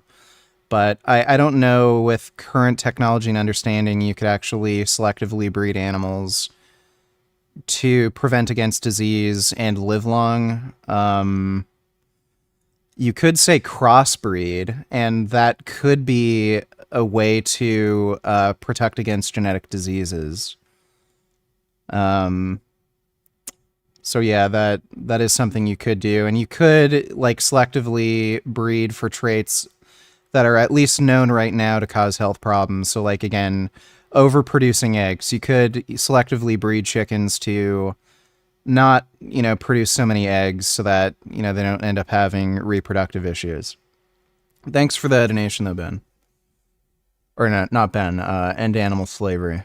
Innocent lives on both sides. Then this guy comes on. He says, kill more Palestinians. We killed, 700,000, he said, in another war. So are you going to go to 700,000 in Gaza? The Rabbi Civil War, Shmuley. for God's sake. I wish you knew a little bit of American... Rabbi Shmuley, who says murder, murder, murder, murder, murder, murder. That's all this rabbi... Hey, okay, I've got to say one more thing. Jews are murderers, Jews are killers. No, shut He's not even listening to what fucking Shmuley said. Shut up! Pierce, can I ask this man one question? The man who ran for president... No, you can't ask anything. All you ever do is lie. Shut up and everything. Listen, stop your ad hominems. I want to ask one question, Pierce. Of my ad hominems. If you care about the Palestinians, I have one question. Why don't you call, Cenk, for the unconditional surrender of Hamas today, the release of the hostages? His answer is going to be, because I know they're not going to do that. And the war will be over. I am challenging you now to call for the unconditional surrender of Hamas. And I'm not going to answer any of your stupid questions. Will you do so or not? No, I'm not entertaining this. Pierce, why won't he answer the question? Okay, Pierce, he won't shut up. No, there's no talking to this guy. Let me check. Let me ask Cenk. I want to play you. Yeah, so Cenk won't do that because in reality he supports Hamas. That's just the reality. He's a massive, massive terrorist sympathizer, and he's anti-Semitic whether or not he wants to admit it. He'll call for Israel to surrender or lay down their arms or stop the attack, but he won't call for Hamas to do the same thing. And it's because he has a clear double standard and he's biased against Israel. He's anti-Semitic and he's, in favor of like literal fucking terrorism. A clip, Cenk, of Netanyahu at the weekend. This is what he said. Okay, can I just, before you do, Pierce? Yeah. Look, I hope that everybody in the audience understands that this guy isn't helping Israel at all. He's putting a very, very ugly face to Israel, and I hope that you don't make the mistake out in the audience of thinking that everyone in Israel, I'm going to come. God forbid, hold on, let me finish. Yeah. Or that anyone else that is Jewish thinks anything like your Rabbi Shmuley does. My Jewish friends are horrified by the death toll. Oh, so because he has pick-me Jewish friends, I'm right. Okay, great argument, dude. Rabbi doesn't care. The rabbi doesn't care at all. He's the most immoral man I have ever met in my life. You cannot be. Okay, wait a second. go ahead. Wait a second. I asked him a simple. Piers, I asked a simple question. Let Piers ask the question. I would like to play what Netanyahu said and ask Cenk for his reaction. Here we are from Fox News. When people tell us don't go into Rafah, that's like telling the Allies, listen, don't go into Berlin, leave a quarter of the Nazi army intact. You know, that's ridiculous. You know, if we leave a quarter of the Hamas fighting terrorist battalions in place, they'll regroup, reconquer Gaza, and in fact, perpetrate once again what they vowed to do, which is to repeat the October 7th massacre over and over and over. And by the way, they have backing from Iran, so that is guaranteed to fucking happen. So yeah, that's an apt analogy. Over again. Check your reaction to that. Yeah, so this guy has been justifying the slaughter of Palestinians from day one. You have to understand something. In order for Israel to get peace, which should be the goal of its leaders and its citizens, and it is. Guess what? Guess what brought peace in Germany? This is in no way a response to that argument. This is just another weird mental gymnastics game. Don't respond to the argument, just moralize about how, oh, this guy wants a genocide, he just wants more murder. Don't respond to the actual argument and, you know, the analogy between Nazi Germany and, oh, don't go into Berlin, more innocent civilians will die. Like, obviously that isn't an option. Certainly of its citizens, but I don't know, definitely not its leaders at this point. Here comes the moralizing. You have to get the peace as you did with Egypt. With Egypt, there are no more bombs. You've had peace. Peace with Egypt was the reason they were able to negotiate a peace deal with Egypt is because they destroyed Egypt militarily. They won. They won a war with Egypt. So what the fuck is he talking about? For over 40 years, and all of the doubters and all the right-wingers and all the warmongers told you, oh, Egypt will never listen. Egypt will keep trying to kill you. The reason they fucking listened and broke a peace deal is because fucking Israel won militarily. Egypt's going to try to kill that is the worst fucking example you could possibly fucking use. Jews, but they didn't. The warmongers were lying to you, just like they're lying to you today. And why are they doing that? They're doing it because they want to remain in power. Netanyahu. Dude, I really hope Shmuley responds and points that out, that Israel won against Egypt militarily, and that's why they agreed to a peace deal. Who knows the minute that this war, and by the way, it's not just Netanyahu, it's also the leaders of Hamas. They should have taken a truce, a ceasefire earlier. They held it up on absurd grounds of not releasing the names of the hostages. So the leaders on both sides profit from this war. But the citizens of Israel are the only people who can change it. The way you get to peace is doing a peace deal. This endless. What? Yes. Broker a peace deal with genocidal maniacs who, in their charter, talk about a Islamic prophecy about how one way every tree will tell you if there's a Jew hiding behind it, so that you can eradicate all Jews.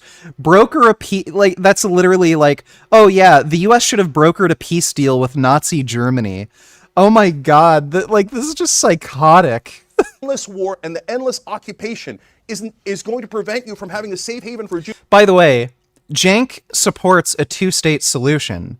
So like, Hamas will not fucking agree to a two-state solution, you idiot.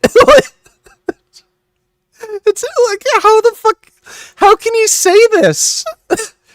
Jews that you have desired and deserved all of these years. For God's sake, turn around, not just for the Palestinians. Thanks for the gifted membership, Carrie. Appreciate it. But for the Israelis, so you could finally get the peace. If you do not free the Palestinians, look, I know there's PTSD from the Holocaust. Piers, dude, this is just genuinely psychotic. Holy fuck. So he's in support of a two-state solution, and he wants Israel to agree to a peace deal on a two-state solution with a jihadist terrorist group who's, claiming we own Palestine from the river to the sea. They will never agree to a two-state solution, even with other Palestinian leadership. They tried to broker land for peace deals, and that led to the fucking second Intifada.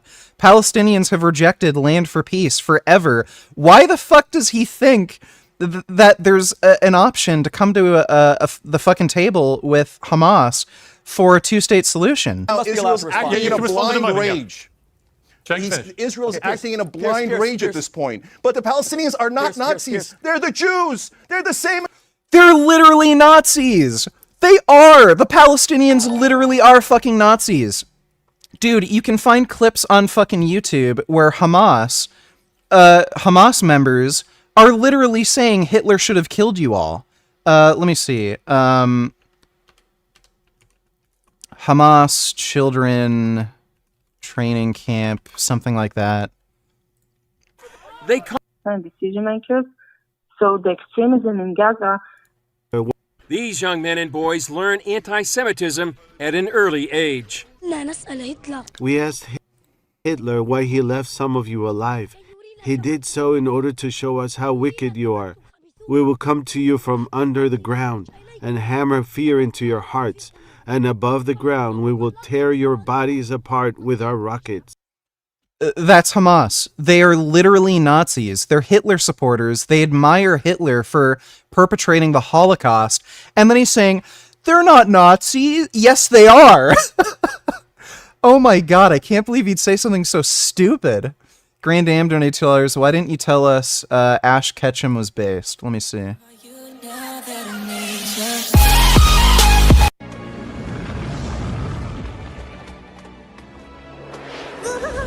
Something's following us. The place is deserted. Nobody's here. Oh, I know I heard something back there.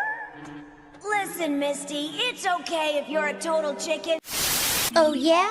And what about all the great hitters that are on the Electabuzz? Those guys aren't hitters. I've seen better swings on a playground.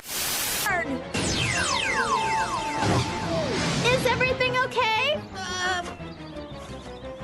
It's okay. It's working just fine. I wasn't asking about your camera. I was worried about you. But you see, this camera is my life. Get yourself a new life. Damn! Ash is pretty savage, but he's also a bitch. Also, let me see.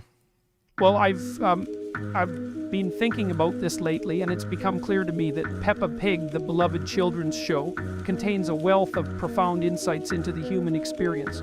You see, Peppa Pig is a window into the fundamental archetypes that underlie our existence. Take Peppa herself, for example. She embodies the archetype of the curious, adventurous child who is eager to explore and learn about the world around her. But it's not just Peppa who holds deeper meaning. The show is rife with themes of community, cooperation, and empathy, which serve as crucial pillars of human society. It's a good AI. The Joe Rogan Experience. I've really been into reactions lately, and do you know what those are? I've recently watched videos of experts discussing the latest in regards to leftist happenings in the country. Are you referring to something similar? No, I mean people watching cartoons. Cartoons? As in political cartoons? No, I mean it's like people watching these Japanese anime. It's really interesting stuff. Huh. Watching people watch anime? I don't know, man. I enjoy them. And it is not as brain dead as you might think. Some reactors respect the material enough that their reactions enhances it. Thinking back on it, I did try watching a couple such channels through the recommendation of a friend. Supposedly, they were some of the higher quality channels in regards to discussions.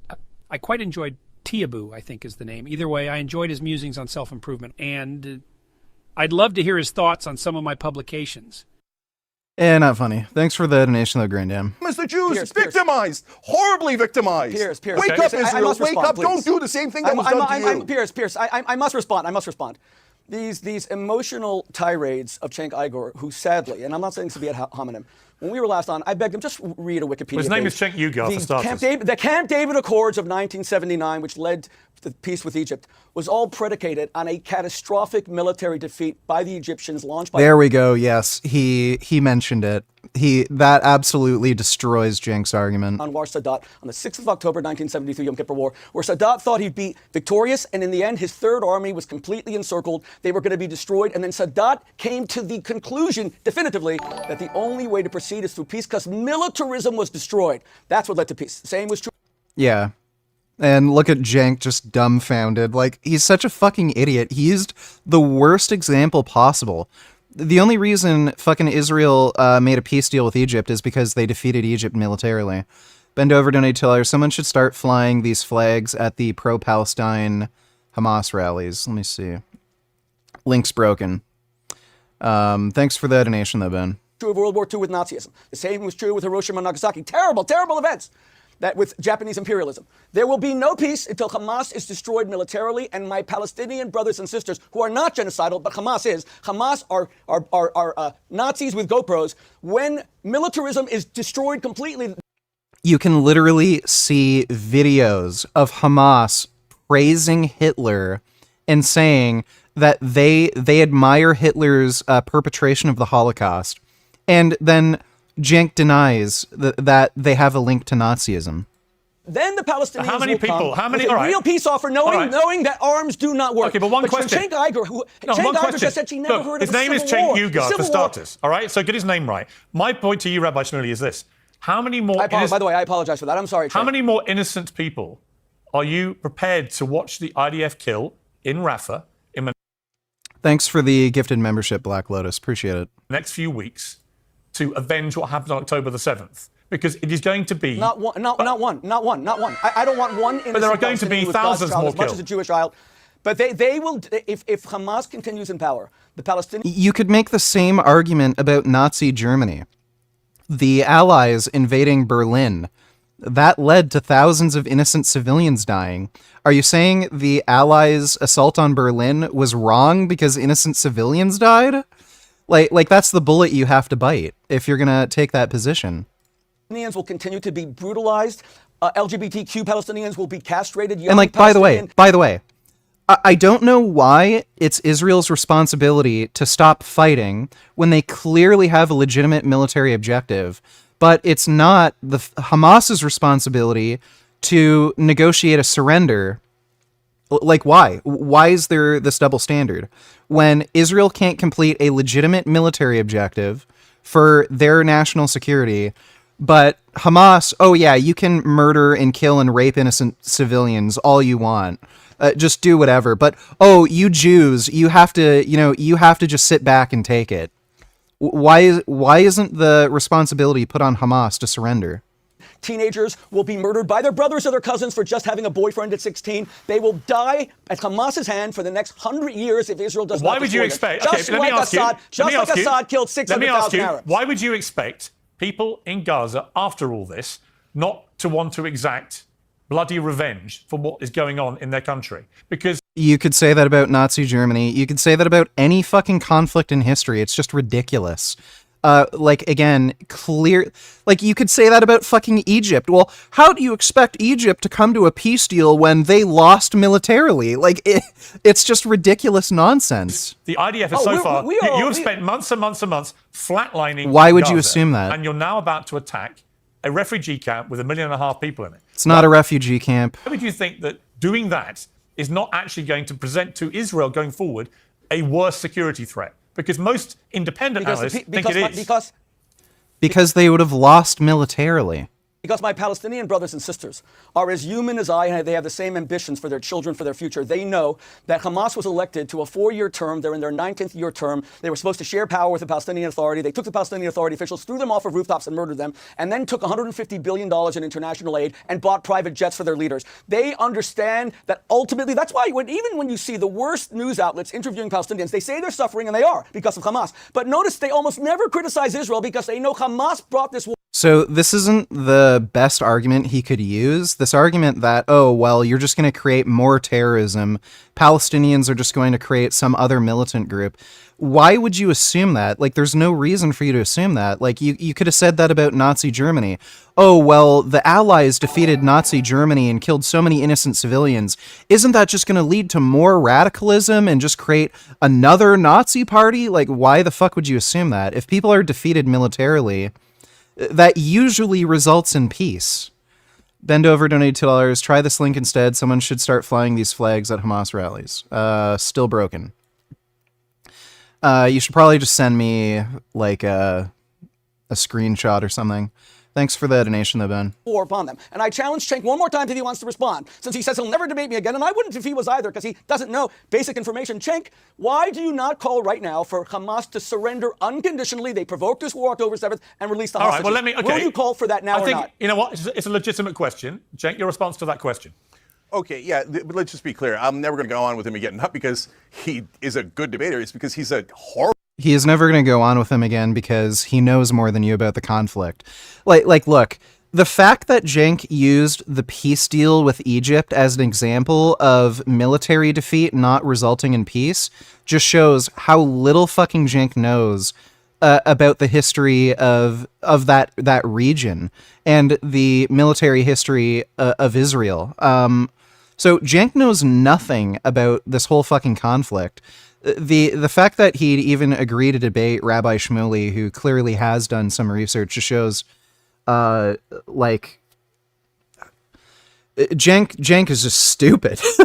He's stupid for even going into this debate in the first place. And yeah, he won't debate him again because I think he realizes now he's just outgunned by a much better debate opponent. Horrible debater. It's like talking to a ad hominem machine, just one insult after another, not attached to any reality or facts. Okay, now on Hamas. Guys, how many times do I have to say, I don't like Hamas. I don't want Hamas to win. I don't want Hamas to be in power. I want him to surrender. I want him to give all the hostages. That's so easy. Well, that's a clear answer.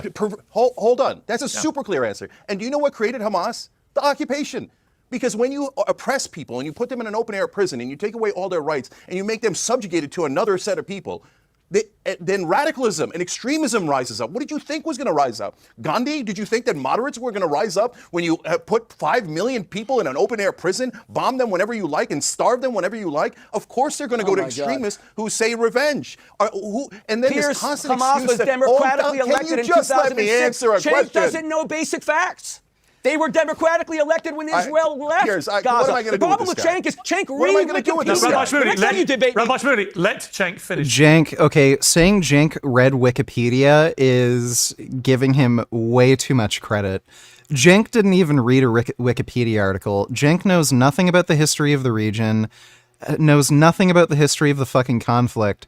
He is basing his opinions purely off of some sob story, like bullshit fucking videos he saw on Twitter or Instagram where he sees like Palestinian children under rubble. That is entirely what his opinion is based on. It's the point he was making, then you can respond.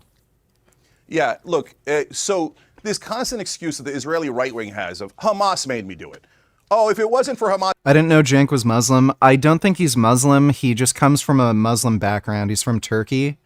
I think a lot of his family's Muslim. I don't think he is personally.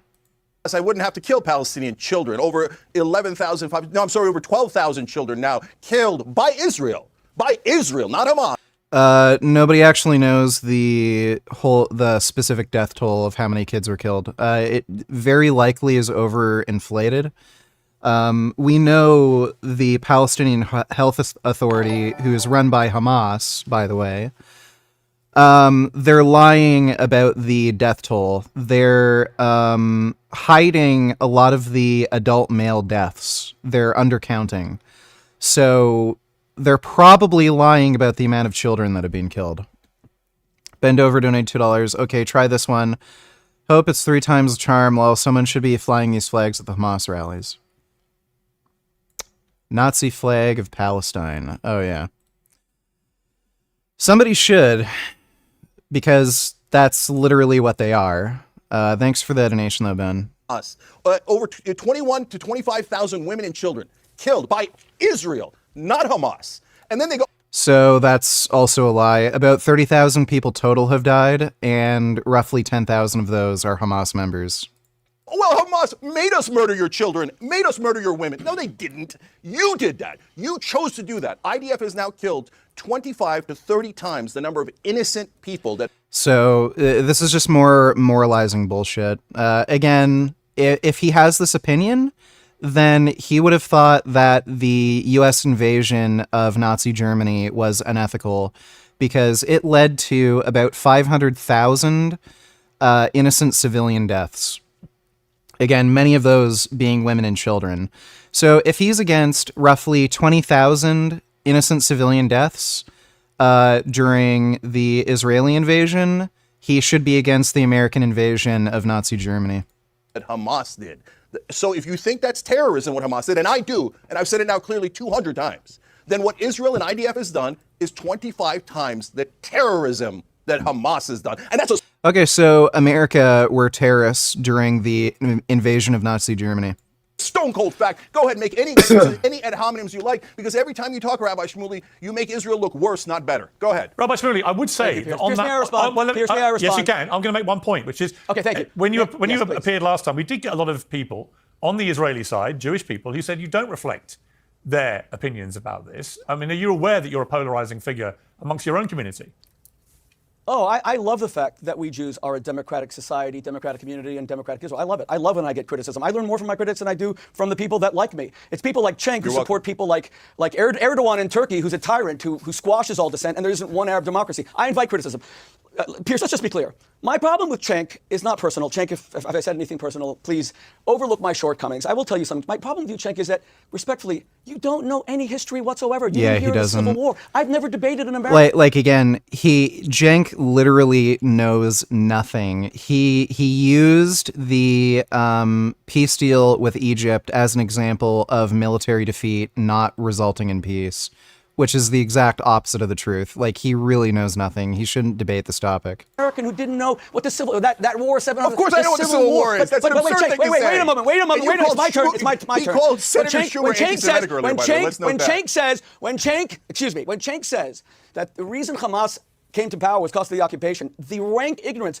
Israel withdrew in 2005. There was a United States-sponsored election in 2006 in Gaza that was open and free. The Palestinian Authority, run by Mahmoud Abbas, and Yasser Arafat had just left the scene. They ran against Hamas. There was a power-sharing agreement, and Hamas murdered their fellow Palestinians and threw them off of roofs. They came to power through a democratic... Yeah, the Palestinian Authority fled. Do you know fled. anything about what mama ducks and their ducklings do to get out of the pool once they get into a pool? People here were freaking out about it. I told them if they just left the mama duck alone, she would take care of it just fine. I don't know how mama ducks get their babies out of pools. I don't know. I'm sure they could figure it out, though. Thanks for the donation, Even Mao.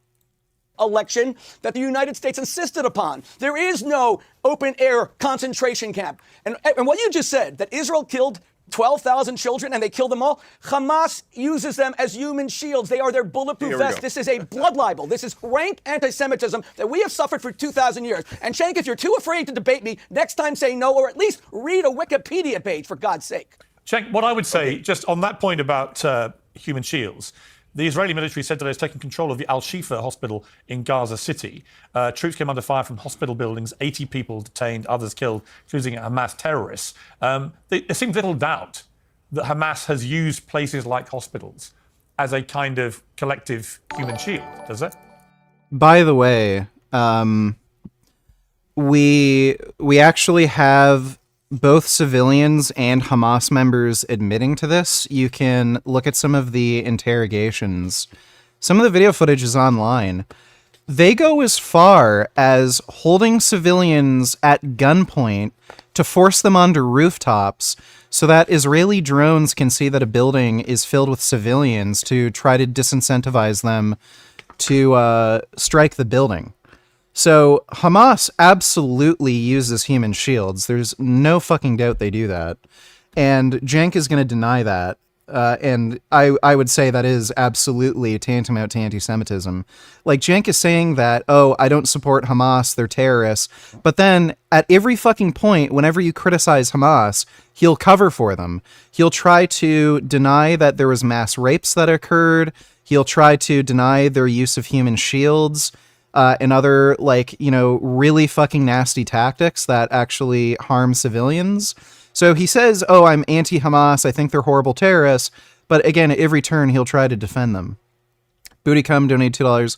Watch until 2 minutes 30. Cenk, should we apply the same rule here and go, oh, but people die in war, like, come on. This is London. The Prime Minister, the Right Honourable Winston Churchill. You know, it's kind of funny, too, that you send me a clip of Winston Churchill. Winston Churchill was extremely right-wing, ultra right-wing, and he was actually really hated by the British public at the time for being so right-wing. And he was also an insane, massive racist. You should see what he had to say about fucking black people. So you could compare him to Netanyahu, and Winston Churchill was still in the right about Nazis. Netanyahu is a terrible person. He's extremely right. He's a right-wing wacko, just like Churchill. But he's right about how to deal with Hamas. Yesterday morning at 2:41 a.m.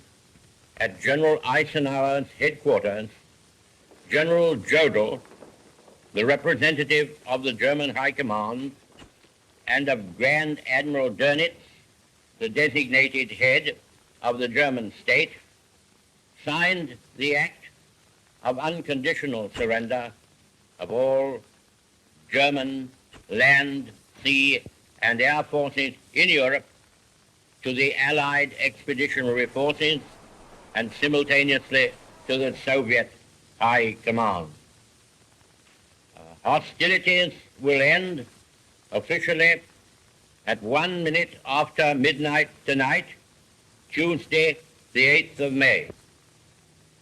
But in the interest of saving lives, the ceasefire began yesterday to be sounded along all the fronts. And our dear Channel Islands are also to be freed today. The German war is therefore at an end. After years of intense preparation, Germany hurled herself on Poland at the beginning of September 1939. And in pursuance of our guarantee to Poland, and in common with the French Republic, Great Britain, the British Empire, and Commonwealth of Nations declared war upon this foul aggression. After gallant France had been struck down, we from this island and from our united empire maintained the struggle single-handed for a whole year, until we were joined by the military might of Soviet Russia and later by the overwhelming power and resources of the United States of America. Finally, almost the whole world was combined against the evildoers, who are now prostrate before us. But 500,000 German civilians died, so it was completely immoral. Thanks for that donation, Bootycum. I remember this like it was yesterday. Well, you must be pretty old. Thanks for that donation, young nigga.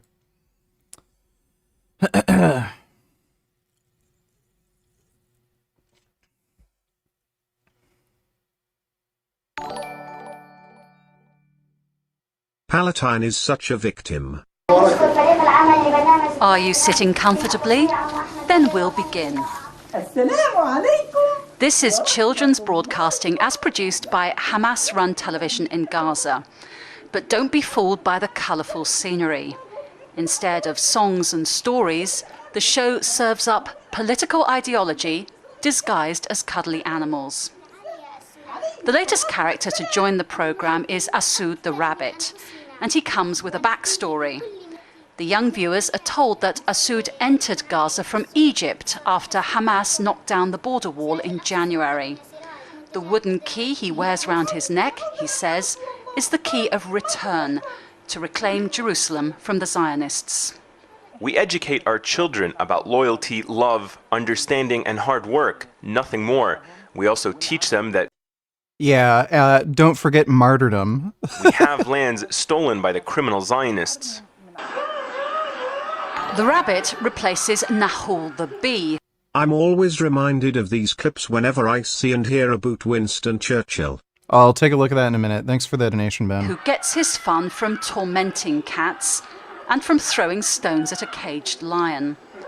The children get to watch Nahul's antics for several minutes before the show delivers the moral of the story. Don't try this at home. But Nahul didn't leave the show because of his naughty behaviour. The young viewers are told that the cuddly bee died because the Israeli siege on Gaza prevented him from reaching a hospital. Jesus. The overtly political message and the use of violence has made the show controversial, but the programme makers are unapologetic about how they approach their younger audience. We want to have children involved with the channel, and we care about their reaction to our programs. So we have live shows to make sure that the message is relayed the way we intended. Perhaps the most famous scene from the children's show, a Mickey Mouse lookalike being beaten to death by an Israeli. It could be a case of television imitating life. After all, death and violence... Yeah, it's pretty fucked up. Ah, London in wartime. This is history right here, Brian. And look, there's Winston Churchill. Maybe we'll get an up-close look at his legendary wit. Winston, drunk again, I see. Yeah, well, you're a cunt. Yeah, really. He was literally like that. Ah, London in war. Oh wait, that's the same clip.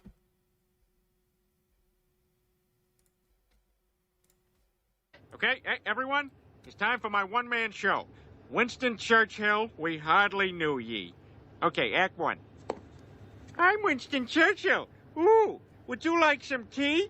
I would, because I'm Winston Churchill. Would you like a crumpet? I would, because I'm Winston Churchill. Would you like to wear knickers? I would, because I'm Winston... My wife is very ill. Yes. Yeah, I remember that. That made no sense. Yeah, that's like the same clip. Wit. Well, you're a fat bitch. We could live. Oh, slightly different. His legendary wit. Winston, drunk again, I see. Yeah, well, you're a fat bitch. We could live on it. Thanks for the donation, Ben. Kid Beer donated $2. Myron Cooking. If your value's high enough, you tell her straight up, I'm going to have other women, and they accept it. And this is why I always say, the more money you have, you think you can buy your way out of morality. We always put... So... Myron is really fucking stupid when it comes to this. I agree. You can have relationships on whatever terms you want, whether you have money or not. So if you want to have an open relationship, or only open on one side, you know, you can have that if you want. There's nothing immoral about that. But the idea that, oh, well, if you have money and you're a high value man, you can just tell your girl, well, I'm going to see all these other women. Guess what she's going to do? She's going to see other guys. Just because you have money, that doesn't mean you can buy faithfulness from your partner. Put morality in the female frame. It's immoral for you to have, multiple women. It's immoral for you to want to have other chicks. I could turn around and be like, well, it's immoral for you to want a guy that has money. It's immoral for you to want a guy that's 6 foot tall. It's immoral for you to want a guy that's better than you. But it's natural, though. That's it's natural for me to want hoes. It's natural for you to want it, but it's whether you're going to go and do that. The proper pushback to this is, if you think it's immoral for me to have multiple female partners while you only have me, well, I could say it's immoral for me to make more money, for me to make more money than you. So why don't you make as much money as me? Like, why do you get to stay home while I take care of you? Like, how many women want a relationship where they don't have to work? So, like, yeah, I mean... That's probably a fair trade-off, too. Like, if you're dating a rich guy who takes care of you, I think it is a reasonable trade-off to say, okay, if I'm going to pay for all your bills and you don't have to work, then I get to see other women. So hold on. So it's okay for you to want and actually take action on having a guy that's 6 foot tall, that makes money, that has status, that is attractive, that's charming, that's good looking. But it's immoral for me to enact on my natural want, which is multiple women. Yes, because it's very different. And man's like... This is a... Yeah, so that's just stupid. that girl he was debating was a fucking idiot. Perfect example of women thinking that their double standards are more important than yours. So he is the epitome of delusional. She's actually more delusional than he is, to be fair. Thanks for the nation, Kid Boo. Bootycom 27. Welcome to Kandahar. 27. Madrasa student, and he is buying this for studying in a madrasa. What does he want to be? What do they want to be when they're older? Huh? Mujahideen. Mujahid? Oh wow! He wants to be mujahid. I remember that word. Wow, amazing. So he wants to be mujahideen. I said the war is over. Why do you want to be mujahid? Does that mean soldier? Yeah, soldier. Oh wow! Like for Taliban or? Well, Mujahideen doesn't just mean soldier. Wow. Is his parents in Taliban? He's a Maulavi. Our biggest religion. His dad? Yeah. Oh, okay, well. What is the... Jesus, hopefully he gets blown up. That's pretty fucked. Let's see.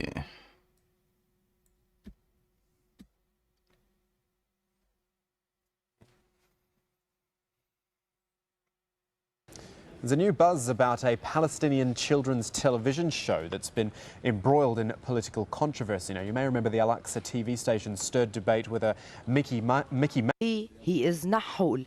Meet the latest cartoon character on Hamas-run TV. But this playful bee is very serious business for the bosses at Al-Aqsa TV. Al Jazeera gained access to Al-Aqsa TV's guarded television studios, but for security reasons, our cameras were only allowed to show the program set. Nahul the bee started appearing on screen 2 weeks ago after his controversial predecessor Farfour was taken off air. Farfour, who bore an uncanny resemblance to Mickey Mouse, had stirred controversy for preaching armed resistance against the Israeli occupation. But in what was to be his final episode, Farfour was killed off by an Israeli character. When all this international fanfare about Farfour started, we told the world that we didn't mean to steal this character. We just wanted to use a character that children liked. Now we choose Nahul because the bee has a good character. Like, this is suspicious because it sounds to me like they were actually afraid of Disney. Serious and organized, and it's also mentioned in the Holy Quran. But the change of costume from a mouse to a bee doesn't mean a change in message. There are even plans to add characters to help Nahul get it across. The coming Fun story. Farfour is dead. Poor Farfour. Farfour, of course, was the Mickey Mouse-like character on Hamas TV. It's actually Al-Aqsa TV. It's run by Hamas in the Palestinian territories. He was a lovable little character. He looked a lot like Mickey Mouse, had a high-pitched voice, and he said such things as, "You and I are laying the foundations for a world led by Islamists." Bootycom donated $2, 1133, same video before, lol Jesus. Welcome to Kandahar City.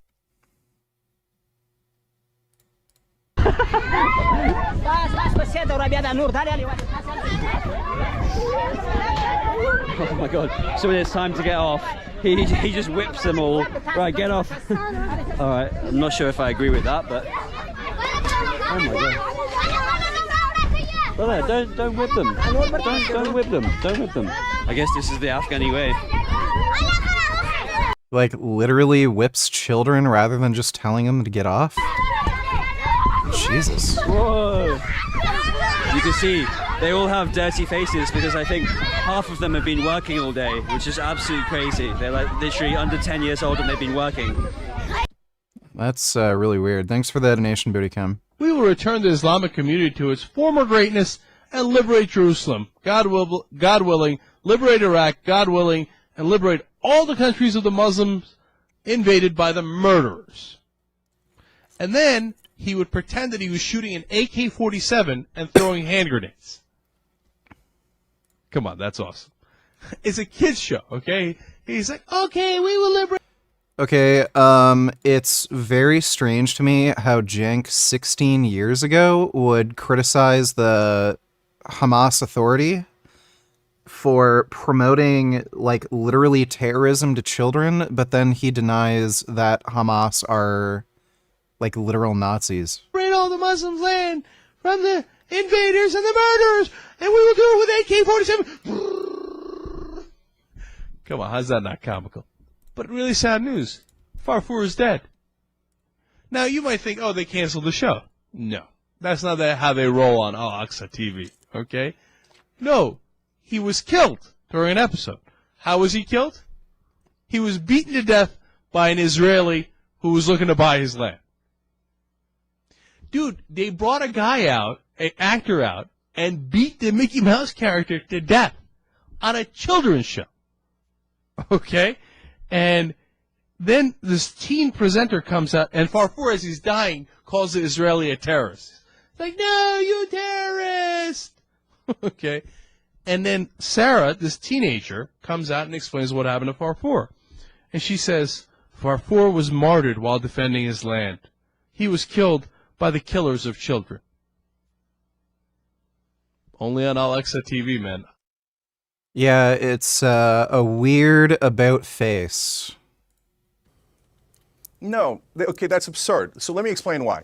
So again, this guy, he claims he knows history, has a perverted, only one-side version of history. Earlier, he called Senator Schumer anti-Semitic. That's the most outrageous, absurd thing I've ever heard from the most senior Jewish leader in America. I never said any such thing. That's invention. Okay, I never did. You said could re-roll the tape. Okay. Don't invent. Okay. Don't invent. Okay, I said that he was serving as Biden's court Jew. Defense, I never said he was an anti-Semite. And Don't put words in my mouth. Shmuley's defense of every atrocity and war crime of Israel is anti-Semite. And you ruined it, Shmuley, because there are real anti-Semites out there, especially now, including Candace Owens, who attacked you unfairly, and I actually defended you, okay? But when you use it to justify the war crimes of a government, you do more damage than you help. So please stop, okay? And that's why your own community is telling you, please stop.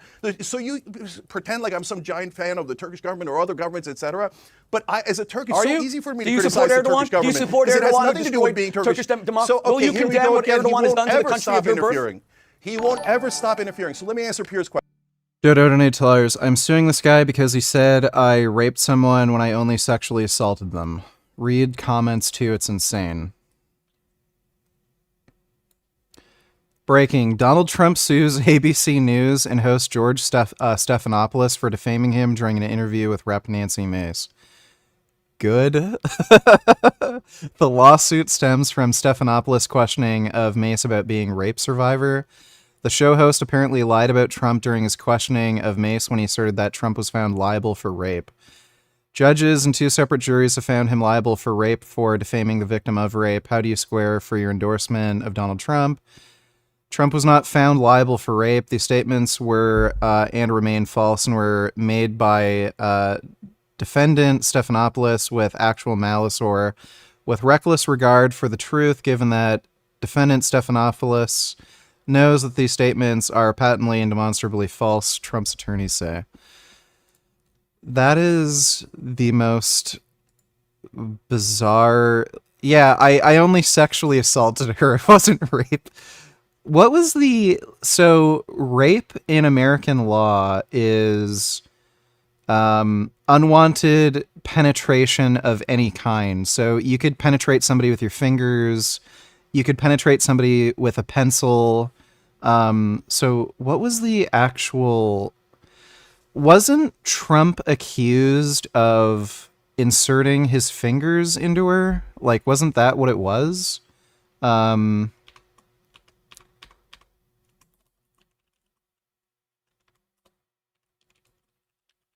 me see what was actually said. So Trump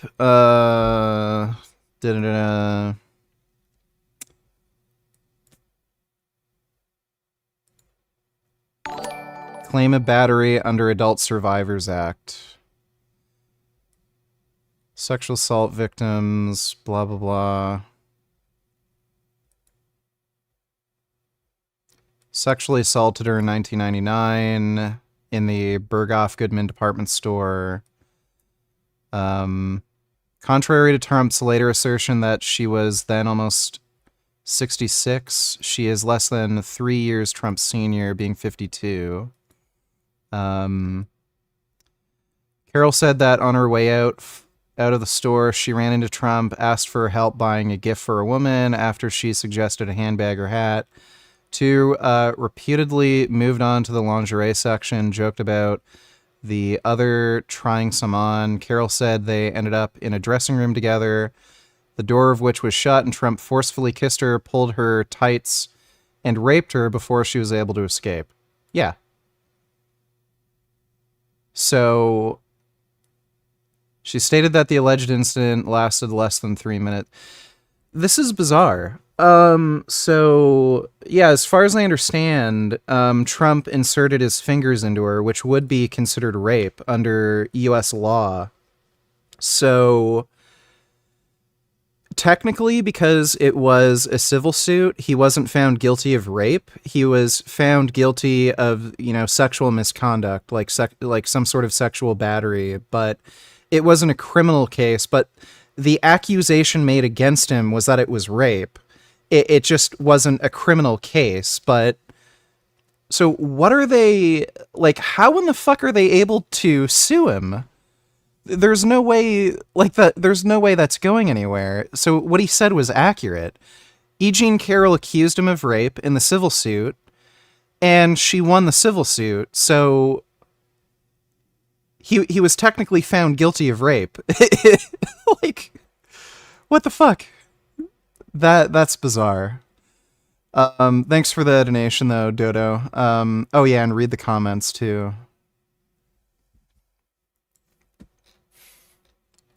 I think the court document made it absolutely clear Trump did not rape her. Did Miss Carroll prove by Mr. Trump raped Miss Carroll? No. Mr. Trump sexually abused Miss Carroll? Yes. Miss Carroll was injured as a result? Yes. So this was the verdict form. So so this was just the verdict form. The accusation made was that it was rape. I mean, he could just disagree with the verdict form. Now I wanna see Disney's Mickey Mouse get beaten to death by a black guy. Then he can have his way with Minnie Mouse. They can do it on an all-new Mickey Mouse Clubhouse. Of course they would have to change the name of the show to Tyrone's Trap House.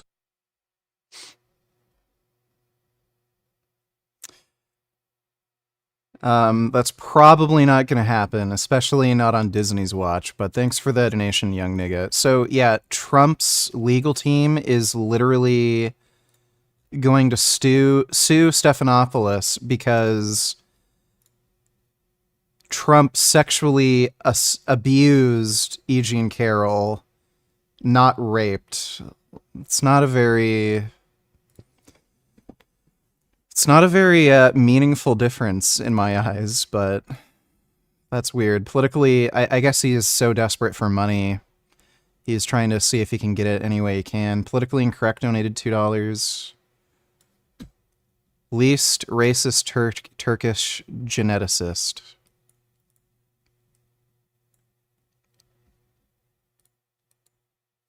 Oh my god, is this gonna fucking load?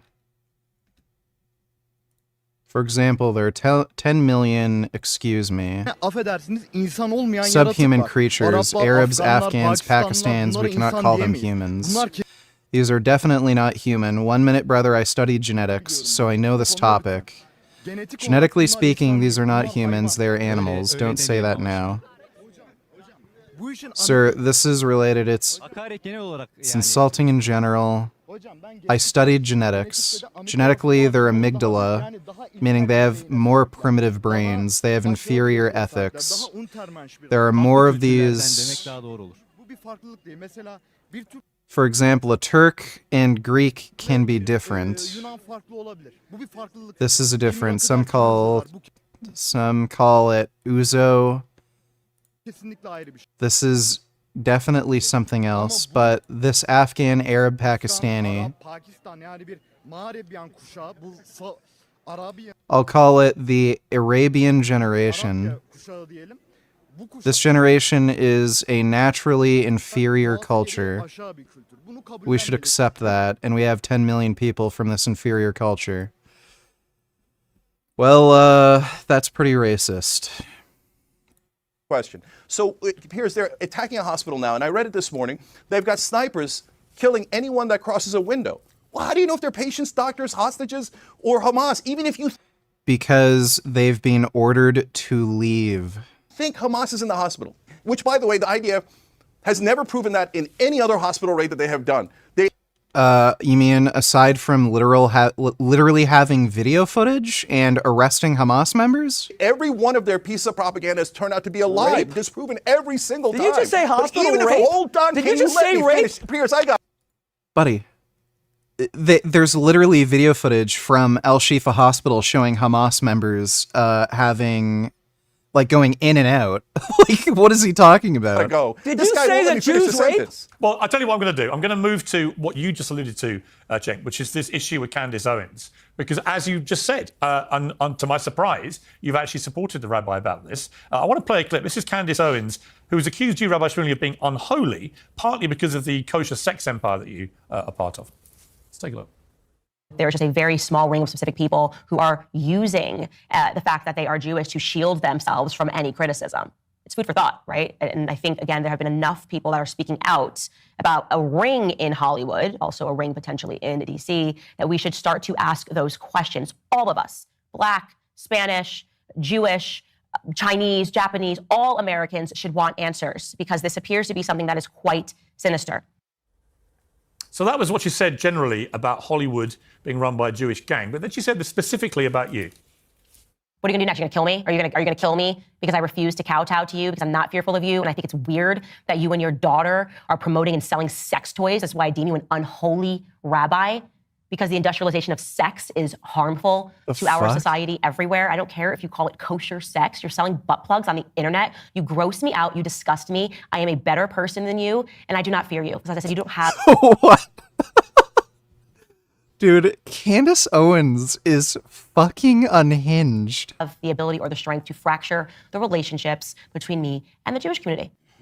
Rabbi Shmuley, your response to that? First of all, saying that I would fracture Candace Owens, who is the queen of American anti-Semites' relation with the Jewish community, she is being condemned. She emphatically denies being anti-Semitic. She's clearly an anti-Semite. She has conspiratorial beliefs about Jews. She's clearly an anti-Semite. Well, one second. She can deny that. Let's just go through it. She defended Kanye West's love of Hitler repeatedly. She says that Israel is guilty of a genocide, just like Cenk Uygur. You know, by the way, Cenk, you and I should have a beer sometime. Maybe you'll understand why Jews are so Get his name right. His name is Cenk Uygur. I told you 3 times now. I'm sorry, Cenk Uygur. I apologize. We should have a beer sometime. Because we Jews are tired of the lies that we're murderers. I'm killing Candace Owens. And by the way, I've noticed something very interesting, not with Cenk, but with Mohammed Hijab, who I debated on your show, and now with Candace Owens. They have an obsession with Jewish sex. It's a perverted obsession. Cam donated $2. I guess this is allowed on YouTube, so look at this electricity-proof man. What the fuck? You didn't give me a link. If you give me a link, I can take a look. Thanks for the donation, Cam. First of all, she says that the First Lady of France has male genitalia and testicles and says it's a man. She said that she would stake her whole reputation on that last week. But it's the Jews. I'm a child of divorce. The big problem of marriage today is not novelty items that might bring passion back to a monogamous relationship so it's no longer monotonous. The big problem with marriage is adultery. It's husbands who are addicted to porn. It's people like Candace Owens who sex shame people who want to have an erotic, passionate marriage.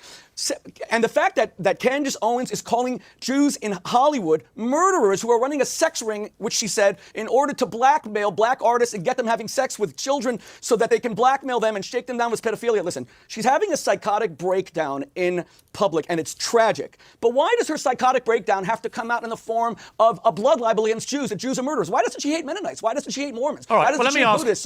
Let me ask, look, given the Cenk, you raised Candace Owens before I did, what is your view of this? Yeah, this is actually a very important topic because unlike Candace Owens and Rabbi Shmuley, I make a giant, and I hope everybody does, make a giant distinction between the right-wing government of Israel and Jews across the world. Those are two very, very different things. So if you criticize Israel, Shmuley will say you're anti-Semitic. And if you say, hey, they have killed over 12,000 children, which is just a fact, it's a literal fact that the whole world agrees on, he will say... It's not a fact. You're relying on the Palestinian Health Authority, who has downplayed the numbers of adult male deaths. They've undercounted. So chances are they're as a result, they're overcounting children and women deaths.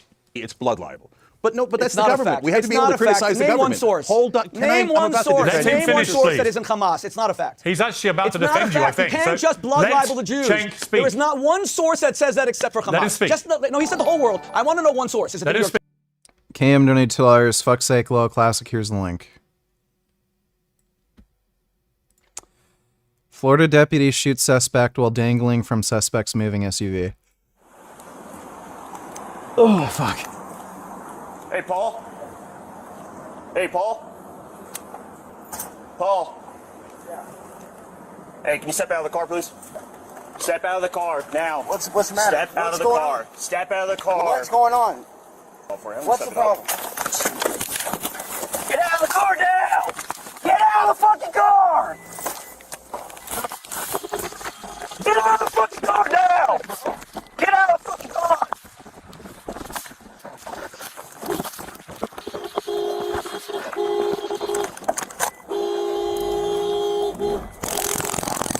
Get out of the fucking car now! Get out of the fucking car! So that is just the it's the stun gun part of the taser, so you can shoot the actual prongs. You can also just have the two, like there's these two metal leads and press it up against somebody and it won't shoot anything out and it will just, you know, create a spark.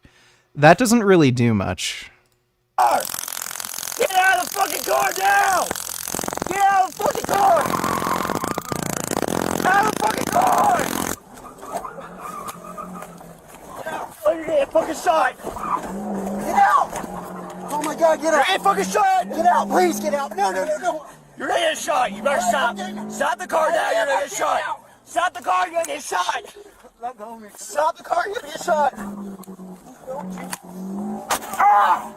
What are you doing? Get out! Did he just shoot him? The car! Right, stop! Get out of the car! Get out of the fucking car! Oh my god, that guy's so fucking stupid. That was entertaining though. Thanks for the donation, Cam. Times? Is it Newsweek? Is it Time? Who said the Jews killed 12,000 Jews, children of Hamas in Gaza? Name one source. Literally every news organization. Literally every news organization. Name one. Since in it's the world. every, name one. New York Name Times, one. CNN, human rights groups, World, United Nations, every single organization That is a says. complete lie. The New York Times said they are quoting Okay, all Hamas right. figures. You are lying to your teeth. Okay, they never said it. Quote the date. No, Quote the okay, date. I know. He said every the news defense source you can secretary, name the one. US Actually, for the record, multiple respectable news agencies around the world and news organizations have all said that the number of children killed in Gaza is at least as many as 10,000. Yeah, they're quoting the Palestinian Health Authority, which is run by Hamas. It's not exactly the most reputable source. And again, we know for a fact they're undercounting adult male deaths. Probably 12,000, it may be more. Quoting Hamas figures or quoting independently verified? Quoting the Hamas-run Palestinian Health Authority. I know. Okay, so quoting Hamas. So at least say that. Okay. Fair enough. But they are Hamas accepted, says they are the Jews accepted killed- by independent organizations. Anyway, Cenk, you were about to say something about nobody the accepts Hamas figures. I would like to ask Cenk Respectfully, about nobody the accepts Candace Hamas Owens figures. thing. Okay, so Candace Owens' critique of Israel is perfectly legitimate, although I hate to say that about anything Candace Owens says. But when she It's not legitimate. It's not informed at all. turns to the other topic and she starts talking about a ring of Jews inside America that control the media or politics, that is as anti-Semitic as it gets. That is anti-Semitic trope 101, right? There's no excuse for it. It's not remotely true. And by the way, you have to be a moron to believe things like that. And on the So, specific I mean, point, Cenk, about the her saying that Rabbi Shmuley is unholy because of the kosher sex empire, what do you think of that? Oh, I couldn't care less about that. I don't care if he's Dreamsation $20. What's a decent cheap plant protein powder I fucking hate or gain? Decent and cheap. I don't know. Like I don't know what your particular tastes are. You can buy from like bulk websites. I think Canadian Protein, you can bulk buy flavored soy or pea protein. That stuff is fine. President's Choice has some soy and pea protein that's flavored. That's okay. But I don't know what your taste preferences are. Don't care about flavor. In fact, I'd prefer unflavored. Yeah, I would just find some bulk website that sells either pea or soy protein in bulk. That would be the cheapest way to get it. Thanks for the donation, though, Dreamzation. Dodo donated $2. Base jank on far left bail reform in New York. And irrational our politics and our government is. Okay, so number one, in New York, and this needs to be fixed immediately, and this is not about any reform that happened recently. The judges cannot take the violence of the crime into account. They can only take into account whether the person is going to flee or not. That is absolutely ridiculous. Well, that makes no sense.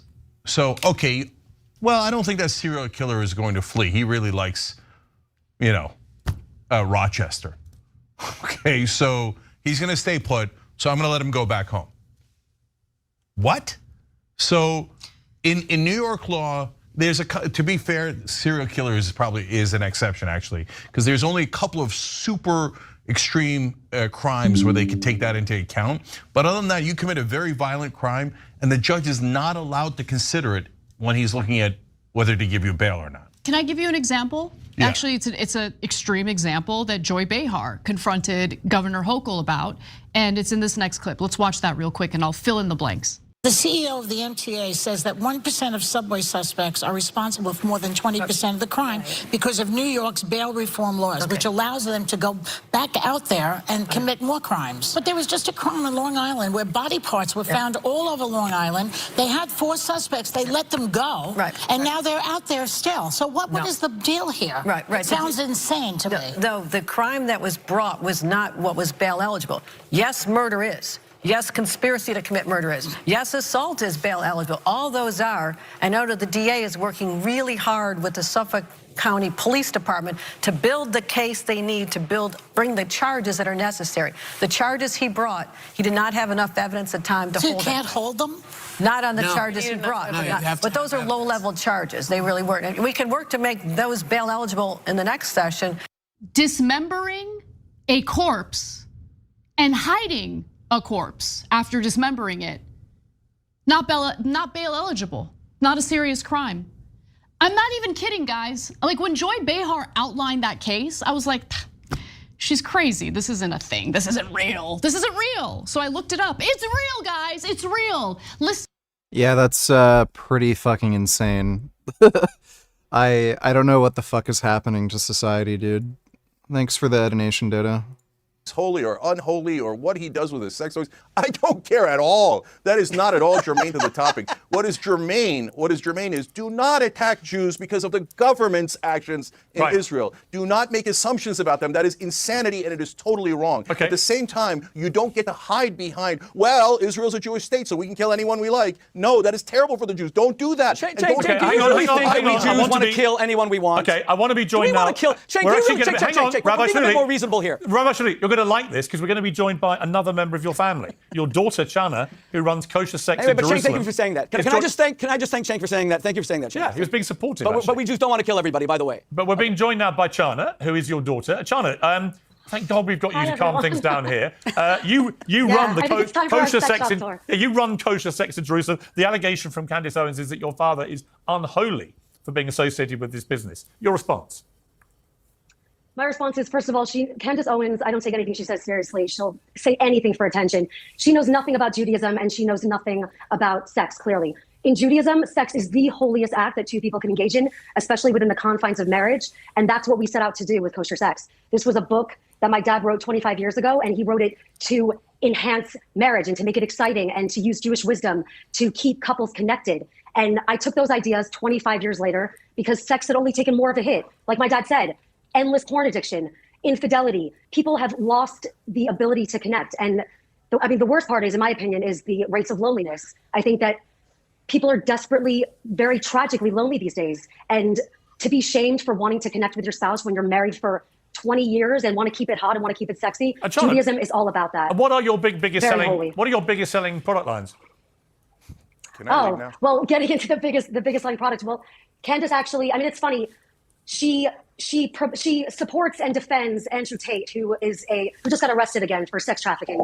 But she called these oils that I just came out with, these beautiful arousal lubricants that are made in Israel in the Holy Land, that are specifically meant to be used between couples to enhance the sexual experience, to make it more exciting, to make sex more pleasurable, last longer. And she called me, my dad, and these products filth. One word to millions of people, filth. So, well, I forgot the question. What did you? Well, no, you answered the question. That's obviously one of your biggest selling lines. But Rabbi Shmuley, Just making sure I'm asking the question. I don't want to get, Rabbi Shmuley, just fine. I mean, do you think there is something unholy about this, or is sex the ultimate example of good holiness? I think that sex is the ultimate form. Sex was only procreate. How much do we make on grocery sex? I got 9 kids, so I got to. I'm going to risk. Why not? Can I thank my? All right. Well, Jink proved he's an idiot and knows nothing about Israel-Palestine again.